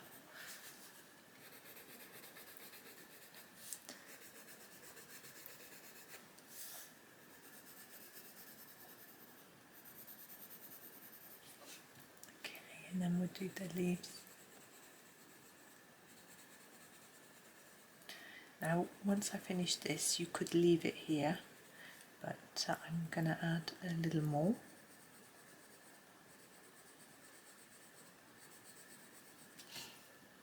It's quite plain, you know, there's not lots of different colours, but I think that's okay. I think it contrasts well with the picture above, with the star, with its blues and greys.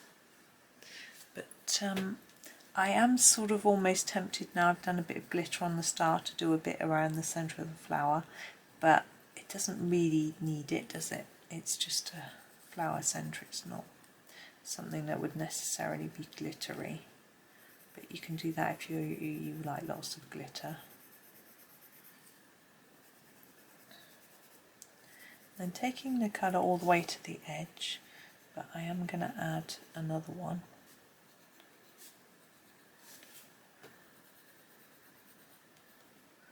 Okay, I'm going to use this one. This is, whoops, this is the light green.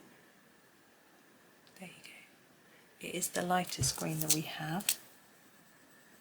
I'm just going to colour that all over, just to try and layer it up a little bit really, and burnish it and blend it all at the same time. And on the side here, look, we can take the colour right to the middle, just gently.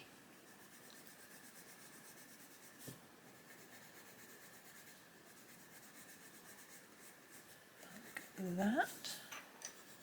Oh, I just hit my pencil. Did you hear them clinking? Just in the way of my wrist. And then along here. And I'm going to go over each of these with this too. Just layer up that green.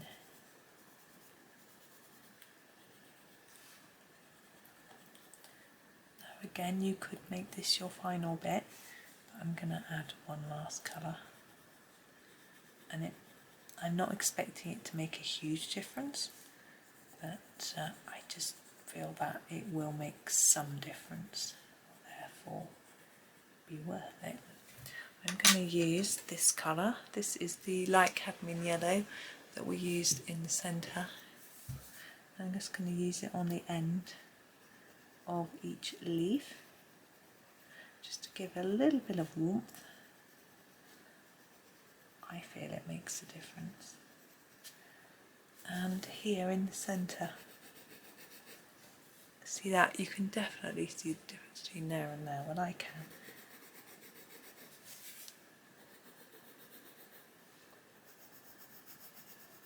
And then the end of each leaf.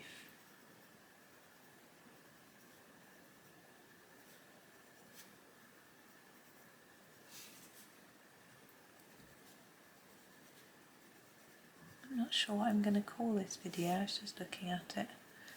Flower. That'd be exciting, wouldn't it? Flower, pink flower, leafy flower, flowering square. I'm not sure, I really don't know. But there it is. I am now going to finish fiddling with it. Now the ends of each petal, I had said I would revisit and have a think, and I'm happy with that, with it fading out like that. I think it was okay. If you feel that it needs to stand out a little bit more, you could do a darker colour right in the centre. I would suggest the Venetian red, and then fade that still, but you could make that then get a bit of darker colour in there. Or you could outline it with a pink glitter pen if you want to, or metallic pen or something like that if you really want to, but I am happy with it as is, so I am going to leave you there. As I say, we will be completing this page, but whether you get the next picture tomorrow or in a little while's time, I'm not sure. It depends how I decide to fiddle around with my video order when I'm processing and scheduling it all. I might feel that you'll get a bit bored if you keep having this page day after day, but we'll see. But for now, thank you very much for watching. If you subscribe, then you will get notifications of when my next video comes out. So if you're waiting for the next one, you will get a message to say it's here. So I think you have to click the bell as well to get notifications. But anyway, that's that. But thank you so much for watching. I hope you enjoy the rest of your day and happy colouring. Hi everyone, welcome to another video in this Ivy and the Inky Butterfly series. Now today I'm going to be colouring this piece here, so it's hard to see, we're a bit far away, but we've got lanterns and vines. Excuse me, I thought it would be, I'm just going to erase a little bit here. There's some bit of colour transfer from the opposite page. I think we're going to do all the lanterns very similar and probably the same as much as we can. They're all slightly different, and all the vine and leaves the same, and then I'll think about a sort of background afterwards. Sometimes with lanterns it's a little tricky because you've got to think about light, things like that. So we'll just do it one step at a time. I think we'll actually start with the vines because that's probably the easiest bit. I'm just going to zoom right in and then adjust. Just checking my lamp is on, which it is. So let's start at the top, and we need some greens. Using my Polychromos again, I think I'm going to do the main stem of the vine in quite a dark green. Probably not that one though. I'm looking for a specific green. Yes, I'm looking for the dark phthalo green. That's where I'm going to start. Now you'll have to forgive me if I keep forgetting to move the page, because you know what I'm like, I tend to forget.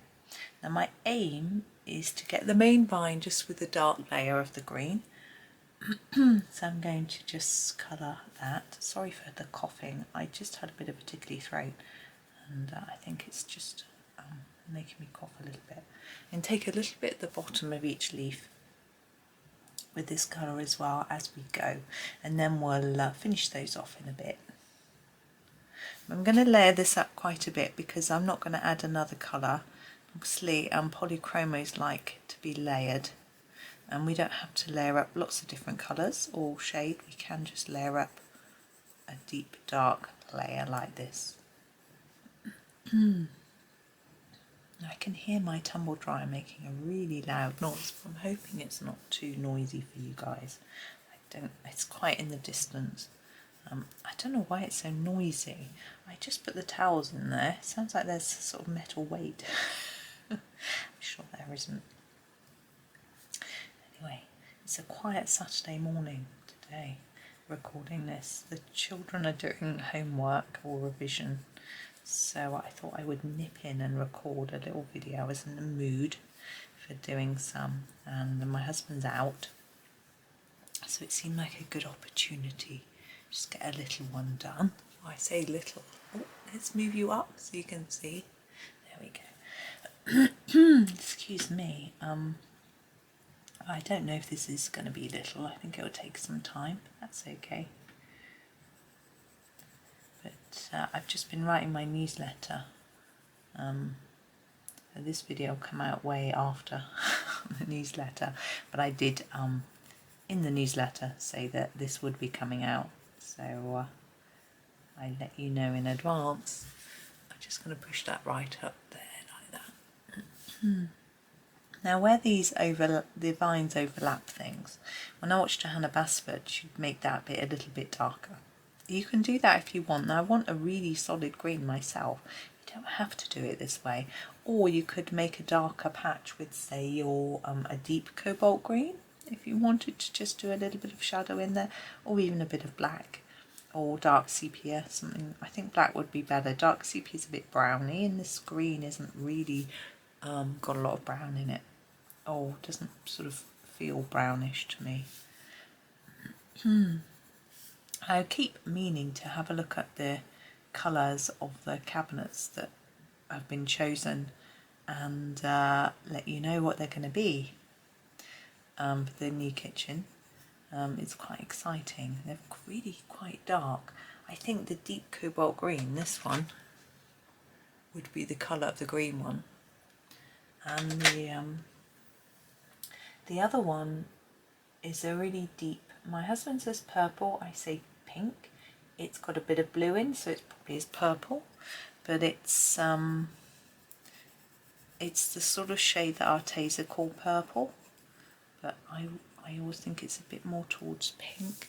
I don't have that colour here in the in the Polychromos. It's really quite dark. It's probably more of a, whoops, not really that.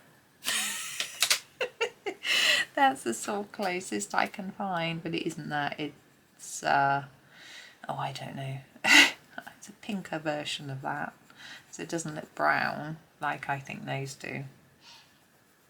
Oh, I don't know. I've been asked by several people for before and after video or picture.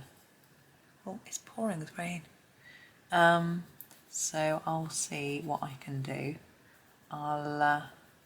We haven't got any appointments or anything yet for anything to even have our first meeting with the builder, so it's a long way off really, I think. But it's just so much planning that sort of has to go into it beforehand that, you know, I'm sort of thinking about all sorts of things. You know, planning videos for you guys, planning meals for the children, what am I going to do with all the stuff, and my tumble dryer's beeping at me. I don't know if you can hear it. Along with the rain, it's a bit noisy today.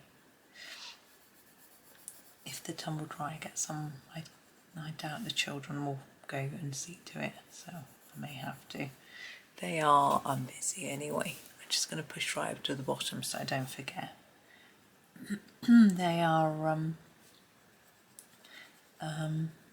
yeah, my one son's doing his computing homework. He was getting it all wrong, he thought, and then he suddenly realised that he was looking at the wrong answers.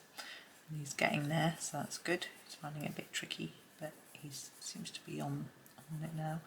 I don't know if you can hear the rain now on the window. My other son is revising, I think, for his physics exam. So there we go. But my plan when they're on a holiday is to probably record videos when they're recording videos, or when they're chatting to their friends, or when they're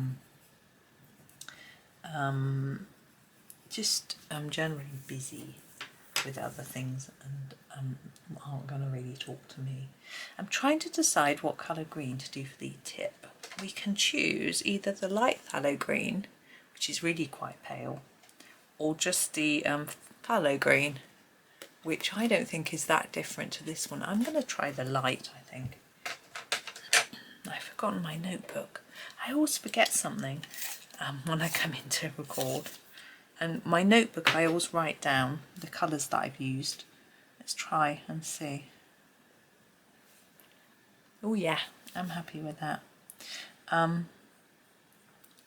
Because if I do 3 or 4 videos in one go, I have to note down what colours I've used. Oh, there goes the tumble dryer beeping again. It might be the washing machine actually. I can't think. I put on both. Oh, there we go. Weekends always catching up with the chores, although I do try and keep on top of them all week. What I'm going to do is when I finish doing these leaves, I'm going to go down and attend to it all and grab my notebook and then come back, I think. I think I can hear the water going through the boiler, so I think the washing machine will still be on. That must be the dryer that I can hear. I don't use my dryer that much. It seems to shrink all the clothes. Being tall, we don't like things like our trousers or even our tops. Me and my one son, we've got long bodies. If our tops or trousers shrink, We reveal ankles and bellies, not something people want to see. Well, ankles isn't too offensive, but it just it doesn't look very good. Right, I'm done with that. I'm going to go off and be back. Right, I am back.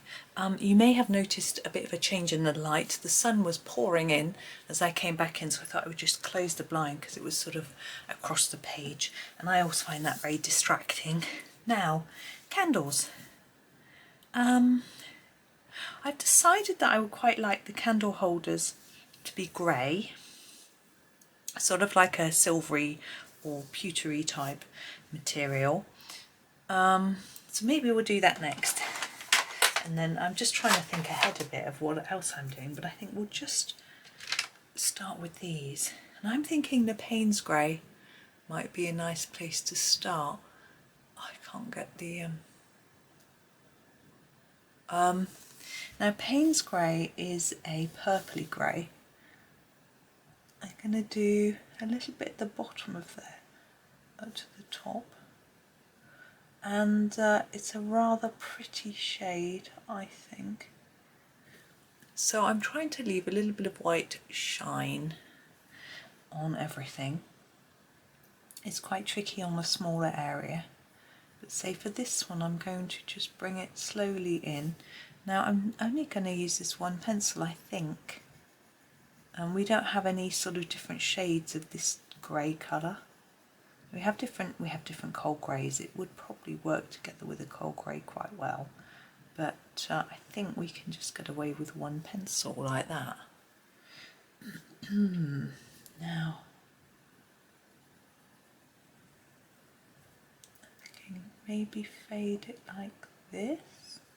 Now the art of getting something to look like it's actually shining is to leave some white, and definitely leave some white. Don't just leave a pale bit, actually leave some white. It doesn't have to be loads, but leave some white paper. I thought I would do these first and then decide on the background colour. I'm really completely unsure as to what I'm going to do for that. So I'll show you on this one. The top one was so small. The idea is to try and make it darker here and lighter as you go up, because it would be more likely that it would be more in the shade here. This piece I think I'm just going to incorporate into the roof part. I don't think roof is the right word, but you know what I mean. And just put a darker bit on each side, and then just come in lightening as you go. We can sort of see where the centre is going to be here, where we want it to be the lightest anyway, but I still find it a bit easier to come in from both sides bit by bit, like that. I think this side is darker than this side. I'll just put a little bit more down. And then this one, like on the other, so dark in the corners and then lighter as we go towards the centre. And down here, up from the bottom, the same on this side. It's really funny. It was raining, wasn't it, just now? I popped downstairs. I just literally put the dryer back on because everything was still wet. And I've come back up and it's bright sunshine. So, as before, darker to lighter. This one's hard for you to see because it is so small. And I'm just going to fade it as we go towards the centre of this bit. You see, I just put more layers on and less towards the middle. This is quite a small bit, a bit darker there and lighter up, and again we've got a round bit. I'm going to try and go around the edge darker than the centre, but you see, because it's small, we've just ended up covering it all with grey. Not going to worry about it. You can try and erase, you can add a little white highlight, or like me, you can just not worry and leave it. It wouldn't all be catching the light, would it? So I'm sure it's fine. Just do make sure I'm going to get some darker colour on the edges though. It's the key really with metal, is not only to leave the white for the shine, but to make sure that you get a big contrast between the light and the dark area. Is this our last one? Yes. So we go from the bottom upwards, like that, and then one side of the top, and the other side, and just do less layers and bring it in gently, like that. Across here, we'll just fade towards the middle.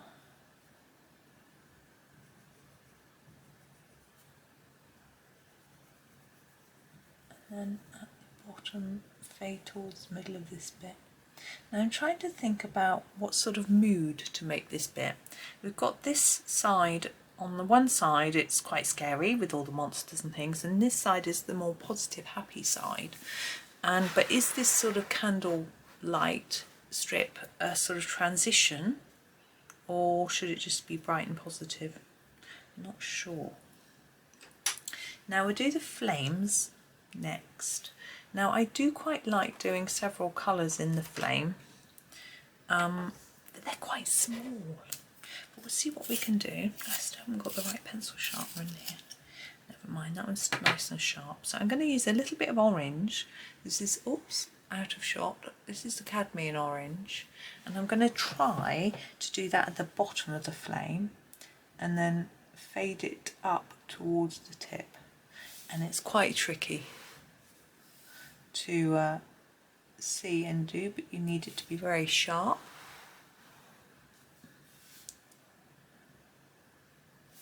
But and you may not even notice when I'm done that there's two colours, but it's fun to have a go. And I'm going to use the dark cadmium yellow, oh there you go, for the rest. So I'm just going to go over the whole thing, each flame with this one. Oops. Coming adrift. I've got a book under here, as I showed you maybe on day one. Coming away. Okay. Now in each of the little sections within the candle holder, whatever it is, I'm going to do quite a thick layer of yellow. Oops. What I'm hoping I can achieve, not sure if it's going to work, is to make this look like it has a little piece of glass on the front of it. In order to do that, I need to put some white sort of reflection lines on it, and those won't show up unless I've got a nice thick covering of pencil. So I'm going to just put down a really thick layer, okay, like that.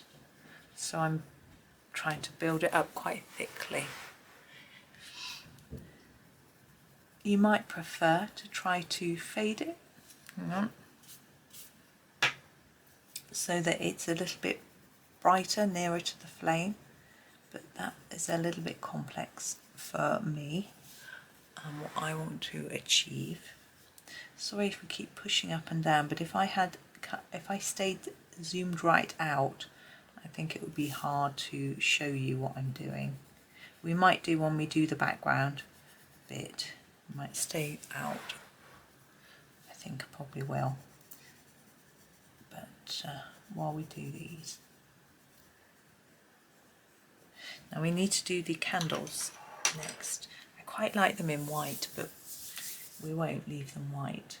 I'm thinking I'd like a sort of shine in the middle of each one, and the best way I think for me to achieve that, because I need thick colour, as I said just now, is to have two shades, a really dark and a really light, and then go from one to the other.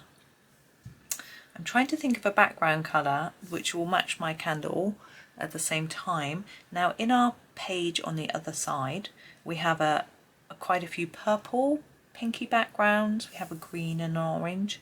So I'm trying to think, do we want something similar, different?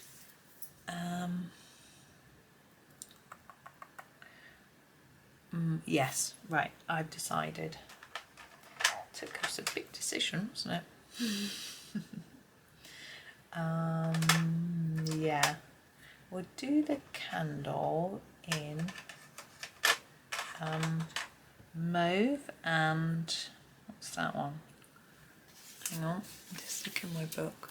138 violet. So mauve and violet, you can see why I struggled, and give them a sharpen. I think I've got some replacements for these, but I will use them up before I replace them. So my aim, I think, is to take the violet and put it all over, but not too hard.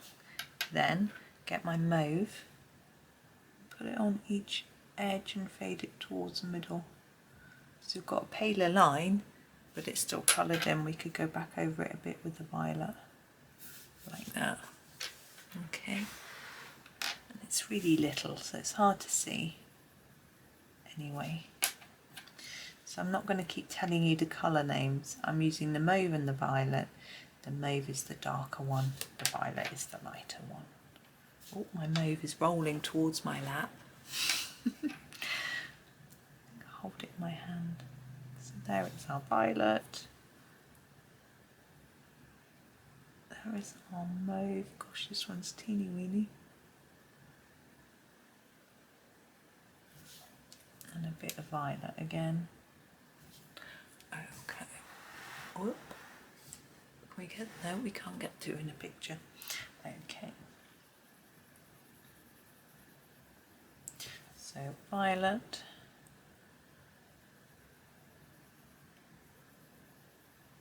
Mauve. Oh. And this is the violet again.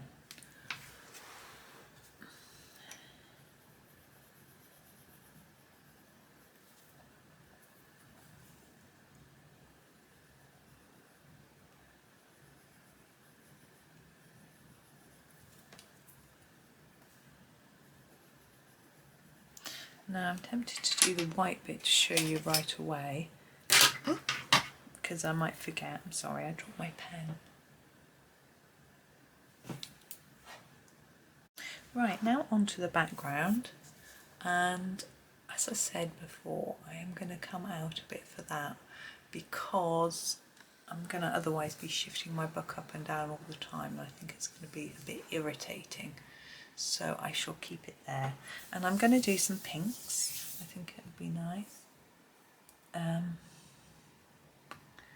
think I will start with the magenta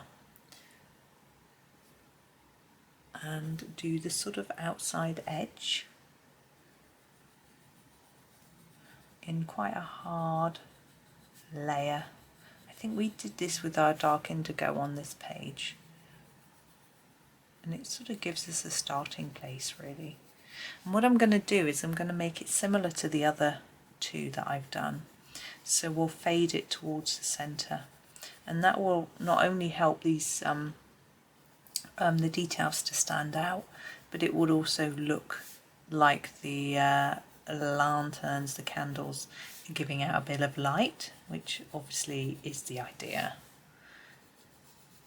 Now I realise I haven't done these lines between the different sections on either this page or this page at the moment. My decision was always going to be that I would wait and see how it all looked, and then decide on a colour. So I'll have to decide on that probably right at the end on the last video and think about it. But I'm sort of thinking all the time, but I keep changing my mind. I'm thinking, you know, probably a pen and a sort of solid colour I think would look best. Posca pens work on these books without going through the page, so that would be a good choice. And I would probably go for something either a black or or a silver or gold probably. I'm trying to just bring this in a bit and sort of fade it down. I hope you might be able to see what I'm doing. I'm just doing a lesser amount of colour. Now we don't have a in-between colour with the magenta, we just have a light. We have this magenta and we have magenta light, and I'm probably going to use the magenta light and then if I feel that we need a transitional colour, I shall pick something, but we'll see how it pans out really. Might find the magenta light will work well enough without needing anything else. My washing machine's beeping, but I really don't want to stop again. We'll see. And then my boys will ignore it.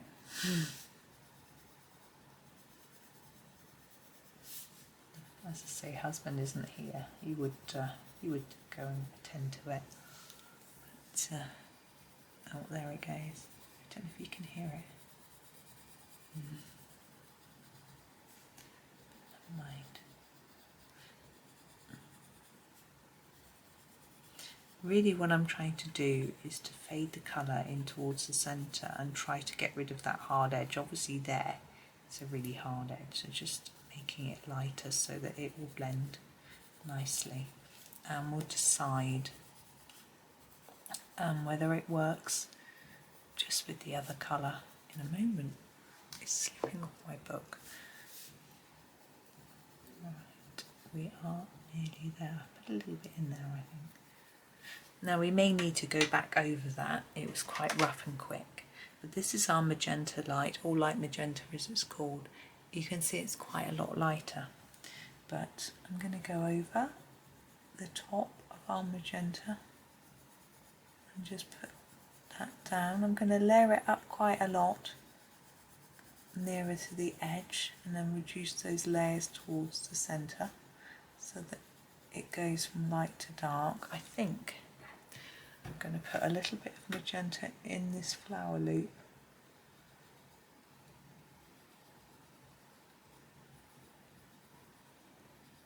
Just so that it can, I think if you've got a transition of colour and it goes through a vine or any part of a picture, so you've got the one colour on one side mainly and the other on the other, it can look a little bit odd. So I just think if I take a little bit of the colour to the other side, it won't look quite so odd.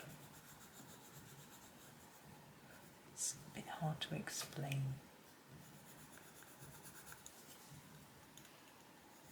Oh, the sun is still shining. I thought, knowing the weather today, maybe it would pour with rain in a minute. It's very iffy. They've been predicting. Now here, I don't know how easy it is for you to see. There is a hard line. Maybe I will come in. Now I'm working my way down slowly. Maybe it makes sense for me to be in a bit closer.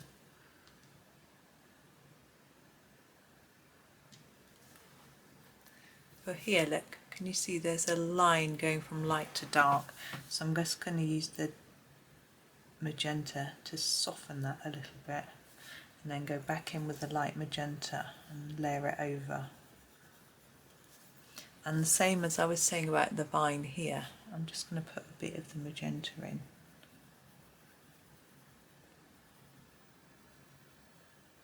So that it doesn't look like it's just light magenta one side and magenta the other.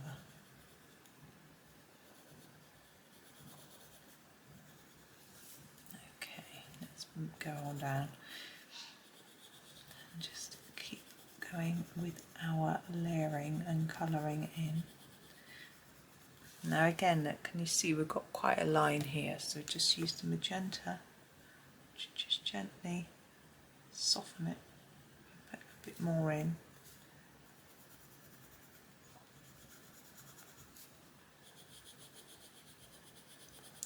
And it just takes a bit of patience to do it, but the joy of the Polychromos is that you can layer and layer, and so you can add a bit to get it looking a bit more like you want.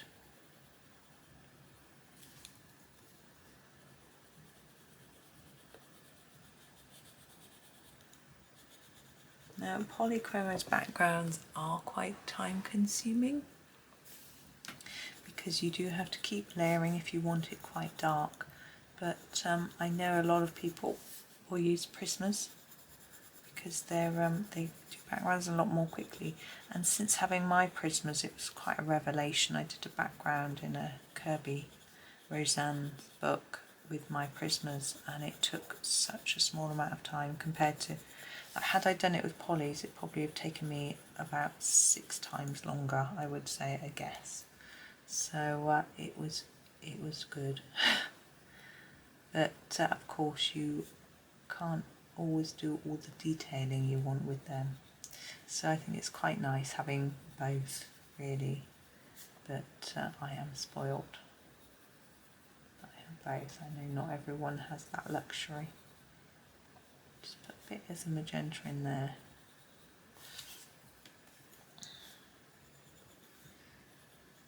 But I think the backgrounds can look equally good once done. So it's up to you. You know, you can still get, if you've got polys and not Prismas, you can still get a nice background.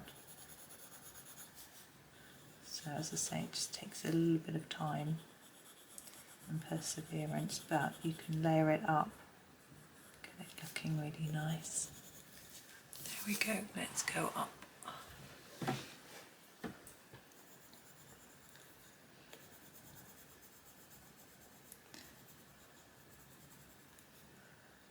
Gosh, I think the sun's gone in now, but we'll stay behind the blind because it will pop out as soon as I open the blind. My husband's out, well, he's visiting someone, so he's got the car with him, so if it rains he'll be okay. But he was thinking, we've got our market on today, on a Saturday, we have the farmer's market. He's thinking of the poor store holders there and how they might be suffering. I think a lot of them are under a roof and others are under sort of canopy. Not too bad, but it does put off shoppers too.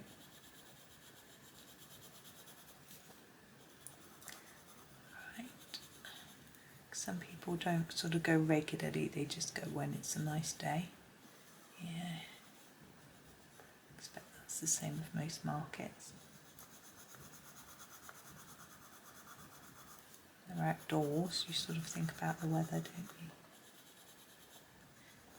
Now quite often with colouring it will be advised that you do little circles for your background so that it looks neat.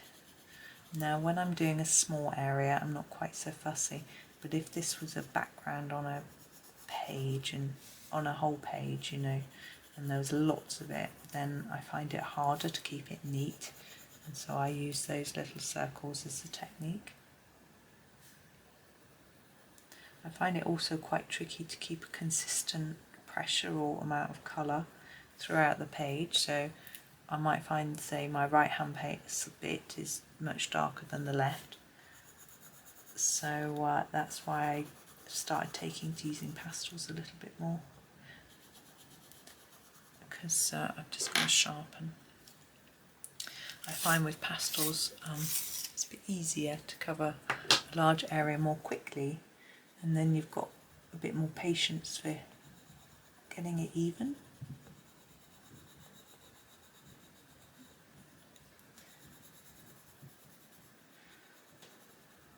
So it's all quite a lot of the same here. And what I'm doing is once I've done a bit of the pink, I'm judging whether I think it needs a bit more of the magenta. Sorry, once I've done more of the light magenta, I judge whether I think it needs more of the dark. I might have a banging door now. My son's just gone into the room next door. Yeah. This is why I'm a bit concerned about recording when they're here. It's a needs must when they're on holiday. I just have to ask him if he can be a bit more careful. But if he's in the middle of recording, then he'll be... Sorry, I just spotted a bit at the top that needed doing and coloured off camera. In fact, I'm colouring off camera anyway, I'm sorry.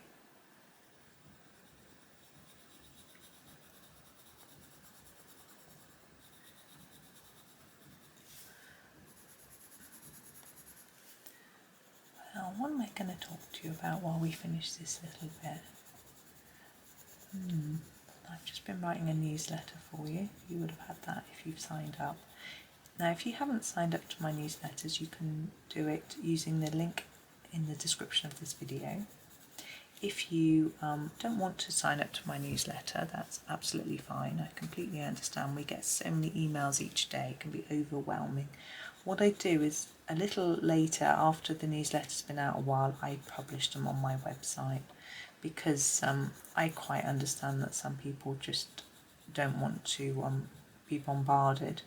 The only thing is, of course, you then don't sort of get a reminder to read it. And what's in the newsletter? I hear you cry. Well, I tend to put in some pictures of things that I've coloured, which I haven't yet shown anybody. Well, I say anybody, I've probably shown a few, my family. Not that they are always that interested. My husband is, the children. Meh, mum's coloured something again. So I put a few I put a few pictures that I've coloured. I also sort of tell you what videos I might have coming up, things like that, which you might not have known, and any other little snippets of news. So it just really depends on what I've got going on. But if, as I say, there on my website there's a section, if you go to the homepage of the website, just follow the link in the description of the video, there is a section called Archive Newsletters, and you can go and have a look at them. I try not to send them out too often, because I don't want you to be overwhelmed. So usually once a fortnight, sometimes a bit less frequent. Not usually. If I feel the need that I really want to tell you something, and I send one out a little earlier, I then tend to leave it 3 weeks or so before the next one, so that you get an average of 2 a month or so, just to try to make sure that you're not overwhelmed. So I've been doing that this morning, writing that, and what else have I been doing today? Oh, on my website every Saturday, if I remember, sometimes it's late, I post, just going to sharpen again, I post links to all my tutorial videos that I've done that week in an article, so that if you've missed any, you can go and catch up with those. Obviously you can go on YouTube and look, but sometimes it can be a little bit confusing. If I've done any videos that are going to be premieres, they come up before the videos that have been released already. So that can make it a little bit confusing, so I thought I would just put them in a little article so you can find them. Talking of premieres, I know people liked it when I did them, and it's a possibility I might be able to do some again soonish. I'm thinking, well, building work's going on, I won't be making videos. I might have a little bit more time to do something like that, but we'll see. Sorry, I need to zoom out so you can see what I'm doing. But it sort of depends, really. Let's see, how much can you see? Not quite all of it. Oh, let's try and go the right way. There we go. So what I'm going to do is use the magenta, the darker one, and just try and tidy up in a few places. You may struggle to see what I'm quite doing because I'm so zoomed out, but I'm just trying to blend it through a little bit, so we've got no quick sort of light to dark, so there's quite a nice progression from one to the other. So it just means putting a bit of this darker colour on top of some of the lighter colour, really. And it just takes a little bit of fiddling. And because we're only got quite a small amount of background here, I've got the patience to do this.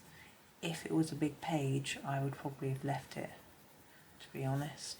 In fact, if it was a big page, I'd probably use more colours. It makes it easier to do a background if you've got a bigger transition of colour.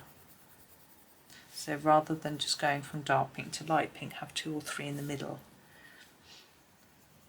and then it flows better. But with this small bit, I was confident that I could get it to work. Now, of course, here I'm looking, we've got our darker outside and our lighter middle, but there's this, you know, this isn't in the middle, it's on the side, so maybe that bit shouldn't have been quite so dark.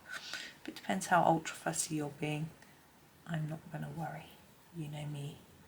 Don't worry about little mistakes that you see. When you show it to somebody else, are they going to go, oh, that's a mistake? Maybe they will. If they do, don't show them anymore. No. We don't want people criticising our work. We can, it's easy enough to be self-critical, let alone have somebody else do it. Right, I am nearly done, just fiddly-faddling. And we're going to do that glass with the white pen. Oops, I'm just making myself a bit of space. I'm going to come back in so you can see and decide if it's for you. I'm not even sure if it's going to show up, to be honest. Let's put it in the middle. I should have probably done that before. Let's shake up my pen. I'm using the Posca because it seems to, this particular Posca at the minute, it's got more ink in it, paint in it, so it's it writes more reliably. And I'm going to go right across here like that. Okay, and the same. Now you want to do the same direction on each one. Try and get a fair bit of white down, and it's not going to show up brilliantly. If you make sure you go across the candle, then it will show up better because it's darker. But once you start, you have to carry on through. So it's up to you whether you want to do that or not. You might think it isn't really worth it. Yeah, it's up to you. But let's have a look at it in sections because it's quite difficult to see when it's far away. So there's the top bit. I'm most pleased with the shading there. And there's a sort of middle section. And I think that's the end actually. There we go. So there it is in little sections and you can see it. Now I think this colour is a little more bright and positive than the colours on this side. So I wonder, it could be seen as a transition from the darker side to the lighter side, but I think it's quite nice with being a pink. It's a bit more positive. I've been meaning to do a background in a sort of dark pink for a while. I have never done one before, so I thought it would be a bit of fun. And we could probably do with sweeping this a bit, but being really careful because I've got a wet pen. Let's be careful. But there we go. I've got to go and sort out my washing machine. It's an exciting life, isn't it? And I hope that was okay for you today. I hope you enjoy the rest of your day and happy colouring. Hi everyone, welcome to another page from the Ivy series that we're doing. We have these lovely cute little bell flowers today. Now I'm always tempted to do them as bluebells because that's sort of what they look like, but actually I thought today there's 7 of them, so I thought we could do a sort of rainbow. I thought it'd just be fun and a little bit different. So I thought I would do a couple of shades of each colour and work along and then think about the background after. To me they look like they could be sort of fairy lights or something, but I'm not really sure. So I'm just grabbing some pencils and going for it really. So we're going with our Polychromos as we have for this page, and the dark cadmium yellow. So I'm going to go yellow, orange, red, green, blue, violet, indigo as best I can. So I'm going to put a darker layer at the top. Now I'm purposely using quite dark yellow so they show up, and then I'm going to start to fade that as we go down the flower like that, and then just blend in the other yellow, which is just the cadmium yellow. I hope you're all well today. It's really early this morning. I've changed my recording schedule this week because I've got things to do later in the day, so I've started really early, so it feels a bit odd, but it's okay. And this, I'm recording in advance actually, as I often do. I'm going to do that in the lighter yellow, I think. Maybe that top one too. I'm not sure what to do with all the other circles. I'm going to leave them for now. Let me just pop those pencils to the side, and now we're going to move on to the next one, which is orange. Just doing it quite simple. Now I'm going to use these two. They're not right next to each other in the colour, but it is the dark cadmium and the cadmium orange. There's one in between them, and I never think it goes too well with them. I like it on its own. So yes, Wimbledon tennis is on for the next 2 weeks, and I'm a big tennis fan, and it starts at 11 o'clock in the morning and goes on until after 8 o'clock at night, so it's a lot of my day. I could potentially be watching tennis. This is the cadmium orange, so my plan is to start recording early in the morning. It's actually 8 o'clock, the children have just left, and then edit this afternoon while I'm watching the tennis. I thought that'd be good fun, so I can make my thumbnails and import and upload and export and do all those things while I watch the tennis on my other screen. So I thought I would fit it all in that way, which would be nice. I'm looking for two darker reds. No, two reds that are sort of slightly different actually. Go for that one and that one. So this is the middle cadmium red, and that is the pale geranium lake. It's quite a big difference between those two, but I think it'll be fine. So I'm looking forward to that all starting, and should be fun. There we go. Sorry, concentrating there. Not trying to make it too dark. I'm just going to sharpen this one, the pale geranium lake. Yeah, I was having a great conversation with the children this morning. Sorry, you can't see the whole name. About the tennis, saying how, you know, everyone has to be really quiet, and how I remember a particular match where Boris Becker said that he had been distracted by someone sneezing in the crowd behind him, or in the royal box or something like that. I can't quite remember. And we were saying, you know, the crowd is so different. You know, when you watch a football match, everyone is so noisy, there's a drum playing and whistles and all sorts, and we were imagining how different the game might be if I've done this wrong, haven't I? I should have started with the red. It's not a rainbow anymore. Okay, we're going to work with it. I've just been talking away and getting distracted. Right, we'll do this. We'll go to pink instead.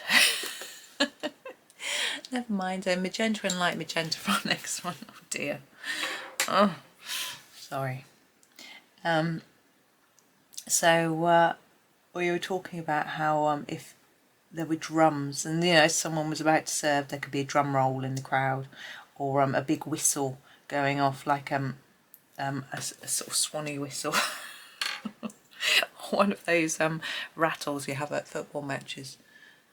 Like magenta. It was a very silly conversation, but very funny. It was making my husband laugh while he was making his breakfast, so that was good. We were getting more and more exaggerated. Vevasulas and kazoos and all sorts of things, and they're saying the umpire would have to come in the crowd and say, "Excuse me, sir, can you please leave?" And saying that, I said, well, they have a draw for tickets, a ballot, so you can't, you know, because so many people want to go, they draw your name out. They probably do some sort of background check, look at your postcode and go, oof, no, can't have someone from there. Right, I'm going to go to a purpley blue now. So I think I'll go Delft blue, because I want to get a green in here. I really have messed it up, haven't I? Oh, never mind. Trying to work out what to use. Yeah, I think Delft blue and blue violet might work.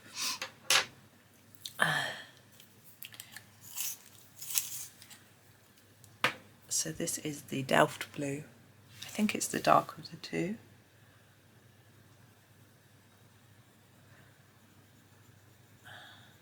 Just fade it down. It's quite simple, this idea. I wanted to keep it fun. Obviously I've messed it up. If you want a proper rainbow, you have to do it your own way. Sorry. But, as I said, it's early. Blue violet, maybe that's a good excuse, or maybe it's not, I don't know. I am an early sort of person.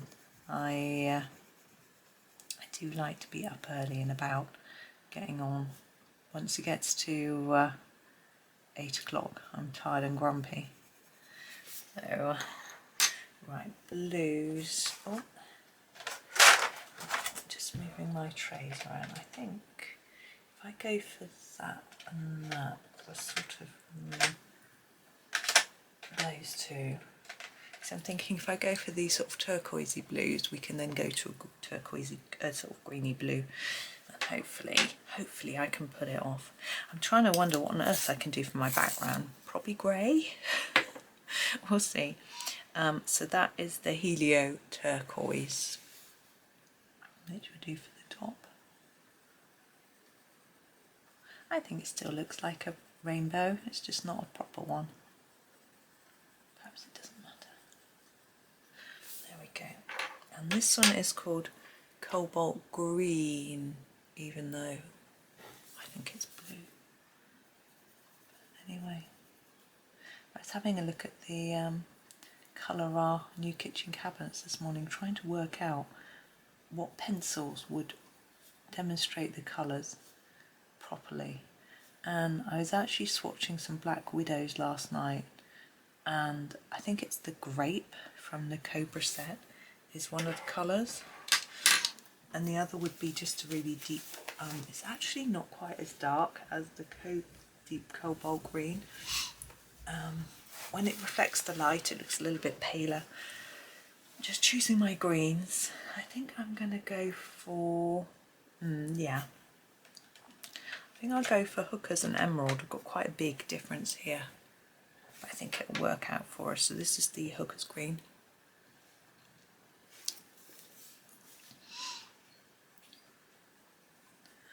Hopefully it's, because it's a bit bluey, it'll just work. And this, you have to believe me that this is the Emerald green. He's a little one. I have got my pencil extenders here, but I don't tend to need them when I'm just doing a small area of colour. Just when I'm doing larger areas. Now we've got all these dots on here.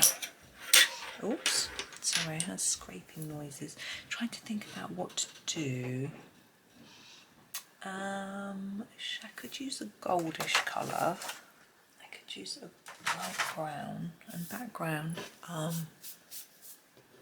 think I will do a grey background, and would do those dots in a sort of goldish brownish. We could do for the green gold, go for the green gold, so I like it. I'm going to sharpen it though because they're quite small, aren't they? You could, I'm going for this green gold. You could do yellow up to there, then orange up to there, red there, pink up to there, purple there, blue there, green there, but then you've got that one. What do you do with that? It's up to you. You could do them with a sparkly pen. I might go over them with a sparkle at the end, if I remember, or if I decide I want to. So I think these could be hanging from the wall. So you could do a brick wall background, but I'm not feeling that ambitious this morning. So I'm just going to do some greys. Use some warm greys. I'm actually going to start with a really dark one and then transition out, and I think it'd be easier than not doing so many shades. So this is our warm grey 6. It's the darkest of the warm greys, apart from the sepia, which doesn't quite, is a bit brown. So I'm going to go here and fade like this. Okay. I'm going to do the same on every edge. I'm not going to change it yet. around any of the elements. Now remember, you can always make it darker later, and go layer over, so if it doesn't quite look how you want, you can change it. Oh, I think my husband's just gone to work. He said he wants to be home early tonight, not to watch the tennis, although he sometimes likes watching it, but not always. The builder's coming round tonight to talk about the kitchen. So I think he wants to come home for that. Right, so that's my first dark grey. You can see it's not massively dark. I haven't put down a really thick layer. I'm going to move on to the warm grey 5, and I'm going to bring the colour in and start to think about whether I want it faded around each of these. So I'm going to go over what I've done and just bring it in by a fair bit. Trying to make sure there's no sort of line between the two colours, which is why I've chosen colours which are really close to each other in shade. It makes, or tone, I don't know the right word. Darkness is what I mean. So they're not too different, so that you don't notice a huge difference.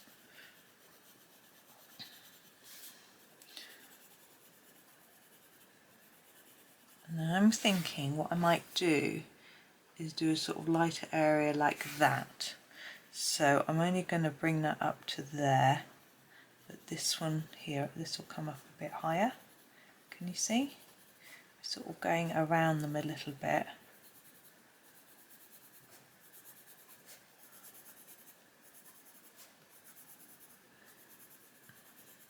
Like that. I think that'll work. Okay, let's grab the next one. We have got the warm grey 4. I don't know your Roman numerals, don't you, when you use polys? Let's start in this corner this time. I find if you keep starting in the same place, that place gets darker. I seem to do a better job on the first bit. So if you can start from a different bit each time, you can sort of make it work.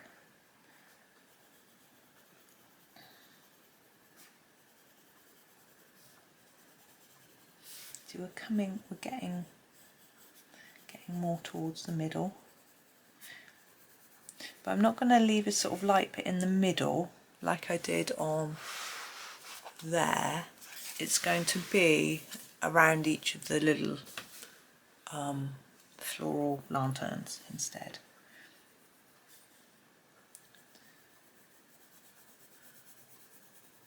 I don't know if I'm just having a quick look at the story. I don't think it mentions these, so we can sort of choose how we do it.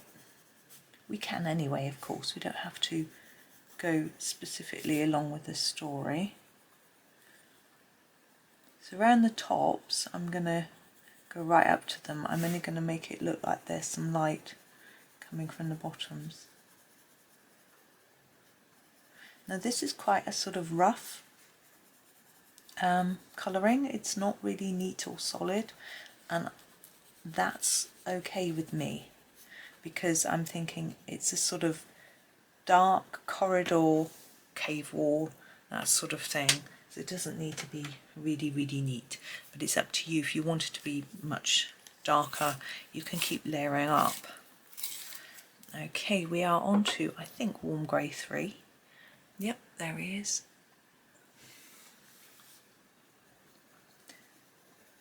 Oh, I did want to talk to you a little bit about memberships as well. I did send out a newsletter with information about it for those of you that subscribe to that, but there's been a little bit of confusion in that some people are worried that I'm offering videos to people who pay and people who don't pay are going to miss out. That isn't the case. What I'm doing is I'm offering early access videos to people who want to pay and support the channel. I really appreciate all those that you've joined. It's very humbling. I just set it up because YouTube's like, oh, do this, you know. They're always telling us to do this, that and the other, so I thought I'll give it a go. And I didn't really know whether anyone would be interested, so it's really nice that people have, so thank you. But what I do at the moment is I take a series of videos like this page, it's a sort of mini series, I put them together into one long video. I don't do any fancy editing, so you'll watch one and it'll say, hi everyone, I'm going to do the star one today, and it does the whole thing and I'll say goodbye, but then it'll come this next one straight away in the video. So I haven't sort of cut out the hellos and goodbyes or anything. It takes too much time for me to do that at the moment. It may come. So you get a big compilation of the page that we're working on. You can see I'm working hard on this to just get rid of some of the white paper and blend it all together, by the way. So you get that a little bit early, but the series in its parts being released one a day, that's still going to be available for everybody all the time. It's just I didn't feel comfortable with offering videos to people who were willing to, who could afford to pay, and not to those that, for for one reason or another can't do it. So it just isn't what I'm about.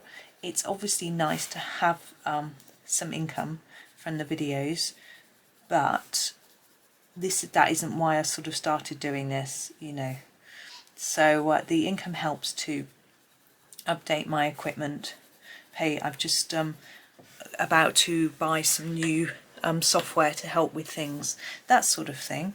But it isn't what it's all about.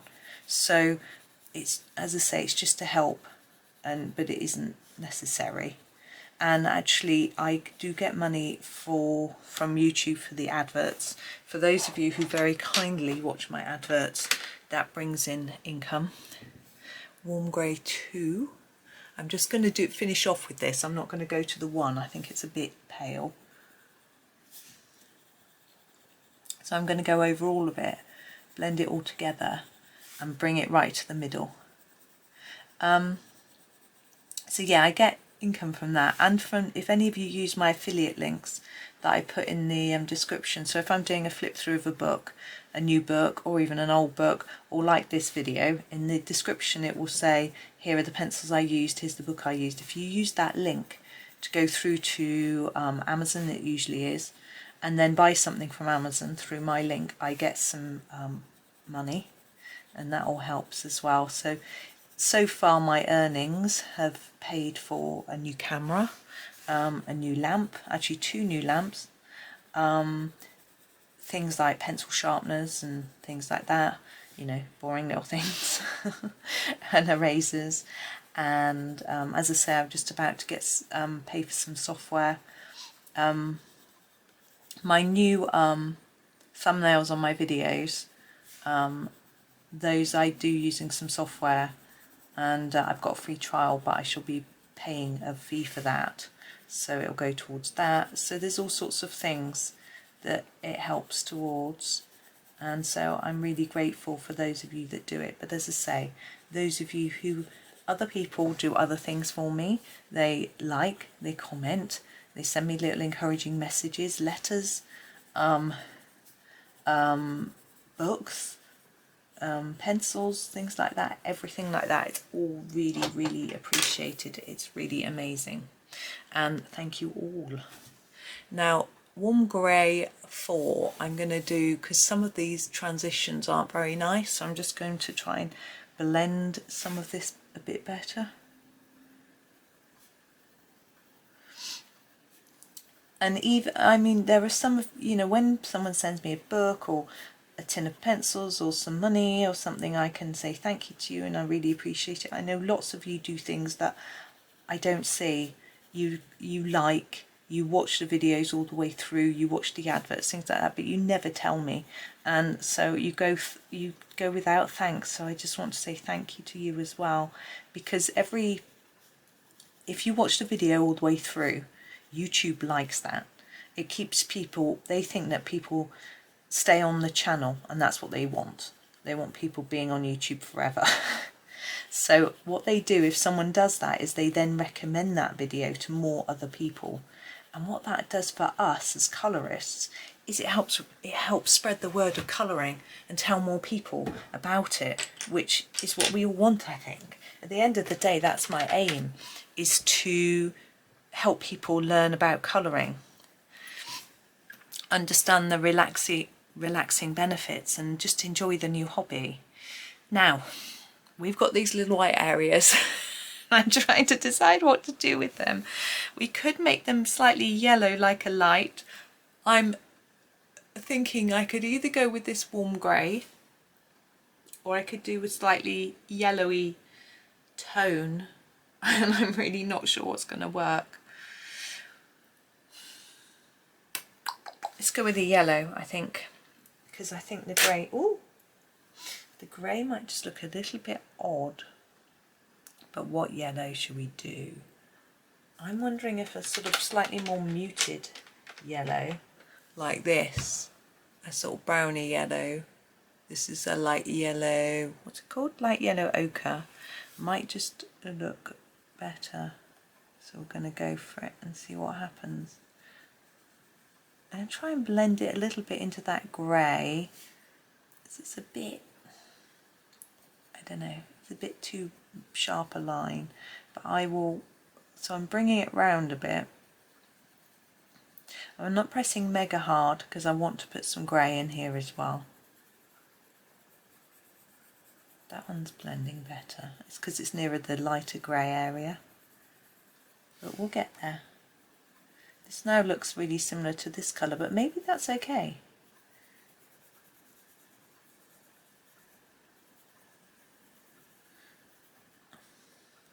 Now you could just colour this grey and not have them as lights, just as decorations. And then you could ignore the light aspect of it, which makes it, I think, slightly more complex. We'll see. I think it's coming along okay.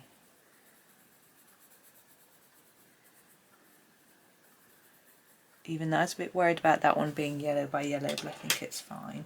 What I'm going to do is grab the warm grey 4 again, and no, the warm grey 3, and just slightly blend it a little bit. Because some of these edges look a bit too harsh.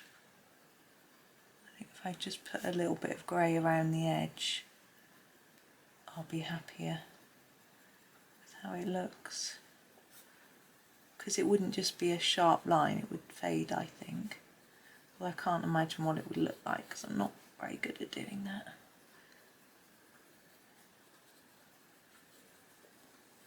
Now what I'm just going to do, just pop that down, is just get a little blending pencil and just cleaning the end off.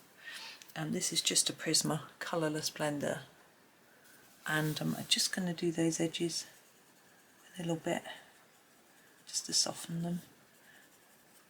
This isn't absolutely necessary, but I will just feel happier when I've done it. What I'm also going to do is use this blender over all of the grey, and you can just see if you think it's worth it. Have a look. You can see how the blender works. It helps to mix the colours up a bit. It helps to colour over that white paper. We've got a bit of a line across here where there's a mark in the paper of some sort. I don't think it's from the back. I just realised I haven't got a piece of paper behind this page, which is not good. Luckily there's no colouring on the back yet. Now sometimes this can just help to make everything come together. I do sometimes have too high expectations of my blending pencil. I think it's going to make everything perfect. It doesn't. You have to have a good go at blending on your own with your colours as well. You can't just work miracles, but it does help, I think. There we go. I think I'm happy with that now. You can definitely see this little line here, which is just a flaw in the paper. Now, you can keep pushing down colour. It could actually be something from the... No. You could keep pushing colour down into that to make it disappear, but it's very difficult. I think it's better to just leave it and hope that people don't really notice. You know, you're going to notice because you anything that you notice in your work immediately is always going to stand out, unfortunately, but other people won't notice. So that is that one. So I've got to choose which one we're doing tomorrow. I've got 3 left, so we'll see. But for now, thank you for watching. Oh no, I was going to do some shine. I'm going to do some shine. Where are my shiny pens? I can find all sorts of pens. Oh, there it is. I'm going to use this Jelly Roll sparkly pen. I'm going to just do these. I'm not going to do the ones on the top of the lights or anything on the lights, just these circles. Just a little detail. Now, had I not done any shine on any other part of the page, I probably wouldn't have bothered with that. Now, I don't know how well you can see. I think if I tip my book up, oops, tip my book to the light, you can see the sparkle. There we go. So there we go. I really am finishing this time. So thank you for watching. I hope you enjoy the rest of your day and happy colouring. Hi everyone, welcome to another video from this Ivy and the Inky Butterfly page, and we have some books that we're going to do today. This is on this page it does say that it's a bookcase, so I thought we would just start. It's the bookcase in the Wonder Room actually. I thought we would just start with doing a little bit of the actual bookcase using some browns in the background, and then we'll do the books afterwards. So I'm going to start with the walnut brown. These are Polychromos. It's what we've been using for this page, and I'm basically going to put a dark bit at the back. I'm going to fade it a little bit. Actually, I'm probably not thinking about it because the books will be creating a shadow. It'll be quite dark there, and here as well. It'd actually probably be darker in there, and from the shadow of that book there it might get a little lighter towards there. So let's just blend that a little bit, and we'll pop another colour in there later. We'll have a think about this bit. I think it's going to be quite dark around the edge where the sort of edge of the bookcase would be. It would also be quite dark around the edge of the books where they would create a shadow. So I hope everyone's doing well. I thought today I would just tell you about my website, and there is a link to it in the description. I think it's quite near the bottom. You have to be patient and go right through. There's a lot of writing in my description. As a freelance writer by trade, I do know how to write a lot. But anyway, so I'm sorry about that. But on my website there are different bits and pieces that I thought might be useful for you to look at. It has all my archive newsletters on there, so if you are nosy and want to know, nosy, that sounds rude, I don't mean it in a rude way, I mean nosy like me, like curious, that's the word. If you are curious and want to know what's in my newsletters, you can have a look there. I'm going for a much lighter one here, the brown ochre. Let's put it in shots so you can actually see it. I just hold it at the top. And I'm going to fill in these little gaps with a little bit of a lighter shade. Just go over the top and really get it in there. Anyway, so it's got my archive newsletters, as I say. So if you want to know what's in the newsletters, they're there. I send them out first, whenever that might be, and then put them up on the website. Well, sometimes a day after, sometimes a week after. It really depends on when I think about it. On a Saturday, I put an article in the blog showing links to all the tutorials I've done, so in case you've missed any. There are other things on there too. There are book reviews. So where I have, I'm just grabbing the next colour. Where I finished a book, I might show a link to my my flip through before I started it, my completed book review. Light yellow ochre, I'm going to do, can you see that? No. There you can see it.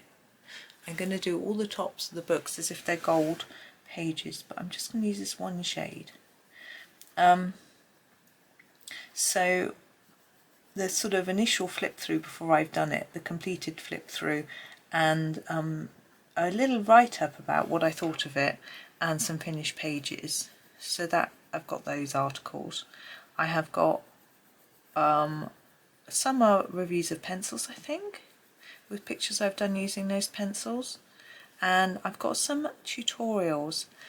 Some people I know aren't so keen on a video tutorial, or it might be at a time when you can't access one, watch it, can't put the sound on for some reason or something, or some people might just prefer a step-by-step one without a video, so they might feel they can do it more at their own pace. So those are available for some items. I might extend that over the summer a little bit. I just realised I've gone slightly wrong. I'm just going to grab my eraser, if I can find it, in my pencil case among all my bits and pieces. My eraser is black, and a lot of things in this pencil case are as well. I do have a pink one, which I might bring through instead. Tombow Mono. And this another little thing that I treated myself to a second eraser, because it's easier to have one in here and one next door, because next door is where I normally colour and here is just where I record. Now, book colours. We could try do a rainbow, but when I did the rainbow yesterday, it didn't really work, did it? It was a bit of a disaster. Also, I don't think anyone would really stack their books in rainbow order. They might, but I don't think I would. So what I'm going to do is just do a sort of random colours. So I'm going to start with the dark indigo on this one, and just use colours that I think would be the type of colours that you would find on an old book. So I'm sort of thinking hardback book, stately home library, what colours would the covers be? And they would be dark colours, I would think, elegant dark colours. They wouldn't be neons or pastels, would they? If you think about it, you know, think about your Reader's Digest. I don't know if that's just a British thing. They were often a red, I seem to remember. We had a few. We had red, blue, not this shade, sort of more navy blue, and green, very dark greens, that sort of colour. Brown as well. So those are the sort of colours I tend to do my books.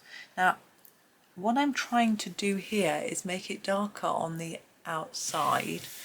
Sorry, it's going blurred, isn't it? So it looks more rounded, because the spine of a book is not always flat. Sometimes it is. This book I've got here is, but a hardback book tends to have this piece as a piece of leather, and although the spine is flat and glued, this piece tends to be loose and slightly rounded.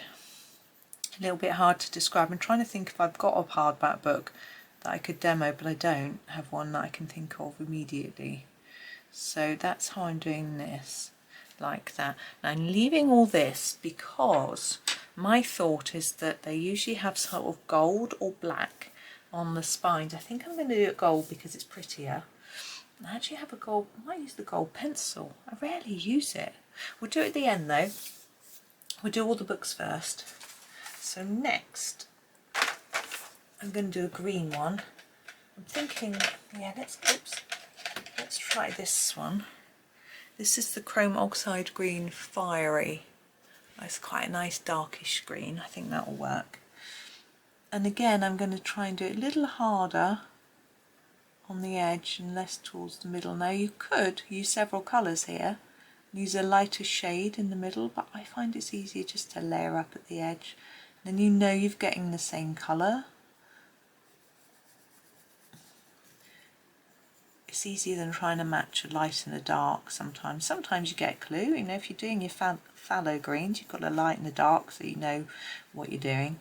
But what I'm doing is I'm trying to slowly fade as I go to the middle, and I just automatically do a bit from each end, and it helps me find the middle a bit more easily.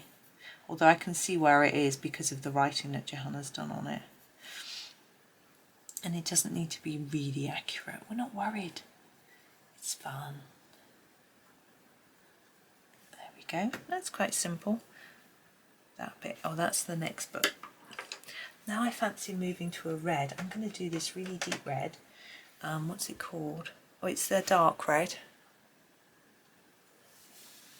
And not sure about that bit. I think I'll just do it plain. Now this one to me looks more flat from the way it's drawn, so I'm going to colour it more flat. Can you see that doesn't look quite so curved as that one? Maybe just because it's thinner. I don't know if it'll look odd. Maybe just do a little bit dark on the edges.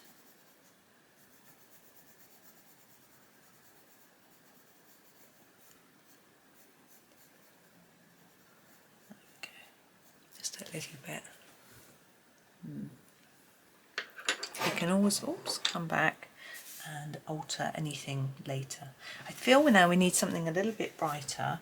I'm tempted to go for, I don't think we're going to have a sort of yellow. I think that would be a bit too garish for a bookshelf of this sort of books.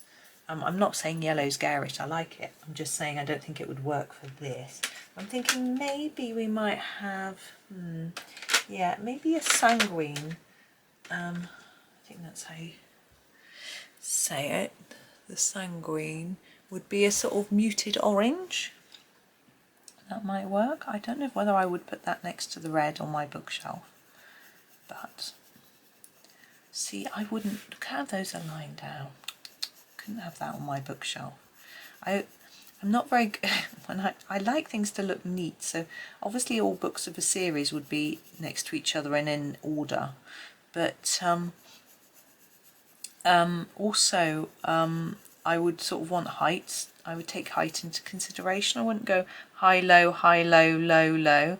I'd sort of have a slope going from tall at one end to short at the other. But maybe that would look strange. I don't know. I don't actually have a bookshelf of my own in the house. I share my son's. So I want a pink.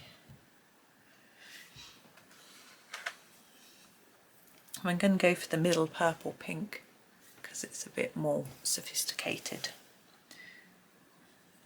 Oh, sorry, my nose is itchy. Gosh, my husband, I'm worried that I've got a clock in here now, which is very useful for me, but that you might be able to hear the ticking really loudly. I don't know whether it's going to be off-putting or not. Let me know. You'll probably all be listening for it now. It's quite loud. It's like one I used to have by my bed, and it is quite a loud tick. I'm sort of obviously used to it because I sleep with it, but I've got two clocks near the bed because one of them, the alarm stopped working, so I bought another one, and the alarm didn't work at all. It was brilliant. So I ended up, I'm choosing my next colour, having two clocks that didn't work and setting an alarm on my tablet instead. So I thought I would bring one down here. This is cobalt blue greenish. It is slightly lighter, but I think it will be okay. So yes, I brought it down because this week I want to make sure I don't miss any tennis, so I'm keeping an eye on the time for that reason. But also in the mornings, I'm recording a little bit early in the mornings. My husband usually messes around in the house, doesn't do a lot, and then goes off to work quite late. So he doesn't really talk to me. So I said I want to start recording early. So I put a clock in so I could come out in time to say goodbye to him. Pine green. But he decided this morning, he normally leaves for work at about 9:15 because he misses the traffic. He decided this morning he would leave as soon as I started recording, but we've got someone coming round tonight and he wants to finish work early, so I think that might have been the reason more so than anything, and he rushed off. I've never known him leave so quickly. It was quite interesting. But he's really motivated to get home on time tonight to chat to the builder who's coming round, or I don't think he's really a builder, fitter I suppose is the right word. Carpenter maybe? I don't know. Anyways, I think it's because with our kitchen fit we I'm just thinking about whether that would be that light. No, I'm going to put another layer on it. We both have different priorities when it comes to the kitchen. We don't disagree, we just have different things that we want doing. So we're going to get it all done, but I think he just wants to make sure that his things get remembered, which is absolutely fair enough. I'm thinking, would it be grey? No, brown. I don't think they'd be grey. But we've got brown wall. Is it going to even stand out? If we do this light warm brown-ish, lightish warm brown, it might work. This is the raw umber. I think this is going to work, but maybe not for that one, which is right next to wall. Be better for this one. And I've just realised I've missed a bit there. Hang on, I'm going to do some of the darker brown again. So we're back to our walnut brown for a minute, because this bit is a bit of bookcase, but that bit, would that be that book? Yeah. And with the brown ochre over the top of it, like that. There we go. Okay, so now back to our raw umber, but as I say, I'm not doing that book, I'm doing this book. Now this has got a straight spine, so that's how I'm going to colour it, with a straight spine.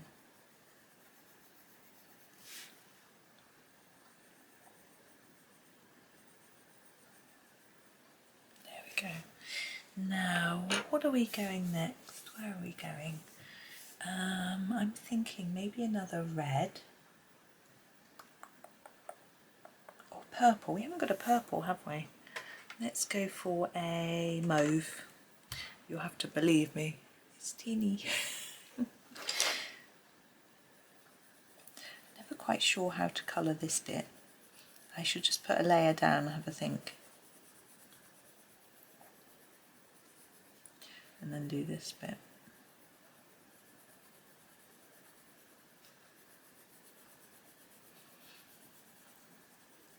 Sorry, I'm gone all quiet.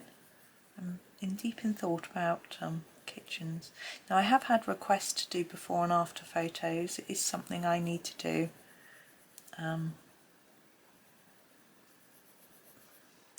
I was going to do some before photos this weekend after I finished cleaning the kitchen, but I didn't get around to it.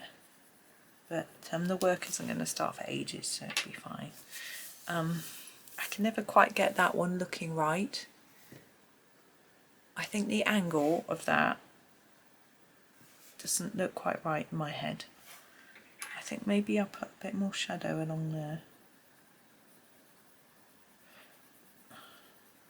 I'm almost tempted to just colour. I don't know if you would see very much of that side of the book really, with the angle it is.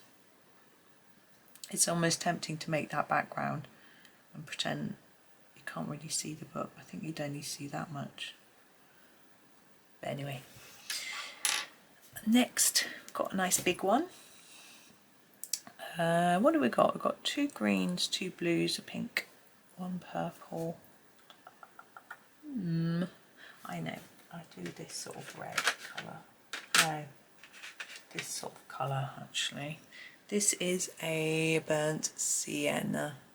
I thought sienna had 2 ends. That's how I spell it. Never noticed that's only got 1. How interesting. Anyway, is it going to be a bit too... I'm going to do it on this one. I think it's going to be a bit too close to that and the dark. It's quite brownish, isn't it? So as I say, I'll do it on this one. I'm going to have to make up my mind soon about what colour to do the border around all these little pictures, aren't I? Be a challenge for me.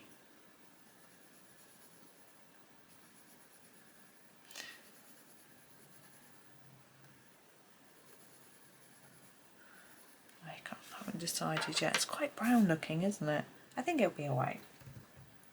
Last one, I want something colourful. Should we do a pink? A pinky colour. This one, I think. We'll do the crimson. I always thought crimson was red when I was growing up, but this is definitely pink. It's not quite the elegant sort of colour that I was describing at the beginning, but I just think it needs brightening up a little bit. But you can choose something different. An orange might have worked, potentially. Don't forget that bit down there. You might think that that should be a shelf. I'm just not really sure. Trust your instincts and go with what feels right for you.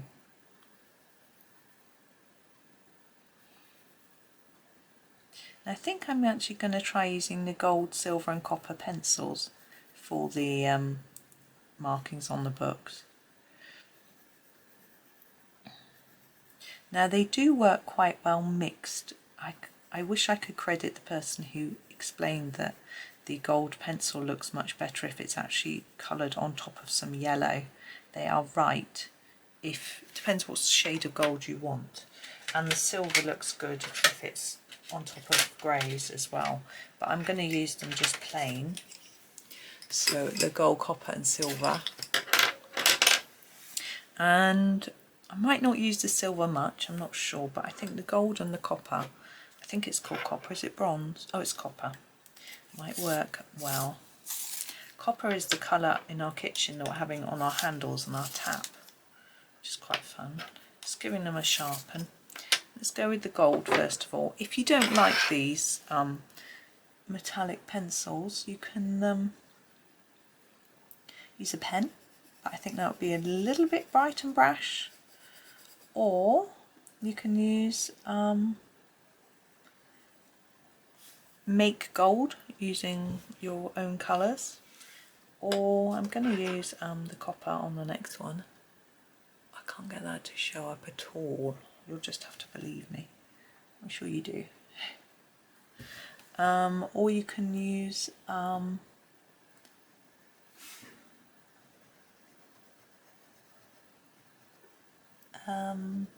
could you use? You could use green gold.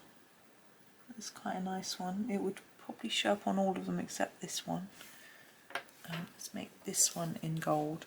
I'm not going to keep trying to show you the name because it just doesn't show up, so I just tell you what I'm doing.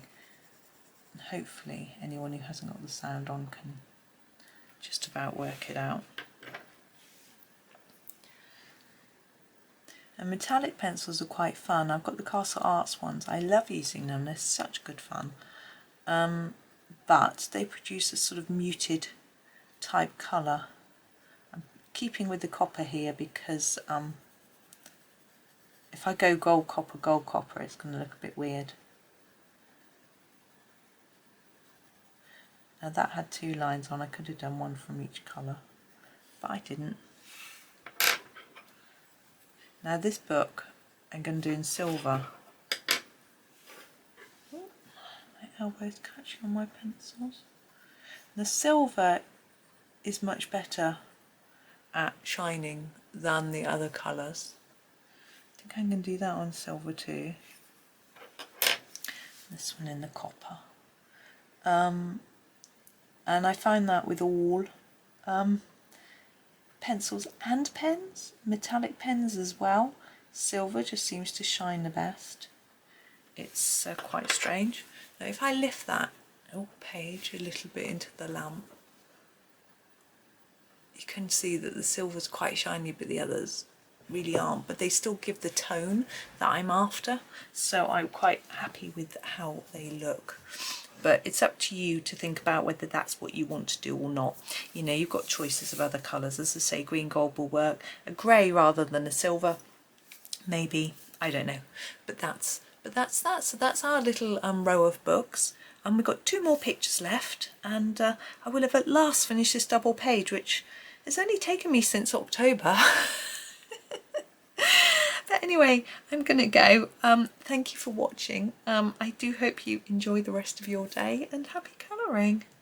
Hi everyone, welcome to the next video in this Ivy and the Inky Butterfly series. We have this very pretty looking feather to do today, and I've been thinking about how to do it. I've decided that I'm going to do it in some bluey greeny tones. I'll just show you. I had these sort of three colours in mind because I quite like doing feathers in gold or silver, but I've done a few like that for you before, and if you want to go back and look at my videos of those, then you can.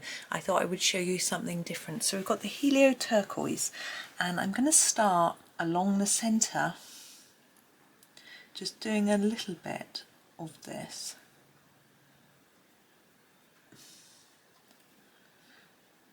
On each little piece. Now here we've got a longer area, and what I'm trying to do is to put more colour down near this central piece. I think some people call that the sort of quill, I'm not sure. And all the way along, just slightly fade it up a little bit. We can always mess around with the shading later and come down this central part too on this side. I just thought we would do a really pretty colour. I'm sort of going to ignore Johanna's pretty patterns and hope they just show through once we're done. And I'm going to do the same again, but on the outside. So on the tip of each of these, we don't get a lot of room on these, but here we get a bit more. But we have to take this one just a little bit slower because we've got all these dips that we need to be aware of. I sort of picked this colour because I was looking around the page and thinking about what colours we've used, and thinking that we've got the Tiffany lamp to do for our last video, and that will probably be quite bright colours, particularly on this shade. So I thought that I would keep this one to a blue. We've got the blue at the top with the tunnel, so I thought it would sort of match in. So that's why I picked it. As I say, I was tempted to do gold or silver, but I've done them before, so I thought we'd do something different. And we'll probably do either gold or silver on the lampstand anyway tomorrow, so you'll get to see a bit of that. Now we're going to use the Cobalt Turquoise, and basically we're just going to extend that colour through. So I'm just going to give this a sharpen because those little feathers, very small, little bits of feather, sorry, little tufty bits, really small. And I'm going to extend from both directions on these while I've got a nice sharp bit on my pencil. There we go. Now I can move along the centre. I'm sort of going over what I did before, just extending it out a bit. Obviously, as I go up the feather, this area gets thinner, so I will do a smaller amount. And I'm going to go back down here as well. Still leaving white because I've got another colour to come in, and I want a pale area in the centre to make it look like shine. So I'm not going to do too much at the top there, but bring some down here.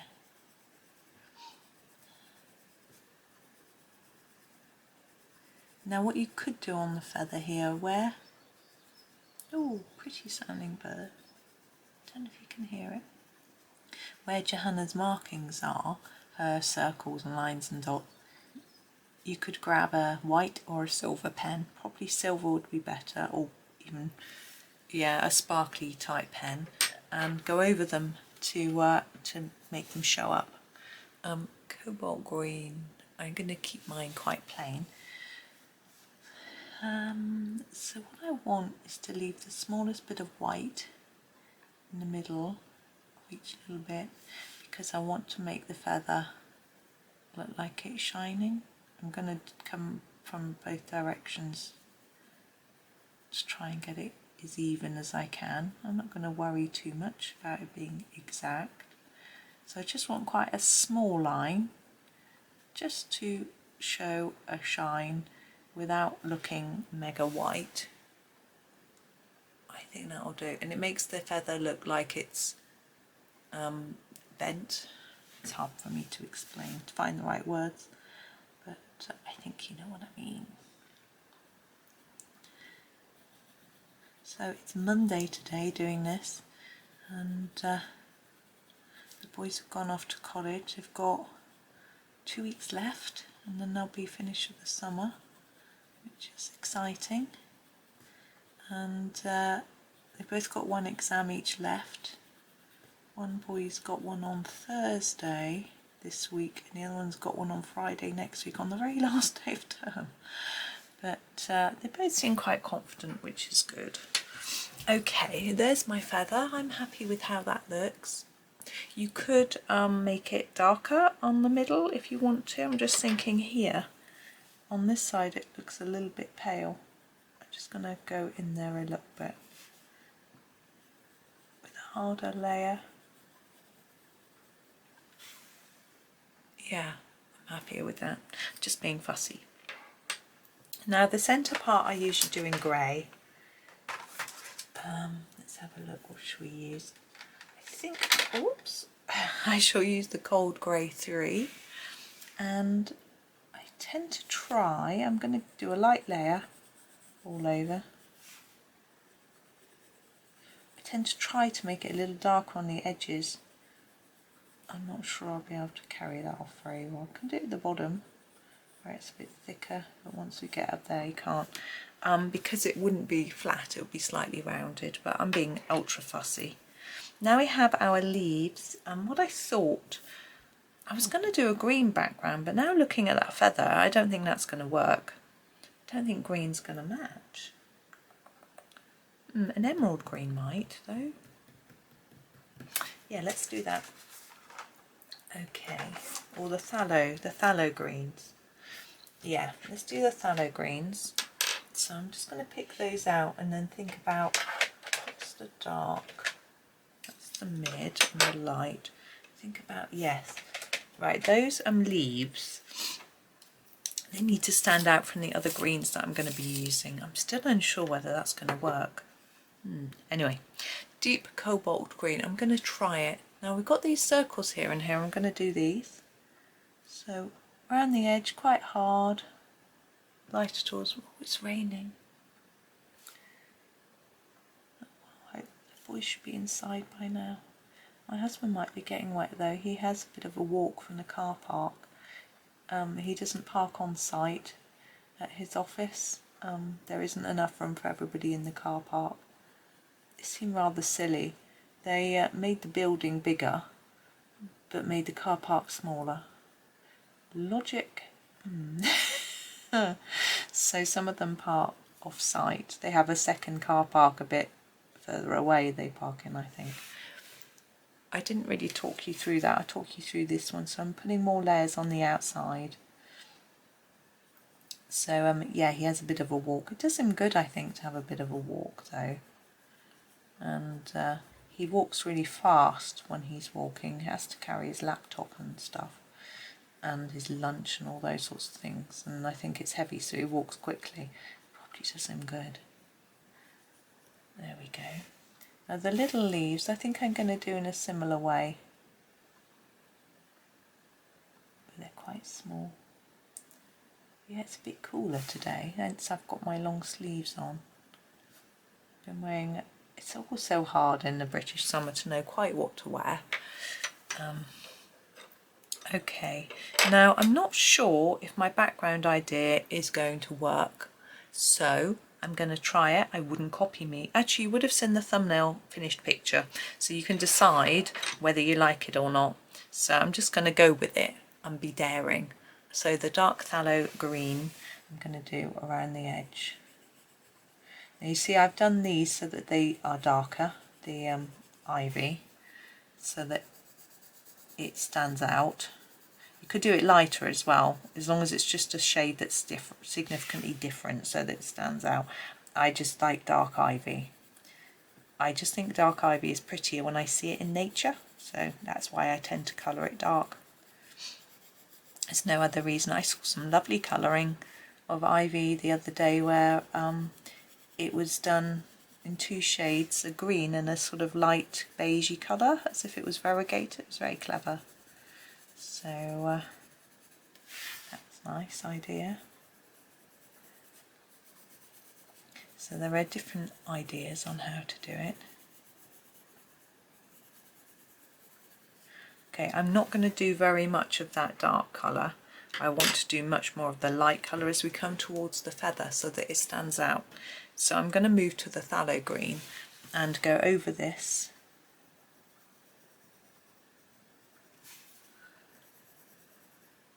Like that, and then just bring it in a little bit.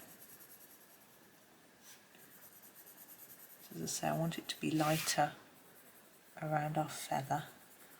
Obviously it isn't here because we're getting quite close already, but do my best to make it lighter.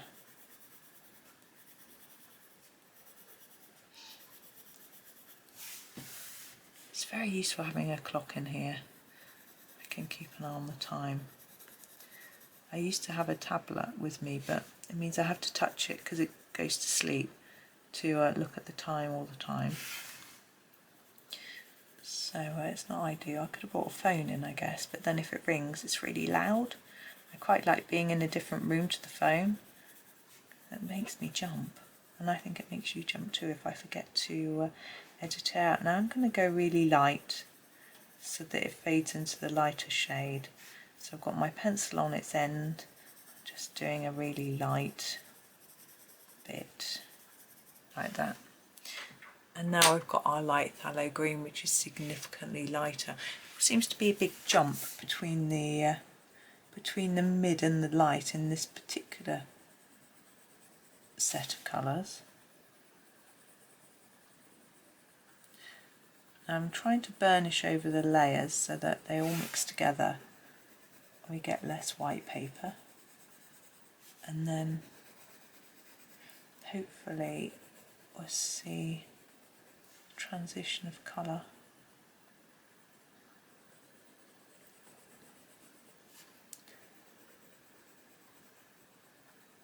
As we go, let's have a look in the screen. Yes.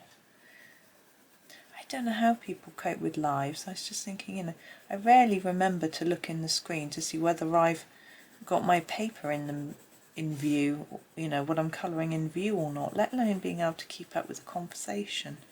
But Premieres is better. Hang on, I've just got to wipe my nose, because I can just follow the chat and I don't have to be talking because the video is already made. I think that's a bit easier for me, but I know I haven't been doing those lately. It's all a matter of trying to find the time to fit everything in. But I think I might soon have time to do some premieres in the mornings. I know the afternoons is preferable because America is awake.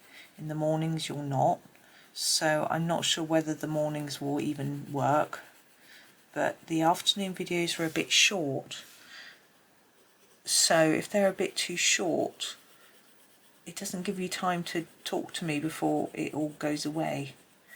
So we'll see.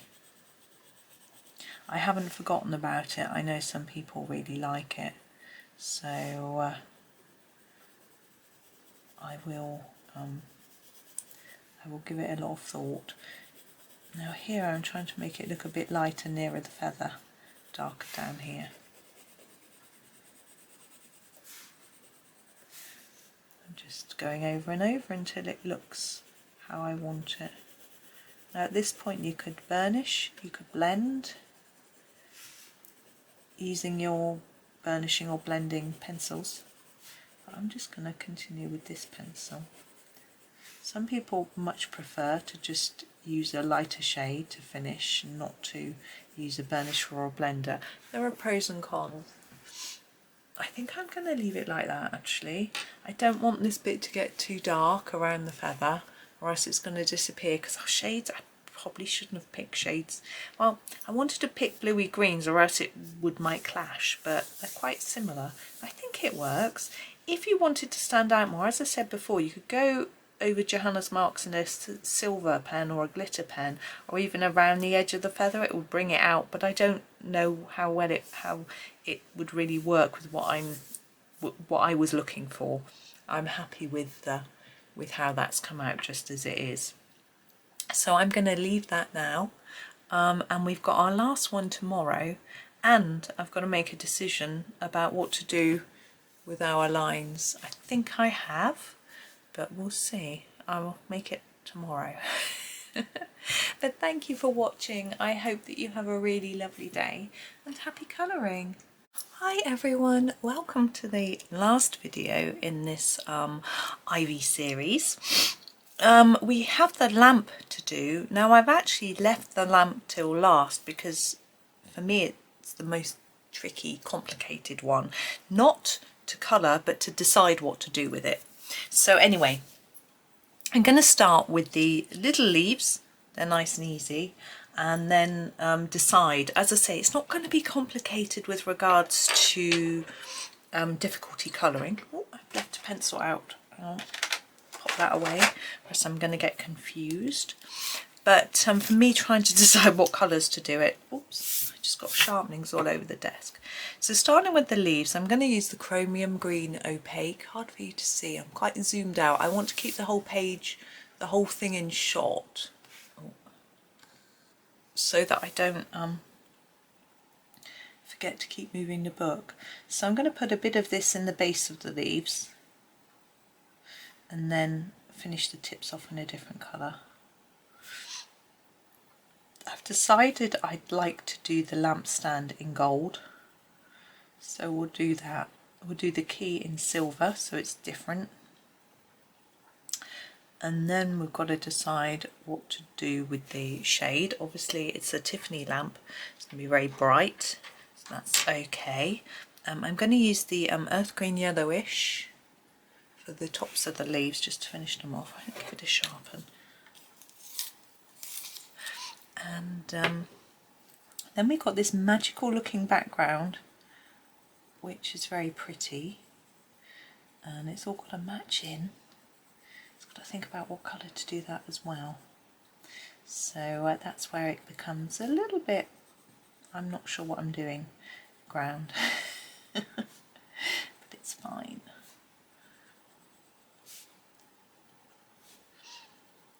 I'll get there. Just get these leaves done because they're simple. I'm going to do the key next because again that for me is a little bit easier. Oops. And I'm going to use a cold grey and probably just one because there's not a big area to do. So I'm going to, rather than using several, I'm going to try and fade the one. So this is the cold grey 5.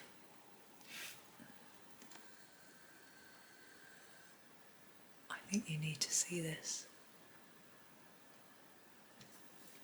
So I'm going to look at the key and think, where are the darker areas going to be? Here.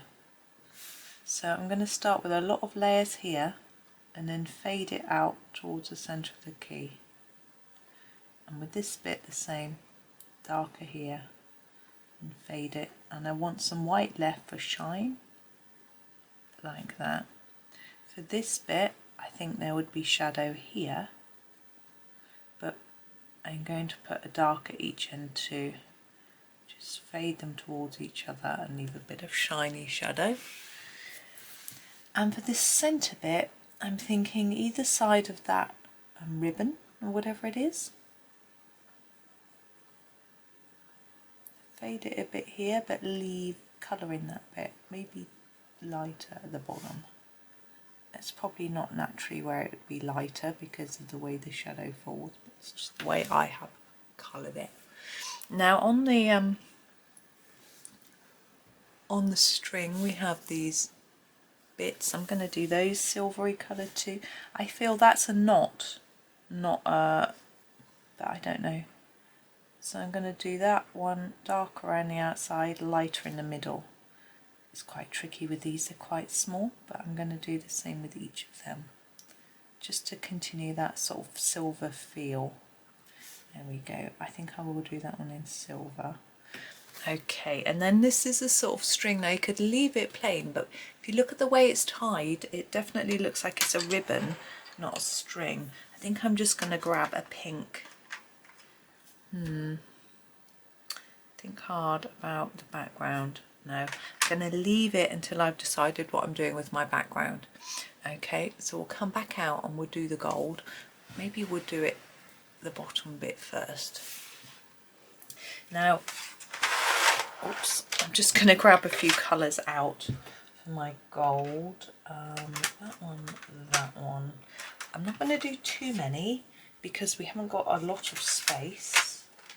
I would normally do quite a few. I think we'll just do 4, like these 4. I'll talk you through them, so don't worry.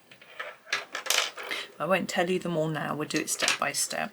So I'm going to start with the nougat for the darkest areas. And so we'll start right at the bottom of our lampstand and we'll just put a bit of nougat here, like that, and here. Okay. And then we've got this bit. I'm going to do all the nougat first. I find it much easier doing it that way and quicker. So I'm going to put it all the way on the outside like that and just gently fade it in. And the same on this one. Like that. Okay, I'm just looking at where we're at. Now this bit is too thin to do the same like here. I'm going to do darker, lighter, lighter and leave a white bit in the centre. This bit's too thin for that, so I'm going to do it a different way. I'm going to put my darkest bit here and here. And I can make it a little bit thicker because we've got quite some length there. But here I'm just going to do at each end just a little bit because we haven't got so much room. And here, look, we've only got a little bit, so that way. Okay, now let's move ourselves down. Oh, some post came through the letterbox and scared me. I'm going to see what it is. Hang on. Oh, sorry, back again. I just didn't want to be sitting here rushing because I wanted to see what my post was. I'll tell you about it as we go. A little bit there. We can take this quite a long way up because we've got to go all the way to the top here. I'm going to come out so you can see. We've got to, this piece goes all the way up and round there. So I'm actually going to take it even further than that. No, the post was some flooring samples, which I didn't open yet, and some chocolate, which again I didn't open, but lovely.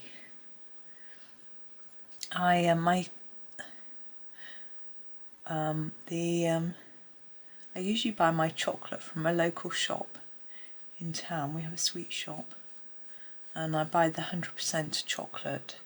I'm just trying to decide whether to do those two bits. I'm not going to do them with this darkest colour. I'm just checking I've done everything I want to do with this. I think so. So I'm going to put that one aside and grab my next darkest, which is the raw umber. Okay. I'm going to go over what we've done and take the colour further along.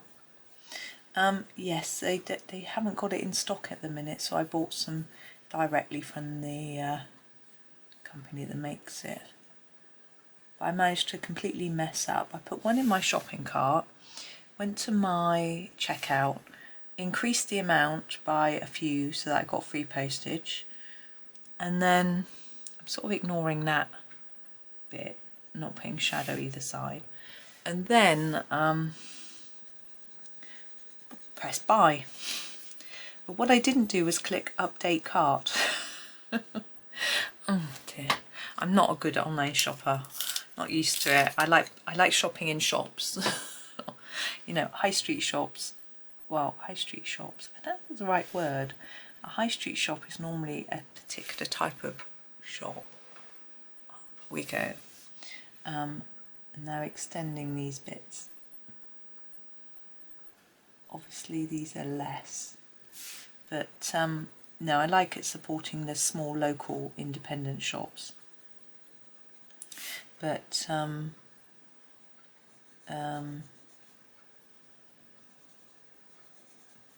as I say, they didn't have any, so I just bought in bulk to get free postage. But I'm going in there soon because I need to buy some treats for my boys for their birthday.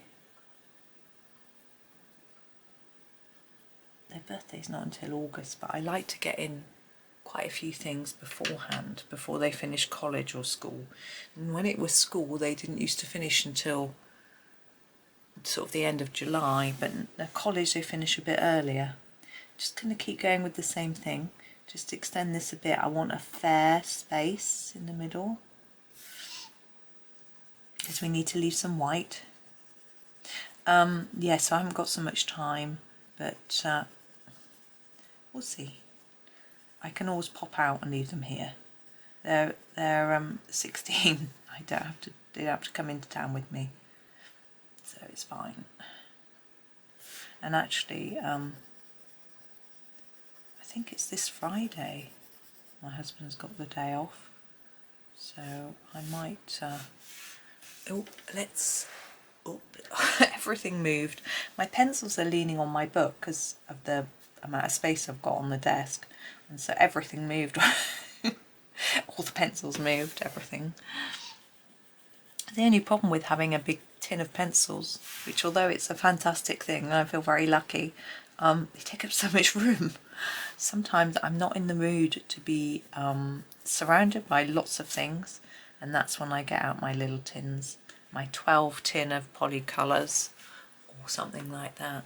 Now I'm going to do these two with the green gold only, because they're small. I want them to look a little bit different as well.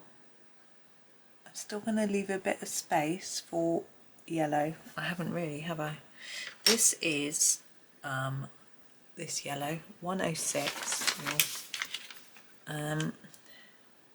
light chrome yellow. Okay. Now, like that, around here. I want to leave a little bit of white, but the light chrome yellow will add some vibrancy and warmth. So it's nice to put it over the top of everything. And because these are polys, not prismas, they don't act in the same way, so you can put them on top and they'll just gently lighten without making everything too different. I'm getting used to my prismas and realising that they are really different, and takes some getting used to, but that's fine. It's fun, it's learning, it's good to learn new things. Yeah, I think it's all very well having a hobby like this, which is so good for us, so relaxing, so fun, but I think we should also learn, keep learning all the time. I mean, we do by watching tutorials, by practicing, trying new colour combinations, trying different styles of artist, all those sorts of things, because apparently that's what helps with your mindfulness. Is if you're slightly challenging yourself, it's more distracting. If you're using it as a method to try to think about different things, you know, distract you. Green gold, I'm just gonna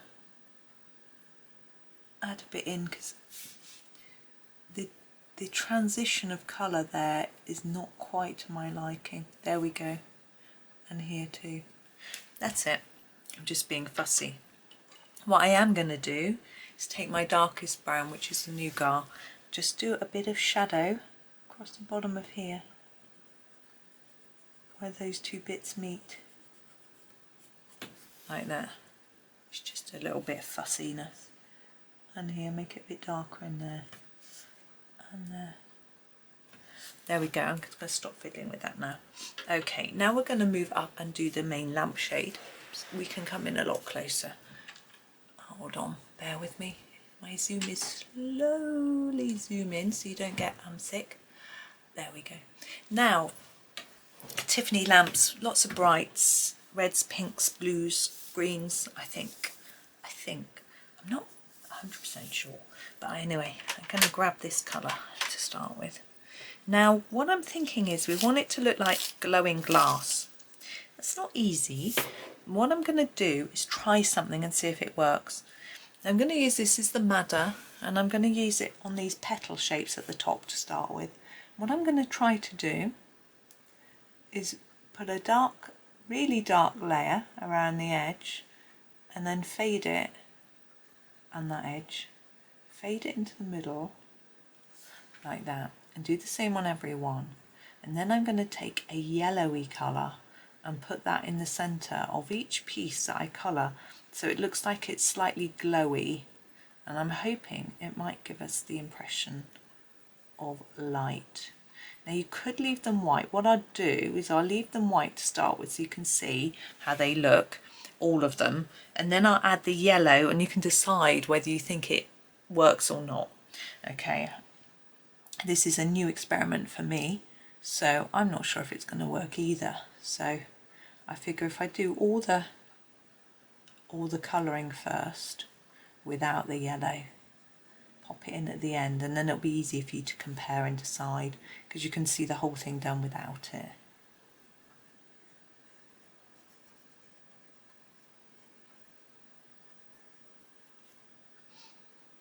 So I thought I would make this bit look like petals as well. I don't know whether it's supposed to be petals or leaves, but I thought it'd be fun. Now often I think they have quite dark blues and purples. Let's have a look. But if I do, yeah, I'm just going to sharpen. Now where we've got these long pieces, I'm thinking maybe a stripe might work. So I'm going to use the bluish turquoise for every other one, and then a different colour for every other one, and but not too different. So I'm not going to go like blue and yellow or something. I'm still trying to do that fadey thing. That end one is really thin, but I can do it better on this one. So just less layers towards the middle like that. You can see what I'm doing. And sort of alternating, almost a checkerboard, but not quite, because obviously those aren't squares. I just thought it might be fun. I've got no idea whether any Tiffany lamp would ever look like this, but hey, it's my own design. Design is something I'm not really very good at though.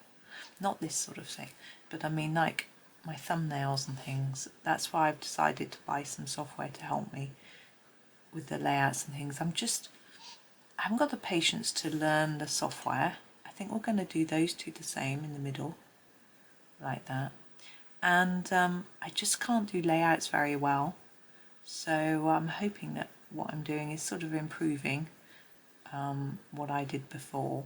Because I figured I needed some words on my pictures for my YouTube. I'm talking about my YouTube thumbnail, so if someone has my video suggested to them to watch, all they used to get was my finished picture. And if they aren't a colourist or whatever, they might not know what on earth it is. So I thought if I put a little bit of wording on there to explain, you know, what book it's from or what it is, that might help people to know what it is and then to perhaps to click. And I think it's a bit neater somehow. Now my next colour isn't going to be too far away from that one. I figure, whoops, that I use the cobalt turquoise, so it looks different but not too different. I don't want it to look like a sort of tablecloth or something. I don't know why I think tablecloths look like this. Mine doesn't. My tablecloth is blue with white spots. Catholicistan. But I've got to get a new one for the new kitchen. It's really very similar, isn't it, this colour? Now the reason I've chosen the greeny blues is because we're going to use some yellow. And I figured if it goes a bit green from the yellow, it's going to work. Whereas had I chosen a more purpley blue, let's say, it might have looked a bit strange. But anyway, we'll see. But yes, I need a new tablecloth when the kitchen's done, because that one won't match. Because we're going for deep heather, which is a sort of deep purpley pink, and a dark green. So I was going to go, I saw this I thought I might do the same sort of tablecloth, but pink with white dots. But we'll see. It's really a little bit early to be worrying about tablecloths when I haven't even had a meeting with my builder yet. Now, this is not looking very Tiffany-esque anymore, so I need a sort of bright colour, or a green. I'm thinking it needs a green, some green. Maybe I'll do green in that background bit. Yeah, let's go for an emerald green. I'm thinking that will sort of work. Emerald green, you have to believe me. Again, we want to try and make our glowy bit. So lots of layers here, a bit less towards the middle.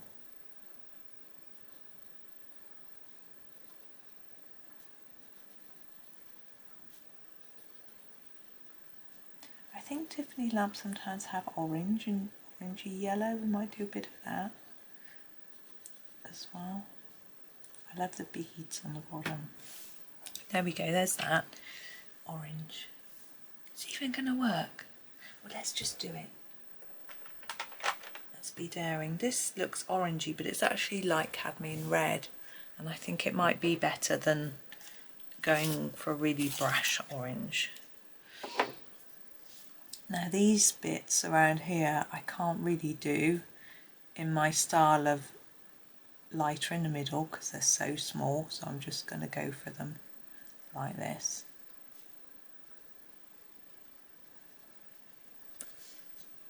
And I think I might, we've got a little dot there, do this bit the same. I might just fade it towards the middle so we can put a bit of light on the centre bit, like that. Now what should we do? I'm thinking I just want a yellow in there. I'm going to grab the yellow I'm going to use for the glowy bits. This is the cadmium yellow. Oh, there you go. Now the beads. I'm thinking beads and ribbon might match. Right, there is what it looks like. I'm going to add my yellow now. Okay, so have a think.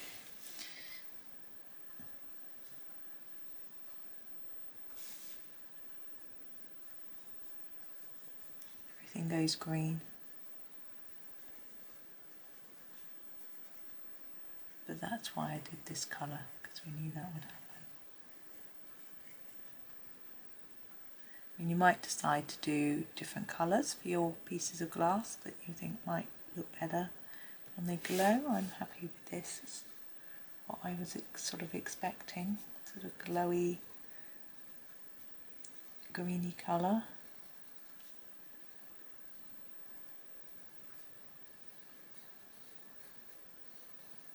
There we go. Now the beads and the background. I still haven't really decided. I think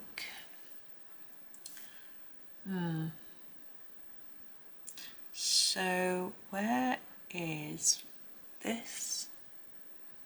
Lamp is in the Wonder Room. Pinks. I'm going to do a pink background, so I'm going to do the ribbon and the beads in purple. So I'm going to grab a mauve and do all the beads. Now they're very small. I'm not going to be able to do anything special. I'm just going to do them. And I know it's a really different colour to the rest of the lamp, but that's what I think they might have been.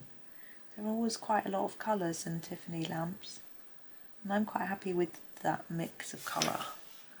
But you know, you can choose what you wish. Now with this ribbon, can you see? And take the colour down to the centre and then up from the bottom and leave a paler bit, as if there's a bit of shine, because this ribbon is sort of satiny, silky ribbon, might have a bit of shine, a little bit tricky there. Same on these bits, I'm going to try hard to just do a little bit less in the middle, like that. Now our background pink. Oh, I'm just going to wipe my nose. Now all these magical bits I'm going to draw on after, so I'm not going to worry about them now. And I've decided I'm going to go really mad with my pinks and use these three, which are the sort of Barbie pinks. I don't know why, I think it will just work. So I'm going to start with the fuchsia pink as the darker edge in the way that we've done with our other backgrounds. I'm going to zoom out, or else I'm going to forget to move the page because I'll start wittering on, and there we go. My book is underneath. I'll come in as closely as I can, there we go. So I'm just going to start layering and layering really.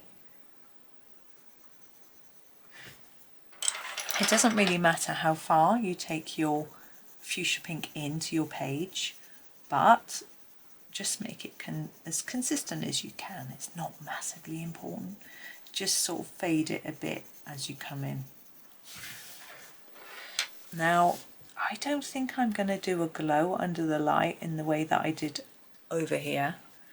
I think I'm just going to draw the background around it and just ignore it. It's just a different approach, and you can decide then what you like.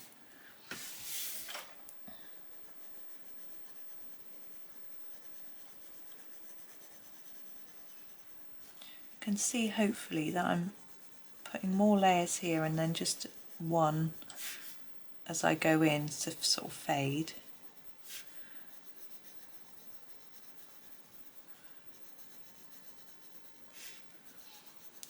I have decided on what I'm doing for the border, by the way.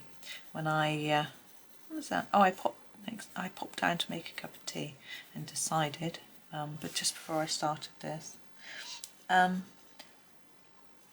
I am going to do black pen. I think I've got one here. That might be a blender. No, I don't. So a black pen, I've got, yes, I have got one in here. I'm determined to find it. There we go. Now this is a Jelly Roll Sakura that I was given, and I think there's just a plain black. I've got a glazed pen which I thought I might use, but I can't decide whether to use the glazed pen so it's a bit shiny, or whether to use the plain one and then put some glitter on top.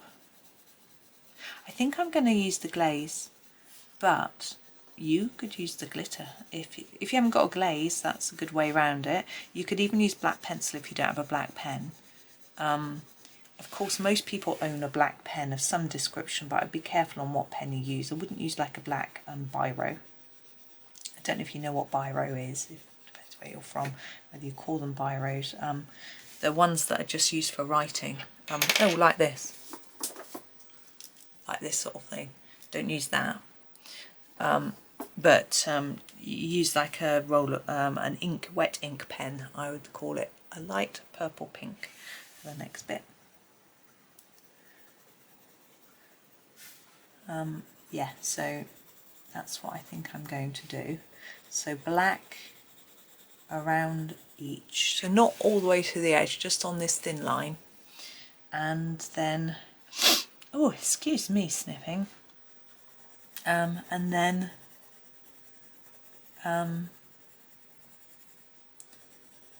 yeah, black on the thin line, and then sparkly pen, or as I say, I'm going to just use my glazed pen.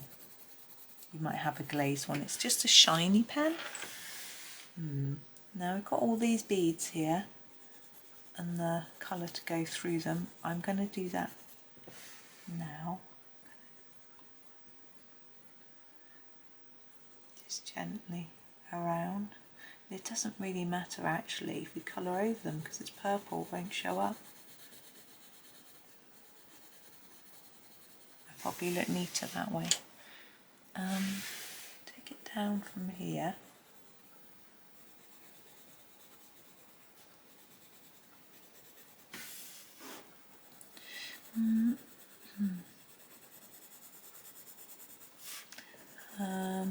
yeah, so what I will do, I'm not going to demonstrate my doing the lines because it is just a pen, just penning over it. But I will have a picture for you so you can see. Right at the end, my thumbnail will have that black done. But I think it's probably fairly easy to work out what it's going to look like.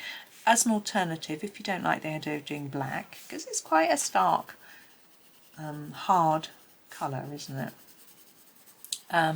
You could do gold or silver. I think because of the other page where we've got all the monsters, if you've done it, well, even if you haven't done it my way, you've got monsters. I'm just going to bring that in a little bit this side. I think the silver goes better somehow. But that's just me. It depends what colour you've done everything. Okay, let's bring in the last pink. This is it the Pink Madder Lake? Just looking, yeah, Pink Madder Lake. And just going to try and neaten everything up really.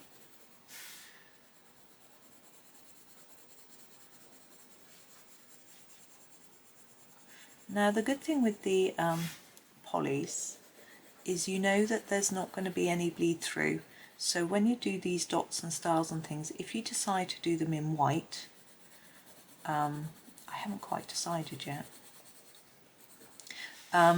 you know that it won't bleed through and change colour. Now if you are doing white, you need to make sure you've got quite a lot of layers because we're using a fairly pale colour here. If you have lots of white paper showing through, there's nothing wrong with that, but the white pen won't show up. So I found some people saying, I can't get a white pen to show up on my page. And I have a look at what they've done, and they've done a light pastel-y colour, and they've put it on quite thinly. And again, as I say, while there's nothing wrong with that, your white pen isn't going to show up. I think I'm going to use purple for my magical bits, not white. But I haven't 100% decided. I quite like a purpley sparkle.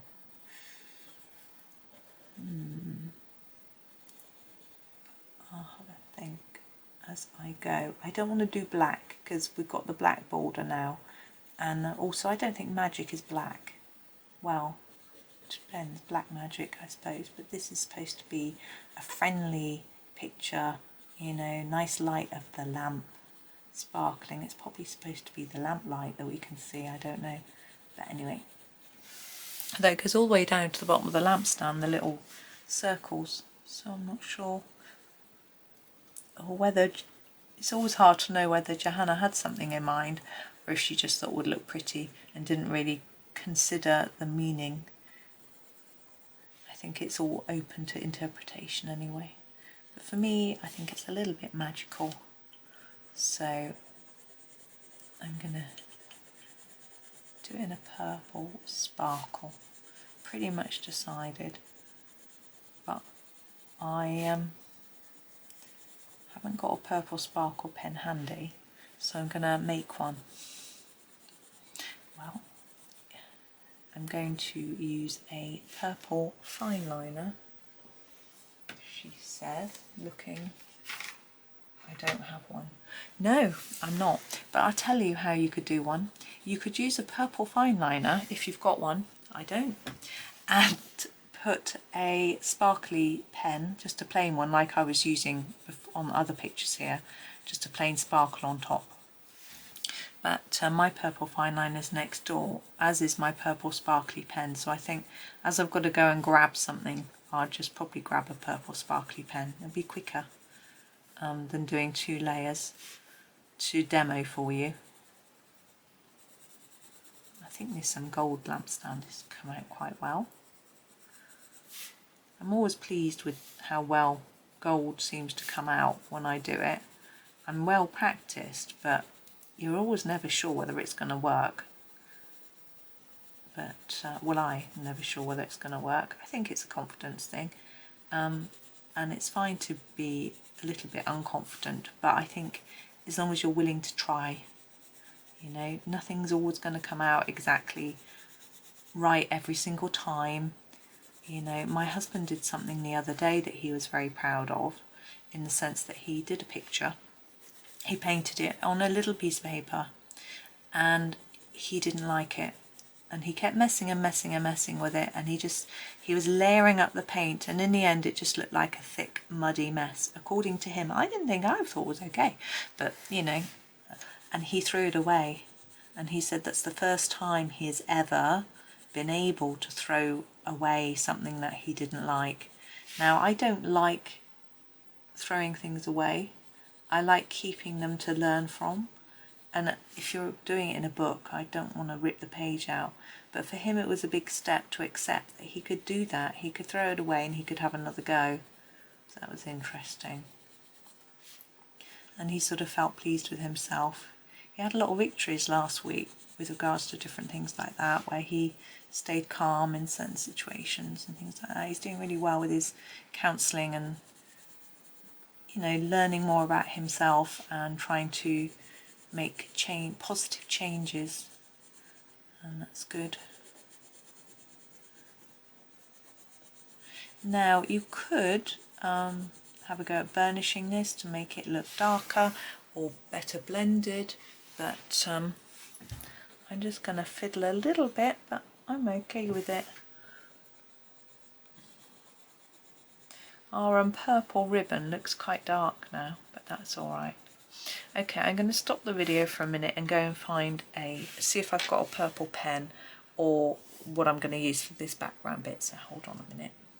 Right, I am back with a selection of pens just to show you a few options. From the start, I've got a purple Posca. That would probably be an idea to use. I'm just going to swatch it on the paper.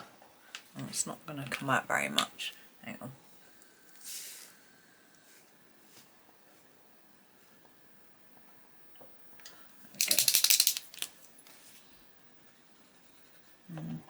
Come on, purple Posca. Never do this up and down movement on your book because it can splodge. So there's the purple Posca. Here's a Stedler fine liner. It's got a tiny number on it. It says F+6. There. See, it's darker. It's a darker option. There's a blue Posca if you want something blue. I don't think that's going to work at all. That's another option. And then I've got these Castle Arts pens. I have got this one, a nice purple. One of these is metallic. I think that's a purple metallic. I can't really tell. This one is a purple glitter pen, and this is a slightly lighter. No, it's got a slightly lighter packaging, but that one, I'm going to go for that one. Let me turn it to the light. You can see the different sparkle effects and things. I'm going to do a sparkly one. So that is all the pens that I had that I was choosing through. So let's zoom back out so I don't leave you behind. Whoop, it's coming. There we go. You can hear the, I don't know if you can hear the camera. It starts to make a noise. So I'm just going to go over all the stars and dots, and then I might add a few more if I feel like I want to.